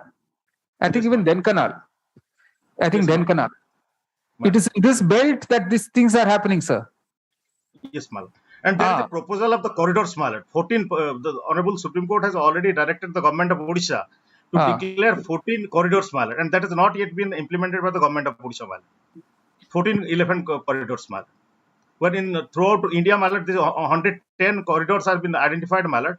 But 14 corridors for Odisha, Malad, and that has not yet been declared, Malad.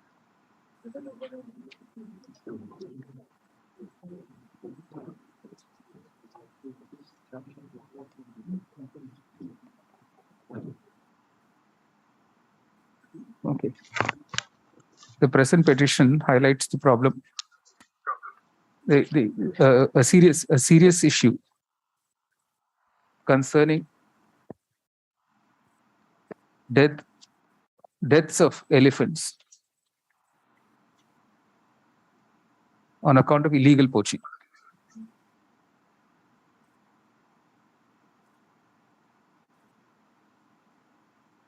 Directions are sought to the state government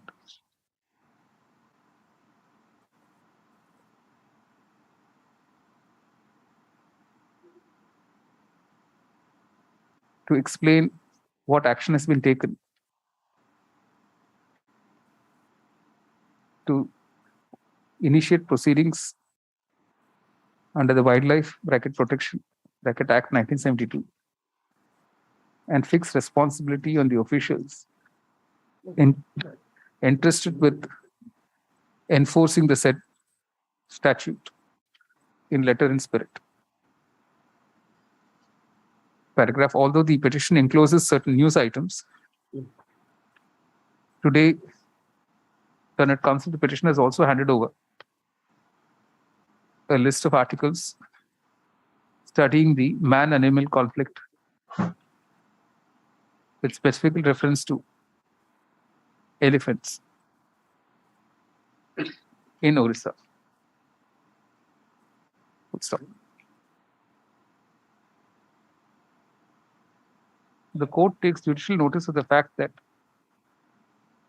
in the past 2 or 3 years, there have been numerous incidents where forest officials have come across carcasses of dead elephants with bullet wounds and other injuries,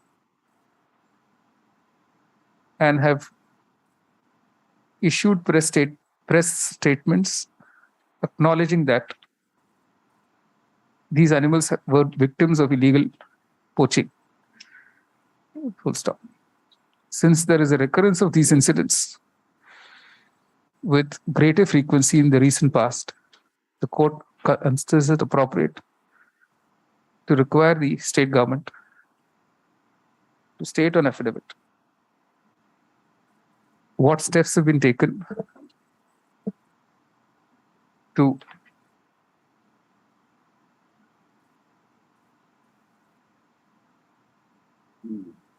strictly enforce the provisions of the Wildlife Protection Act 1972, fix responsibility on the officials in charge entrusted with the enforcement of the act, and what corrective measures have been put in place to counter the challenge posed by illegal poaching. The affidavit be filed within 2 weeks. That's 2 weeks would be. No. You do it within That's 2 4 weeks. weeks. No, it's all right. Let's see how urgently you do it. Within 2 weeks, with an advance copy to counsel the petitioner. My lord, with due respect, my lord, I need your permission to bring a serious issue before this honorable court, my lord.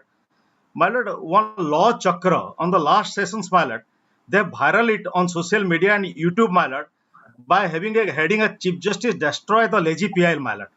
These types of videos are becoming, my lord, viral on social media and YouTube. My lord. It's all right, sir. Today's hearing also they'll make it viral then. Yes, my lord, they're making. So that is fine. Today's viral video will answer that viral video. All right. Well, but it will create a serious issue in future, my lord. So it's my humble prayer, my lord. See, the bar here is so strong and so protective of the judiciary. I have no fear. You are here to protect our dignity, sir. Well, I thought this is my responsibility to. No, that is true. Social media will be social media. How strong the bar is very important. They are editing the videos and they are posting on YouTube. That's all right. That's all right. Today's video will also go viral then. I was listing it on. List on 25th July, sir. All right. Supplemental list for admission item number 7. Please, Your Honor.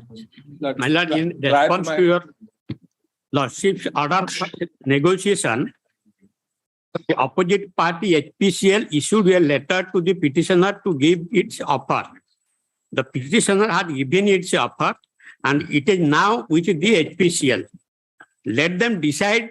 If they don't decide in my favor, then I will not agree to renew the lease. My lord, I will pray for disposal of the writ petition on merit, my lord. That is all matter. So, my lord, I pray that some time it may be given to consider my offer. Lord, may I, with your lordship permission? Yes. Now, kindly turn to A, the pink flag. My lord. This is my request to the petitioner. Correct. To respond, my lord, pursuant to your lordship's kind intervention and direction. Correct. Next page, B, I reiterate my request that please come forward. Right. Now, C, my lord, the orange flag, page 4, is his reply. And he makes it conditional at number 3, towards the middle of the page. That after finalization of our arrear due as mentioned above, we can discuss for extension of the lease for further period of 10 years from now onwards, along with future rental and terms and conditions. Now, kindly turn over the next page, my lord, and kindly see his demand. Yes. This is what he wants me to consider now. Yes. Page 5, top, my lord, 1993 onwards. That has already received a quietus at your lordship's hand. Right. 93 onwards, lordship granted him rent of 20,000 rupees from November 2013 onwards. Now he's claiming from 93 onwards 20,000 rupees a month, 12% interest. And my lord, pursuant to your lordship's intervention also, that's at page 9. November 13 onwards, at the rate of, again, 12% interest. November 13 is at page 9. I leave it to your lordship's. What is this, sir? My lord, it is up to them, my lord. Then if they reject it, my lord, I will pray for disposal of the writ petition. 4 crores is principal, 8 What does that crores mean, interest, sir? 12 crores. We want My lord, I agreed pray terms. that if they Is it not better to have some agreed terms? You have to have some reasonable approach here, sir. My lord, You have to be reasonable in your approach. Otherwise, you will not bring an end to the dispute. You have to be reasonable in your approach, sir. Lord, let them consider, let them discuss with me, my lord. All right. We must arrive at a conclusion across the table, my lord. If they say no, we'll give this much. No, not that this much. Then only matter will be solved. There's If nothing that to discuss in Annexure C, my lord. Okay, I'll say that without whatever, irrespective of what he said, he's prepared to sit with you with an open mind. I will bow down. That's what he's saying now. I will bow down to that. All right. Counsel appearing for the petitioner states that irrespective of the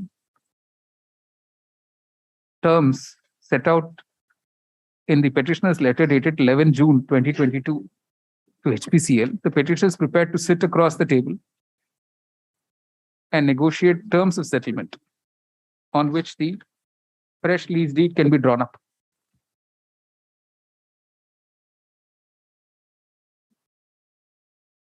The parties will meet for this purpose on, when do you want to meet, sir? But any day they may decide and they may call me for discussion. Lordship fixes any date. I will. Any date, my lord. Both are in Sambalpur. We are in Sambalpur. So I will join you. The law officer will come from Calcutta. There's no difficulty. All right. 10 days hence, 15 days hence. I think, yeah, 15 days hence is fine. On 20th July? 20th July. All right. On 20th July 2022, and meet as often as is feasible before the next date to arrive at terms of agreed terms of, to arrive at the agreed terms. Lord, may I have a small prayer, my lord? Yes, please. My lord, lordship directed by order dated 14/3, my lord, to pay up-to-date rent. Yes. May I be permitted to pay the subsequent period? That was March 22. All right. The HPCL will continue to pay the agreed rent. Agreed rent, as directed by your lordships. And rent in terms of the orders of this court without prejudice to rights and contentions of the petitioner. In the meanwhile, I'm obliged. List on 4th August. My lord. 4th August. Yes, my lord. All right. My lord, I have another small prayer. My lord, let both the petitioners come forward. Because Annexure C is issued by one petitioner, there are two. Oh. Let both of them sit. All right. Both the petitioners. Both the petitioners. I'm deeply obliged. Yes, my lord. All right. Both the petitioners. Supplementary list for admission, item number 8. Item 8, my lord.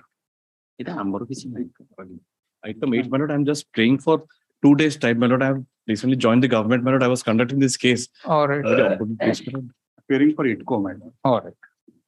Counsel appearing for PPT. At the request of counsel appearing for PPT. List on 6 September. Supplementary item 9. Kindly glance to last order, my lords. Order dated 24/2022, my lords. Yes. The last order, my lord, directed to file the compliance affidavit by 20th of June. The matter is under consideration and they have requested, the department has requested to grant some more time. All right. Because they have to verify the records of the housing board as what is about the financial status. So now they are taking the step, taking the plea that they don't have any financial conditions so as to pay the area due. And my lords are specifically directed to pay the amount, my lords, by 20th June, and compliance affidavit by my lords by 20th June, and list this matter on 5th, my lords. Till today, my lords, that is 15 lakhs rupees has not been paid to the two petitioners, my lords. Mr. Mudali states that some more time is required to examine the records But you have to just pay the amount, sir. What? There's no doubt about the Now amount. they are taking the plea that because of financial condition, they are not able to pay this amount. That is their stand of the housing board.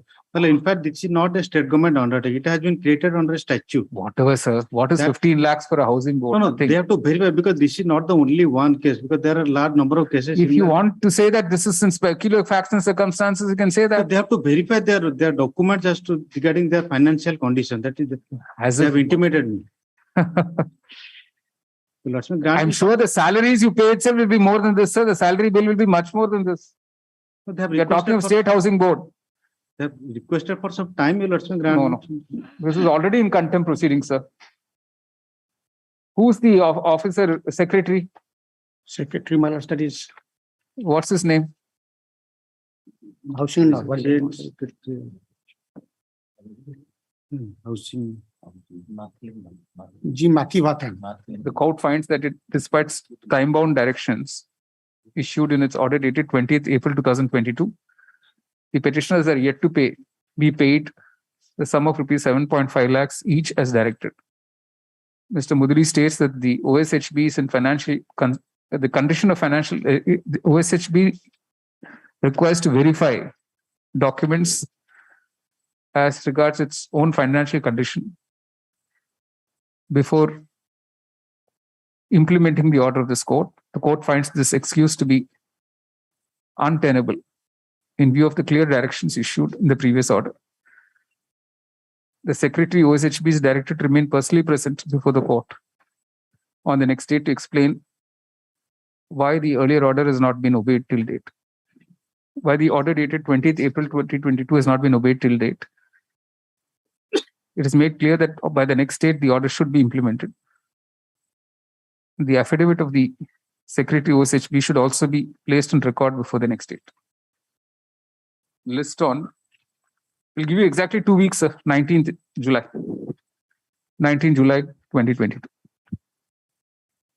Supplementary list item number 10. Then, my lord, my lord, 10 item 10. My grievance with regard to payment of compensation. This is a land acquisition matter. My grievance, your lordships kindly have a glass to my prayer for payment of compensation as per the present market value, my lord. No, that's not possible. And with all statutory benefit, my lord. Yes. And Annexure 1 in the year 2008, there was a amicable settlement for payment of compensation that has not been implemented, for which this writ application has been filed. In the meantime, they have filed a counter affidavit indicating that to 2013, they have paid the compensation, that compensation which has been amicable settlement. So I may permitted to withdraw the writ application with a liberty to approach the statutory authority. No liberty. Already they have got it because Senate has been No, no. legislated. 2013 they have paid. 2018 amicable that it has been settled by Annexure 1, my lord. No, that My is writ application in the year 2011, my lord. My writ application with regard to payment of compensation as per the present market value, my lord. Till date, after filing of the writ application, they didn't pay. 2013, they have paid, my lord. But relying on the decision of amicable settlement which has been made in the 2008 by the Annexure 1, my lord.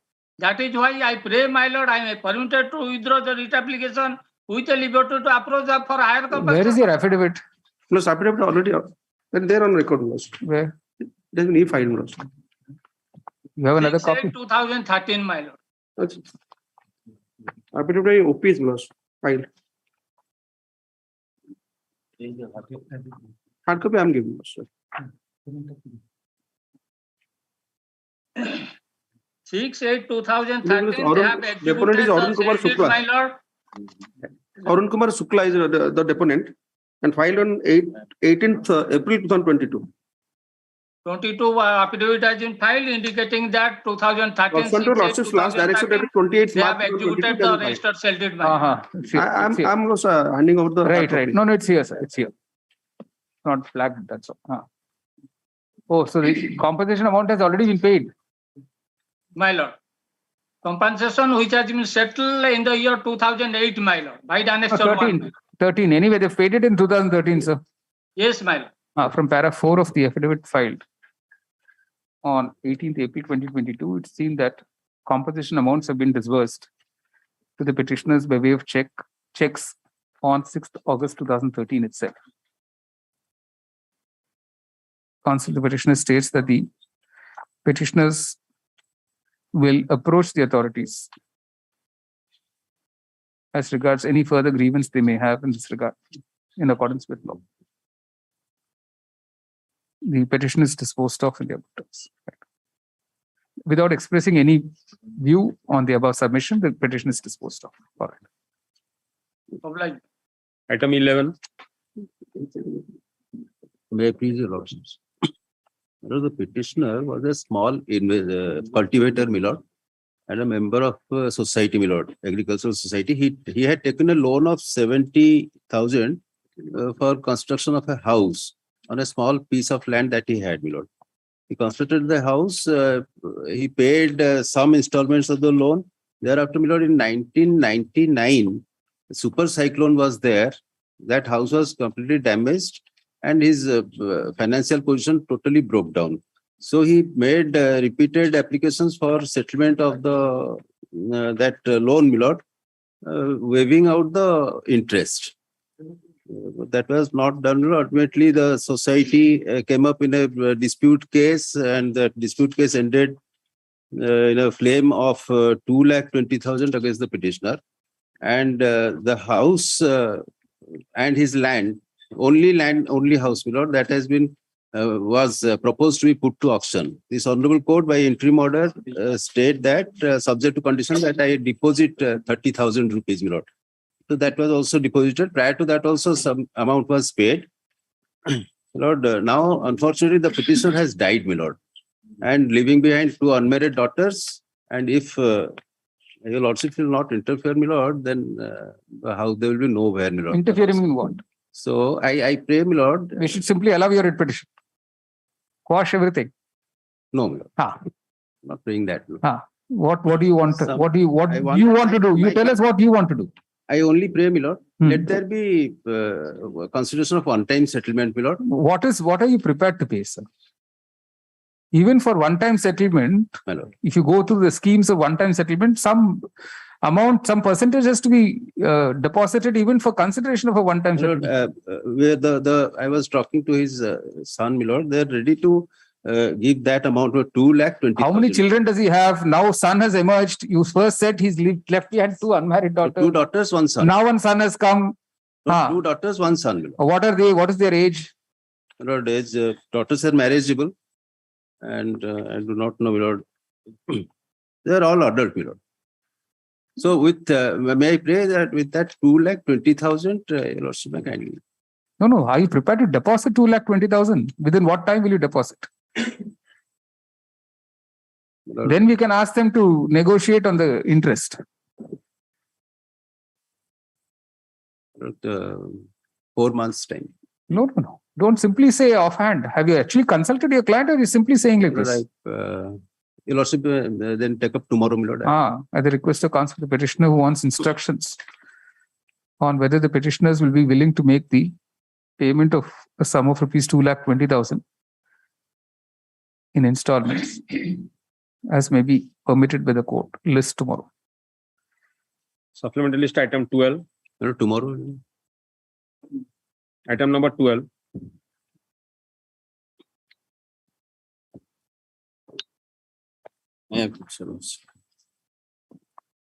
Lordship, kindly peruse Annex 4, my lord, page 17. The order passed by the appellate committee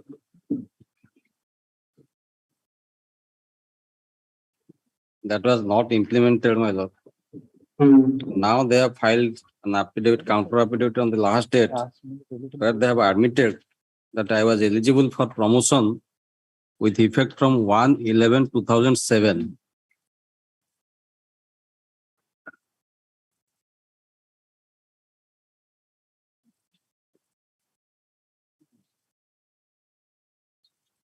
Yes. My lord. Now they have come forward, my lord, they have filed an affidavit on the last date, where they have admitted, my lord, that I was eligible to get promotion to the cadre of bench clerk grade 2 with effect from 1/11/2007. But however, the order was not carried out till 12/1/2012, my lord. And the order was carried out on 12/1/2012, and the petitioner was directed for transfer, my lord, just before 1 month of his retirement. And thereafter, she forgo his promotion, my lord, and retained in Cuttack, an unmarried lady, my lord. If in the year 2007, the promotion order was implemented, my lord, she could have got much more benefit. And the lordship may kindly peruse the order. No, you refused your promotion, sir. My lord, the order was promotion I would have been got in 2007. That was given in 2012, my lord. Your lordship may kindly peruse page 2 of their counter affidavit. So you filed this petition only in 2013. No, in 2000, when the promotion was order was passed in 2012, I approached this honorable court and I myself submitted that I will forgo my promotion in 2012 because at the verge of retirement, my lord, one unmarried lady, she has been transferred to 70 kilometers away. 70 kilometers? Yes. Wow. That is beyond Australia, sir. No, not my lord, but there is no communication to go, my lord. I see. Which in Orissa? Yes, my lord. I see. You want us to believe that? 70 kilometers, no communication. Narsinghpur, my lord, one unmarried lady. 70 kilometers. Alone. Are you seriously saying, sir? 70 kilometers, Even, you cannot go. Even for a moment, my lord. Even in the morning, you can go and come back in the evening, sir. Even accepting that, my lord. Even accepting that, my lord, if the promotion would have been got in 2007, my lord. For 70 kilometers, she's managed to make such a big sacrifice. No promotion I want, nothing I want. Promotion given in 2012. This is the problem, sir. When you become unreasonable, this is what is going to happen. No, my lord. If you start contending that even 70 kilometers I cannot move, see their counter, they have admitted that I am eligible to get promotion in 2012. But however, it was not carried out. No reason. However, it was not carried out till 2012, my lord, till 5 years. It was not carried out. No reason assigned. Penalty was imposed in a disciplinary proceeding that was set aside only in the appeal in the year 2012. Oh, thereafter, her case was considered. And she was given promotion. Oh, okay. Like a seal cover. Like seal cover. Yes.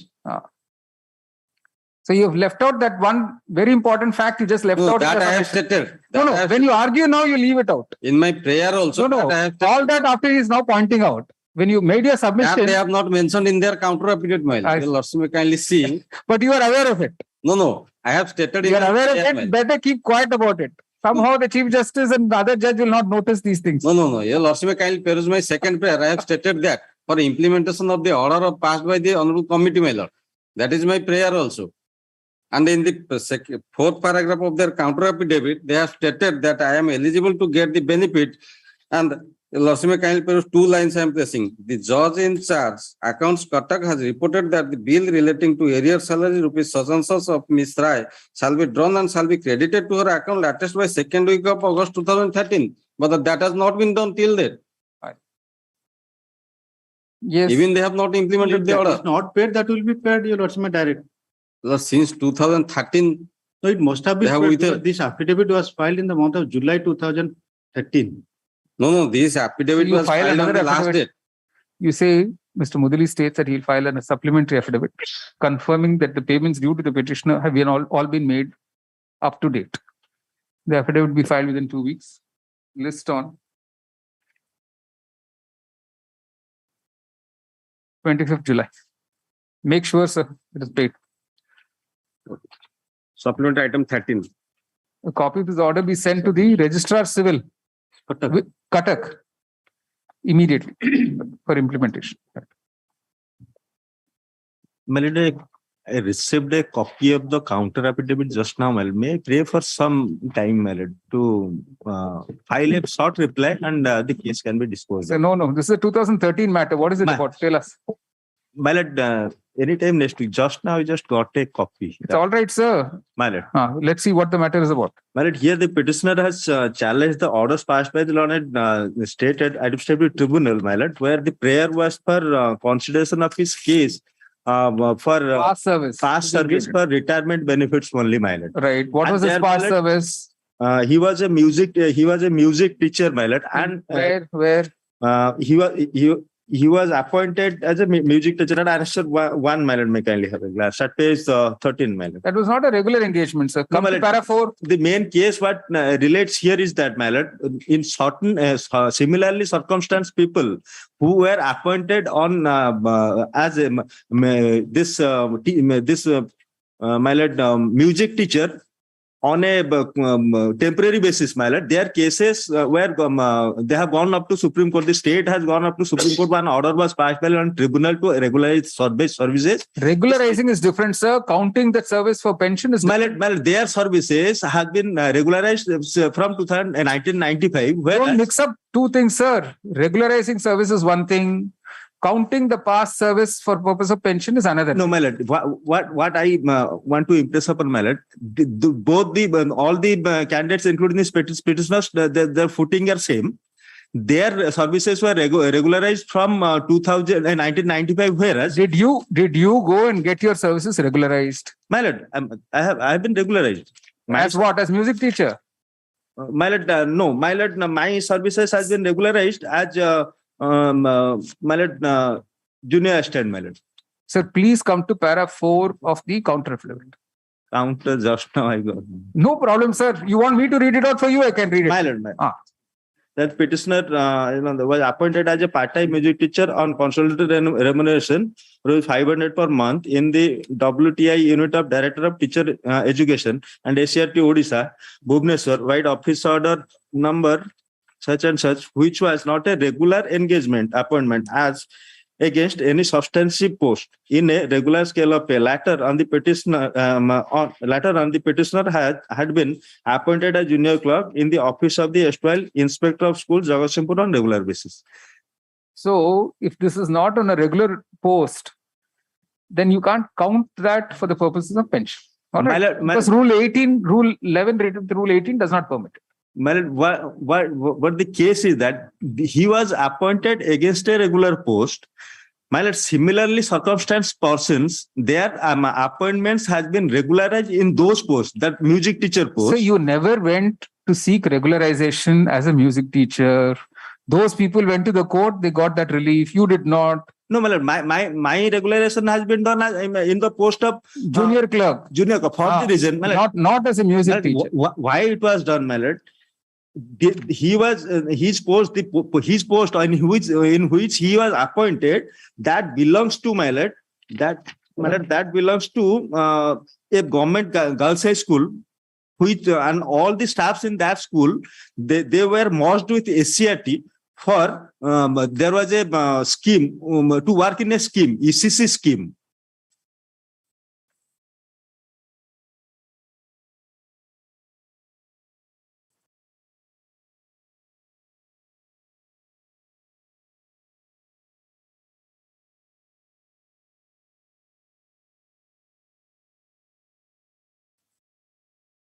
The only difference between those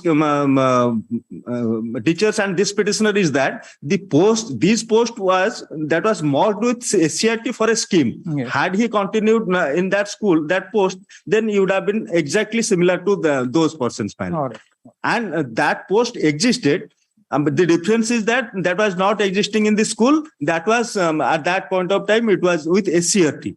For the ECC program, that the early childhood care program, all the appointments, all the staffs of Kaji Bazar Government High School, they were taken to SCRT, my lord. Here, my lord, in the original application, my lord, the orders of the Supreme Court and the similar case that was placed, but the order which has been passed by the Learned Tribunal, nowhere they have touched that order, my lord. I am not similar to those. That has nothing to do with this music teacher being regular. They have been regularized. Their services has been regularized. Yours are not regularized, sir. You did not go to any court for that. My lord, I had gone to SAT, my lord. They have not for music teacher regularization, sir. You went for your junior clerk, and you've gone to say that for pensionable service, you must include my stint as a music teacher. While I was continuing as music teacher, in the post of music teacher, I applied for, I prayed for that regularization. They regularized me in that post. Where is that order?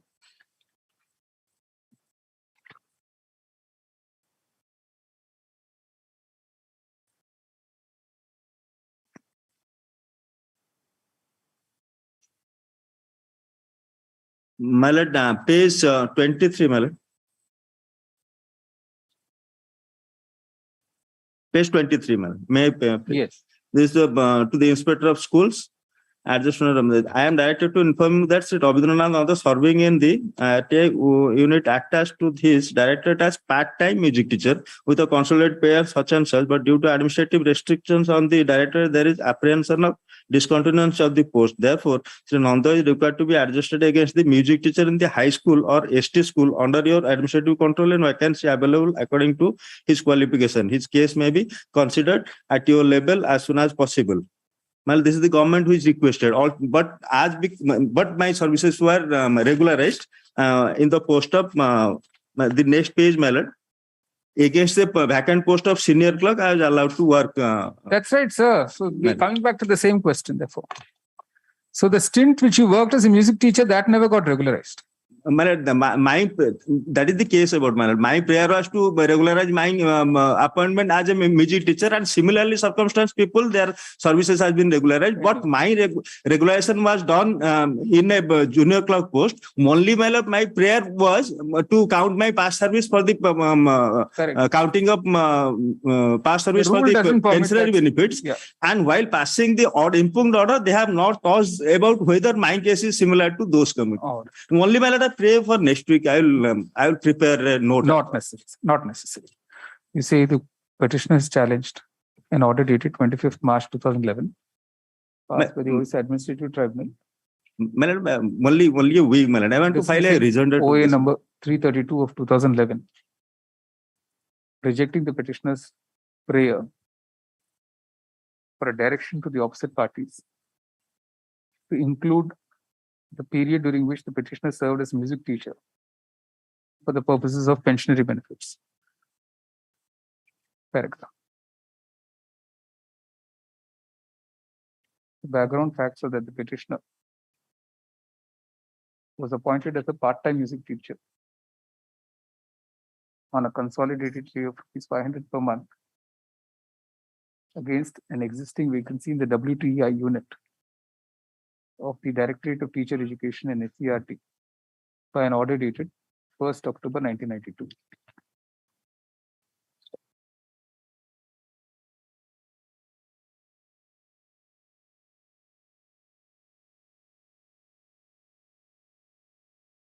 It is stated that the petitioner kept requesting for regularization of his services. Ultimately, it appears that similarly placed persons filed OA number 789 of 1994, which was disposed of by the OAT by an order dated 25th April 1995, directing regularization. Stop. The SLP stated to have been filed against the said order was dismissed by the Supreme Court on 7/10/1996. Stop. However, the fact remains that the petitioner did not join those persons in going before the OAT or the Supreme Court, or for the OAT. Full stop. As far as the petitioner is concerned, a letter was written on 25th February 1999 by the Director of Teacher Education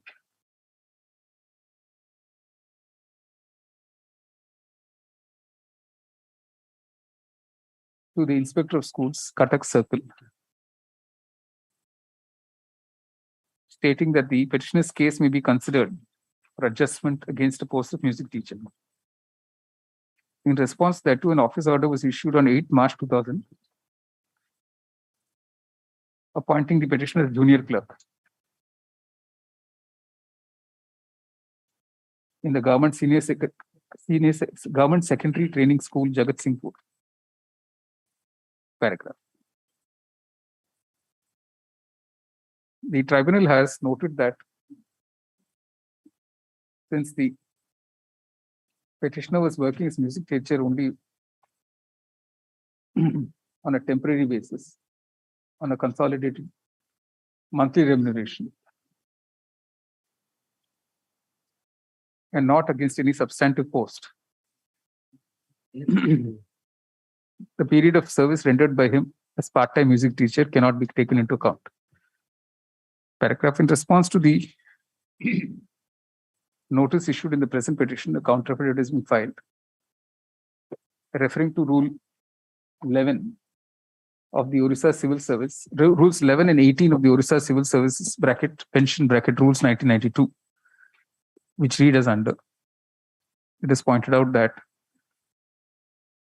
the engagement of the petitioner as part-time music teacher on a consolidated remuneration does not satisfy the conditions stipulated in the above rules. Paragraph. Counsel for the, having heard learned counsel for the parties, the court is not persuaded that the OIT has committed any error in declining the petitioner's prayer.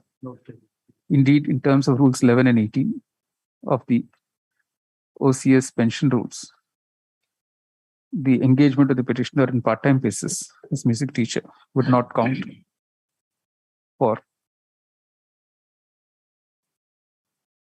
pensionable service. Don't count towards qualifying services for the purpose of pension. Consequently, no ground is made out for interference with impugned order of the tribunal. The petition is dismissed. My lord, the orders which has been referred by the Lord Tribunal in that order and that judgment, my lord, but the orders which has been the Supreme Court order and the prayer that my case is similar to that has not been taught by the Tribunal, my lord. All right.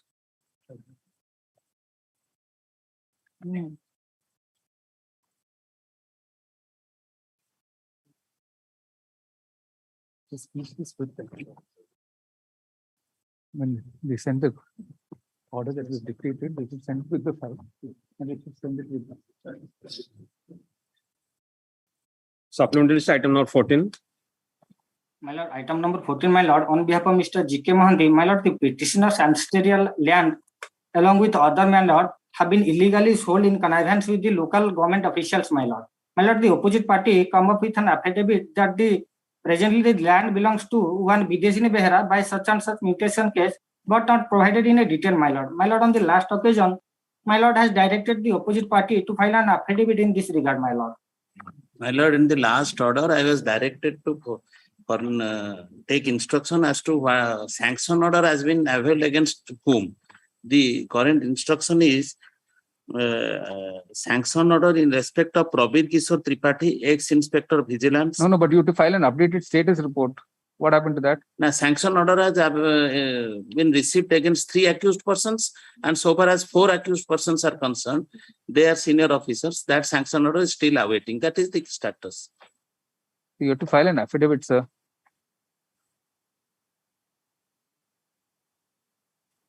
This is all incidents of when? 2015. And still passing sanction orders after 7 years. Yes. How many accused are there, sir?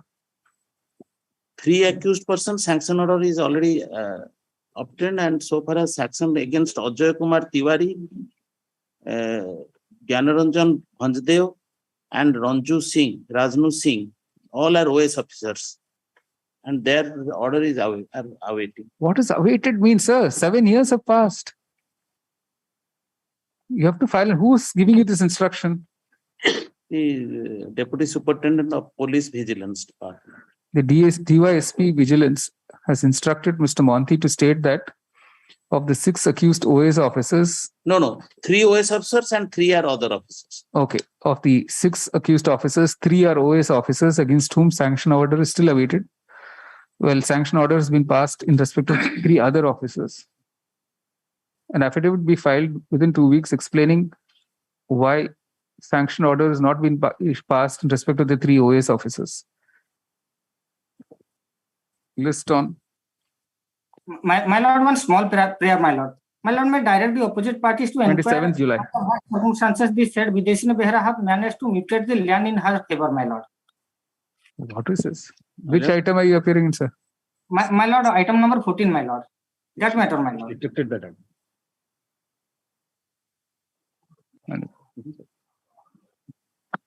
Supplementary item 15. My lord, the date is fixed. 27th July. This is relating to Non-grant of promotion to the petitioner. Under This the item 15, just now I have received the debt chart along the written note from my learned I've senior. also filed. I am serving to my 3 days time I will prepare the note along with debt chart.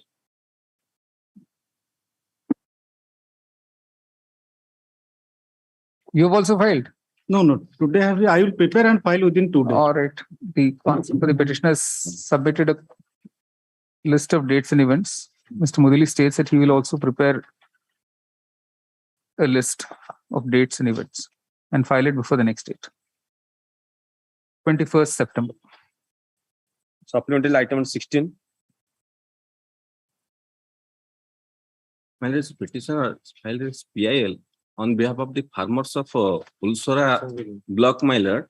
The petitioner has the farmers of that block has taken the loan for kharif crops which has been damaged, and the insurance amount has been given to adjacent block. Sir, have you filed that affidavit in terms of the order dated 11th March?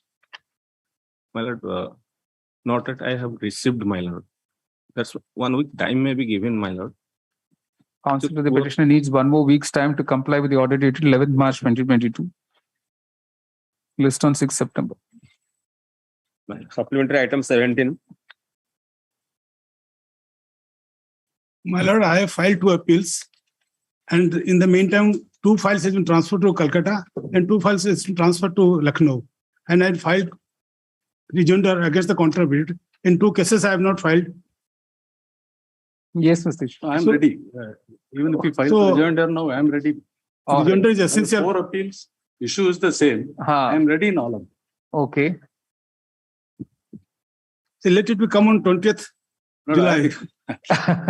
I've been waiting for 2 days here. I came Okay. yesterday. And it's not fair for my learned friend to now tell me that he's not ready with the matter. Then, my lord, I have raised 2 questions. At page number 10, whether on the fact and circumstances of case in law, the learned IIT was justified in deleting the addition of rupees 3.6 crores made under section 68 of the IT Act, treating the corresponding unsecured loans as bogus and sham transaction. Actually, questions have not yet been framed, is it? Yes. No questions have been framed yet. No questions have been framed. Oh, I see. So it's still at the stage of framing questions. So you'll have to make out a case for framing questions for admission. Yes. So, second question is that whether the learned IIT is right in not appreciating the fact that the relevant creditors, that is Mrs. Universe Agency Private Limited, was merely a paper company established for the purpose of bogus accommodation entries in the form of same transaction in share capital and the unsecured loans. Right. Third, whether the learned IIT is correct in not appreciating the fact that the investigation carried out during the post-search period established that the creditor was the paper company created to provide bogus accommodation entries. Right. And fourth is that whether the learned IIT was right in not appreciating the facts that although the directors of the alleged creditor company were sought to be examined by the assessing officer, he could not do so due to the failure of the said company as well as assessee. So this is my 4 questions in all the cases. And not in all the cases. Questions are different. Certain questions have not been raised in other appeals. Oh, I see. Questions are not identical. I see. Yes, sir. This is 85 IT appeal and 86.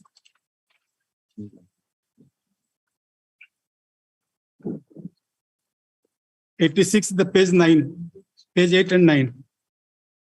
Whether in the facts and circumstances case, the learned IIT is justified in deleting the addition of 6.92 crores made under section 68 of the IT Act, treating the corresponding unsecured loan as bogus and sham transaction.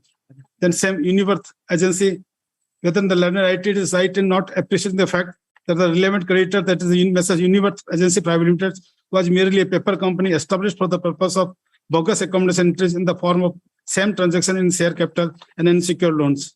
And third, whether the learned IIT is correct is not. How come 3 appeals were listed for 20th July, is it? I think 3 other appeals, the connected appeals were adjourned to 20th July, it says. I think there was a request for preponement and that's why all of them are listed. Oh, I see. I see. Yes.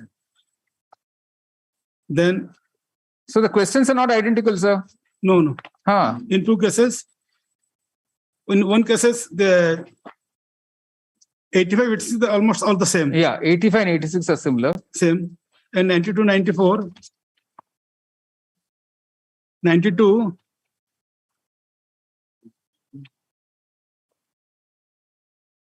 at page 8, whether in the facts and circumstances of the case in law, the London ITA is correct in setting aside the assessment order, holding that no addition can be made in an assessment under section 153. This is covered, sir. This 153A, no incriminating material covered. Two decisions of your lordships. One is first give me the orders. Srimati Jami Nirmala versus Principal Commissioner. Right. That is 437 Income Tax Report 573. Right. Second one is Smruti Sudha Naik versus Union of India. That is 439 Income Tax Reports 193. Right. But your lordships have laid down the proposition, two propositions. For 153A of the Income Tax Act, right, there has to be incriminating material seized during the search. Correct. Number two, in respect of an assessment concluded right before the date of search, right, the position is aforeshortly. Right. So in these cases, for the Midas Capital, that is appeal numbers 92 and 94. Right. 2011-12 and 2012-13. For both the years, assessments were made prior to the date of search. Oh, okay. And there was no incriminating material. That is the finding of fact by the tribunal. Right. In respect of ITA numbers 84 and 85 and 86. Right. Assessment year 2012-13 is a concluded assessment. Okay. Assessment year 13-14 is not a concluded assessment, but it will fall under the general principle that in respect of an assessment under 153A, there is need for incriminating material, which is absent. The tribunal's finding is there is no incriminating material. So 92 and ITA 92-93 can straight away be 92 and 94 can straight away come under the correct. Concluded assessment. Correct. And that falls specifically under your lordships have extracted the principle. So we can club 92, just pass this order in ITA. Kabul Chawla's. Yes, and ferns and petals. And ferns and petals. Ferns, yes. And that is in the second judgment which I cited, 439 ITR 193, paragraph 15, at internal page 10. Legal position was thereafter summarized by the Delhi High Court. Then your lordships extract the propositions there. Right. And item 4.4. Right. Although section 153A does not say that addition should be strictly made on the basis of evidence found in the course of the search or other post-search related material or information available with the assessing officer, which can be related to the evidence found, it does not mean that the assessment can be arbitrary or made without any relevance or nexus with the seized material. Obviously, an assessment has to be made under this section only on the basis of the seized material. Then page over, proposition 7, completed assessments can be interfered with by the assessing officer while making the assessment under 153A only on the basis of some incriminating material during the course of. So, your lordships have held a general proposition plus a specific proposition for completed assessments. Yeah, all right. You say ITA 92 and 94 of 2018. These are two appeals by the... Even 86 will fall under this principle. 86.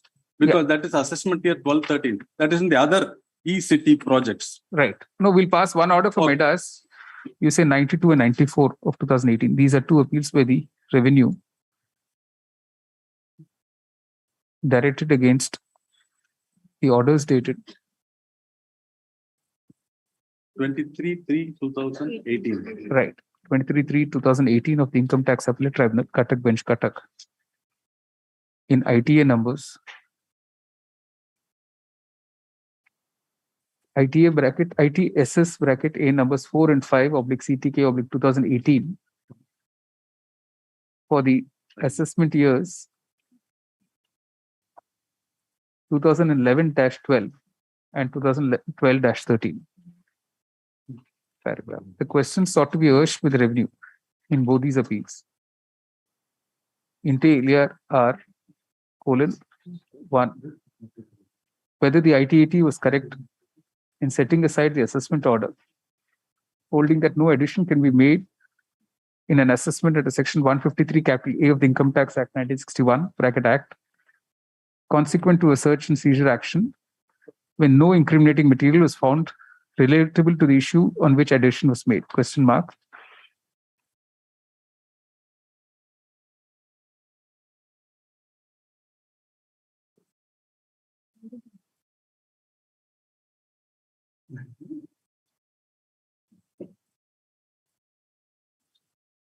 Two, whether the ITAT was right in holding that. I'm not able to understand the second question which you framed. This is probably relates to the concluded assessment. 11-12 is a concluded assessment. Right. So the tribunal had, in respect of a concluded assessment, definitely there must be incriminating material. Right. Whether in the event of a concluded assessment, the necessity for finding incriminating material is relevant. Paragraph. Having heard Mr. Chimanka Leonard, Senior Standing Counsel for the Department, and Mr. Ishwar Leonard, Senior Counsel, preparing for the SSC, the court finds that both the questions stand answered in favor of the SSC and against the revenue by two decisions of this court in Srimati Jami Nirmala versus Principal Commissioner of Income Tax, 2021, 437 ITR 573 bracket Orissa, and Srimati Smriti Sudha Nayak versus Union of India, 2021, 439 ITR 193 bracket Orissa. Reference has been made by this court to the decision of the High Court of Delhi in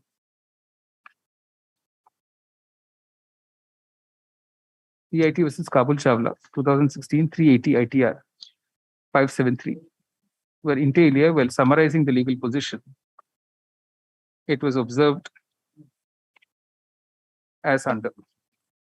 You take subparas 4 and 7, A to A and B to B.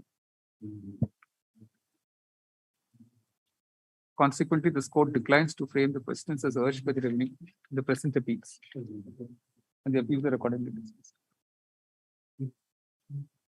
Now, those other two appeals, let's take 86 now. There's also a question of 68 in 85 and 86. 85 and 86 are identical. It's about section 68 additions.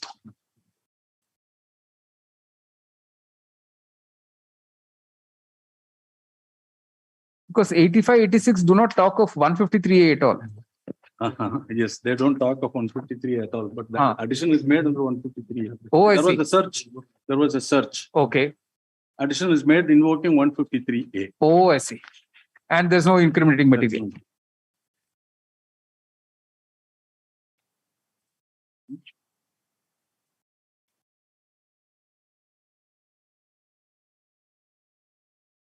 No, but what do you say to this Uniworth agency? Where is the discussion on that, the tribunal's order? Uniworth agency is the company from whom I took loans. Right. And then there was it was accepted in the original assessment. Right. It was a concluded assessment. Right. And there was a search in August 2014. Right. In the search, my Tally software was found, which was my regular books of account. Right. And there was another share transfer form, which did not mention any amount. That was also seized. Now, my explanation was asked. I gave the explanation that all these are disclosed in the original return, and that other material where share transfer forms were there, which contain names. They don't mention any amount. Therefore, there is no question of any incriminating material. That has been accepted by the tribunal, saying that these are not incriminating material. These are regular books of account, which has been disclosed in the original return. The relevant finding, our lordship, I will.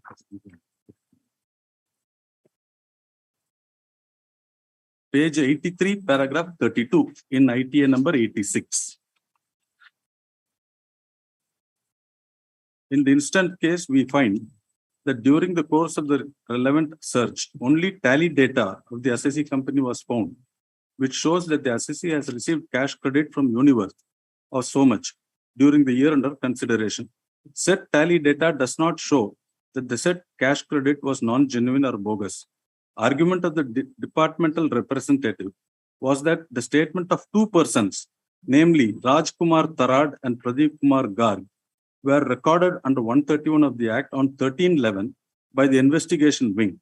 And those statements show that the cash credit provided by Universe to the assessee was an accommodation entry. According to the learned departmental representatives, the said statements recorded in post-search inquiry was a search material and therefore could be used in making addition even in case of an unabated assessment. Firstly, we find that these statements were recorded on 13/11/2014 after completion of the search on 7/11/2014. Therefore, these statements were not material found during the course of search.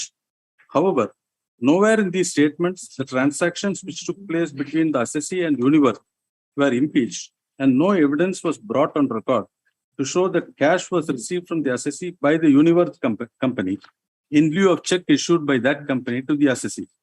Most importantly, it is not in dispute that the assessee company was not allowed any opportunity to cross-examine the two makers of the statements before using the same against the assessee. In this context, the CIT appeals observed that lack of opportunity to cross-examine the operators is not fatal to the addition made by the assessing officer. We find that the above view of the CIT appeals is contrary to the decision of the Supreme Court in so-and-so. Thus, it is next para. Thus, it is observed that the addition of so much in the instant case has been made solely on the basis of statement of two persons who were admittedly entry operators and were not allowed to be cross-examined by the assessee before assuming their submissions as gospel truth. We thus find that these statements are not admissible at all. In the absence of these statements, there is absolutely no material available on record on the basis of which the impugned addition can be sustained. We have therefore no hesitation in deleting the impugned addition. This is how it goes. Yes, Mr. Chimanka. Yes, page 100, CIT appeal order, 6th line. Yes. I have carefully examined the assessment order and submission of the appellant. I find that an amount of 692 crores was received from Universe Agency Private Limited. Right. The onus to prove bona fide of this transaction and the creditors' consent is squarely on the appellant. The assessing officers specifically asked the appellant to produce director of the person who have given money to the appellant for verification of genuineness of the transactions and identity creditworthiness of the creditors. The appellant could not produce the directors. The assessing officer has given a copy of the statement of entry operators to the appellant. Lack of opportunity to cross-examination is not fatal to the addition. How do you say that, sir? In fact, that's what the IT8 is pointing out. Yes. This understanding is not fatal is contrary to the decision of the Supreme Court. Andaman Timber Industries. Yes. All right. So it's already, we'll pass the orders in both these appeals. The appeals are dismissed. We'll pass the detail. All right. Grateful. I'm grateful. All right. Supplementary list item number 18. 18 I will file counter and also transfer. Reply be filed within 8 weeks, rejoinder for the next week. List on 11th October. Supplementary item 19. 19, no counter affidavit, Your Lordship. All right. After 4 adjournments and 8 months, they have taken to file counter affidavit. Yes, Mr. Pari. It is infructuous because DRT PU has been joined. How it can be? Your Lordship, pass it. There is an order. How it can be? Already, my Lord directed monitored it. The PU DRT has already been done. In different, not only the Kata, all over India. Then Your Lordship, kindly hear me for a moment on the merits. Yes. And dispose it of. Yes. Now, what has happened in 2019, they have made an advertisement for recruitment to the post of a presiding officer in DRTs. Right. In which it was regulated by the 2017 regulation. Right. Which prescribes that any person, a person either a district judge, is a district judge, was a district judge, or is eligible to be a district judge, shall be eligible for appointment to the post of a presiding officer DRT. Right. Eligibility criteria for is that 7 years experience at the bar as a district judge. Yes. So pursuant to which we have applied. And subsequently in 2020, they have made an amendment and they have excluded the advocates and only said that who is a district judge or who was a district judge. And this notification of 2020 was challenged in different high courts in different parts of the country, which was ultimately withdrawn by the Supreme Court for hearing before itself and led by Justice L. Nageshwar Rao. This judgment was passed. In this judgment, they have said that instead of making it, the government submission was, instead of making it 7 years, it should be 15 years. But the court held that since it is an inferior post to the post of a high court judge, therefore, since for a high court judge, it is 10 years, it cannot be more than 10 years. So they have considered, the Learned Attorney General has also considered to it. This is the observation of the L. Nageshwar Rao judgment, which I have annexed here, so kindly see it. And that too, they have said that this 2000 notification cannot take a retrospective effect. It can be applied prospectively. So therefore, when we have applied it 2019, this notification of 2020 at best, it cannot apply retrospectively. That this judgment was passed on 20th November 2020. After 2020, they have clearly stated that the Lordship says that I will point out where the Attorney General has said that advocates will be given a permission to apply for the post of DRTs, presiding officer in the DRTs. So after this judgment of November 20th, 2020, they have made another advertisement. Kindly see, it is in page 128. Overriding the judgment of the Supreme Court, this executive has passed an advertisement. Kindly see it. A person shall not be qualified for appointment as presiding officer of the Debt Recovery Tribunal unless he is or has been a district judge. This is a notification advertisement of 12 July 2021. How they have issued this advertisement? They have taken shelter before a presidential ordinance. So therefore, a reasonable question arises, Your Lordship, that whether Article 142 of the Constitution of India will be superseded by 123 by presidential ordinance. Now that this ASG is saying that we have made an appointment. How can you make that? That means you are in a contempt of the Supreme Court. What is that answer to them? Kindly decide it. Yes, now I am raising a substantial question of law as to interpretation of the Constitution. Or whether 142 will prevail over to 123 or not. If that is so, you will kindly issue a certificate under 133. Let this matter be decided by the Supreme Court. So first, let us decide. Yes, without deciding, we'll... That is my submission. I am submitting yourself. No, what he is very lightly saying that yes, we have given appointment. How can you give me the appointment? All right. Override the Supreme Court decision. No, you want to file a supplementary affidavit, raising another challenge, you can challenge that. No main affidavit has been filed. What is the supplementary? No, if you want to file an affidavit, you know that the appointments have now been made to DRT. Do you want to file any amendment to raise fresh grounds? No, what fresh ground? You are challenging these appointments, correct? Your Lordship? You are challenging the appointments now made to DRT. No, I am not challenging that. Since this advertisement is null and void. Sir, appointments themselves have been made pursuant to the advertisement. How can that appointment be made and given effect to overriding the Supreme Court decision? Sir, do you want to challenge the appointment or you don't want to challenge the appointment? Yes, certainly. Then you have to file an amendment to challenge the appointment, sir. Now, let me, this petition be decided first, whether this will prevail or not. Sir, I don't know what you, either you understand or not. That I have understood. What is your, yes, I have understood. I have filed an affidavit. You have to file an amendment anyway. Yes, at the request of counsel the petitioner. List on 19th September. All right. Supplementary list item 20.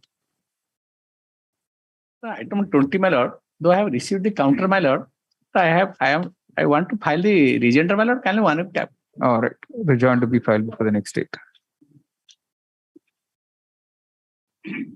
Copy of the counter we serve also. If they file the counter, the union page OP number 6 and 7. Let them file. Copy of the counter affidavit filed by office parties 2 and 4 be served on counsel for the Union of India. Obliged.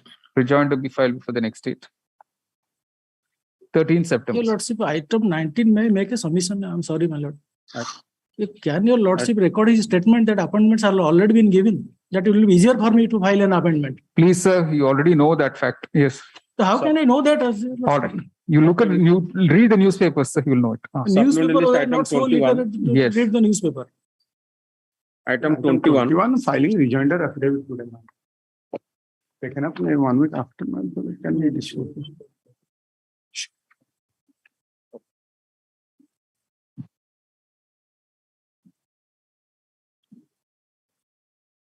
A rejoinder affidavit has been filed today in court.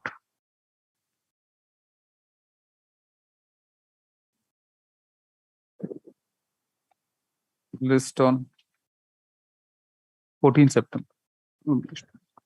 Item 22. Please, Your Lordship, the petitioner has challenged the termination order from the post of system analyst in this honorable court. My Lord, Pleadings are complete. My Lord? Our pleadings complete. Oh, no, notice is still not gone. Yes, they have filed the counter. Yesterday I filed the counter. It's not come on record. The counter affidavit will be placed on record. Do you wish to file a rejoinder? No, Not necessary, my Lord. Counsel, the petitioner states he does not wish to file a rejoinder. List for final hearing on 28th September. Right. The termination order is a one-line order. No reason. I have sought an intervention. Who are you, sir? One IA is there. Who are you? I am working as programmer. I am eligible to be appointed to that post if supposing that is allowed, and there may be some order to that effect. I think your applications have already been dismissed earlier. You had earlier filed some applications, correct? No, my IA was not dismissed. Not IA. In some other matter, you had filed applications. No, I don't have that record. Here liberty was granted. On 8th of April, was granted liberty to file affidavit. I see. All right. IA 4663 of 2022. Notice, both of them accept notice. All right. List on 28th September. Supplementary item 23. Item number 23.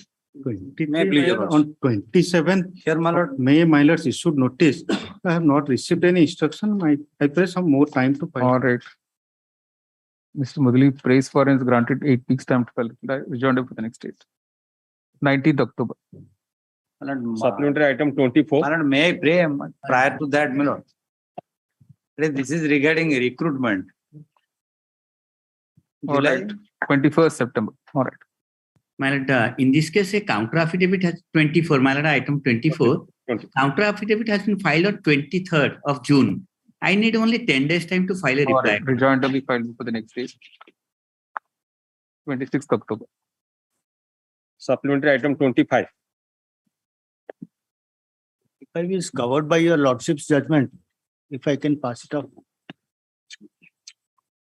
My Lords, it is basically in the nature of a PIL, my Lords. I am appearing for the OP number 3, my Lords, in this case. Your Lordship, I am for the petitioner, Your Lordship, on behalf of Mr. Panigra, Your Lordships. It is not as a PIL, Your Lordships. I strongly contend to that, Your Lordships. This same location, another PIL had been filed. And the amendments of the petition.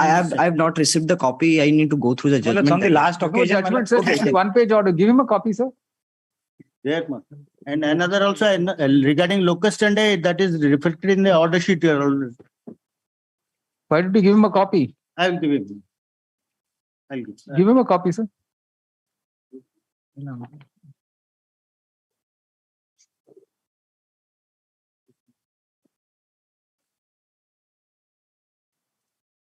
If Your Lordship allows, I will place my matter, Your Lordship, before you. Have you seen this order, sir? I don't have any extra.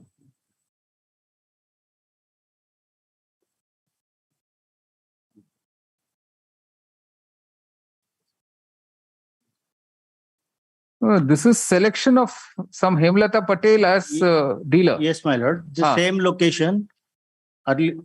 Location is same, my Lord. Present writ application and this order before. No, but here the prayer was it should be located in some other place because they have to travel 8 kilometers. We said that can't be entered as PLL. What has that to do with this one? Okay, Your Lordship, may I hear the question? That has nothing to do with this, sir. One more. Here he's questioning the selection of somebody else. My lords, he did not participate. In the process, he did not participate. If your lordships will see, my lords, I am the selected applicant for the petrol pump. Since 2019, my lords, the collector is not granting me NOC only for the pendency of this writ application, my lords. Oh, I see. If your lordship my will lords allow may- me to place my matter, your lordship then can One more. My lords may only see para 6 of Can I page pass 4 one of the writ petition, my lords. Page 4, para 6. No, but there's no stay. It says No. any order pursuant to these will be subject to the result. That's what, my lords. The collector is not giving us NOC, my lords.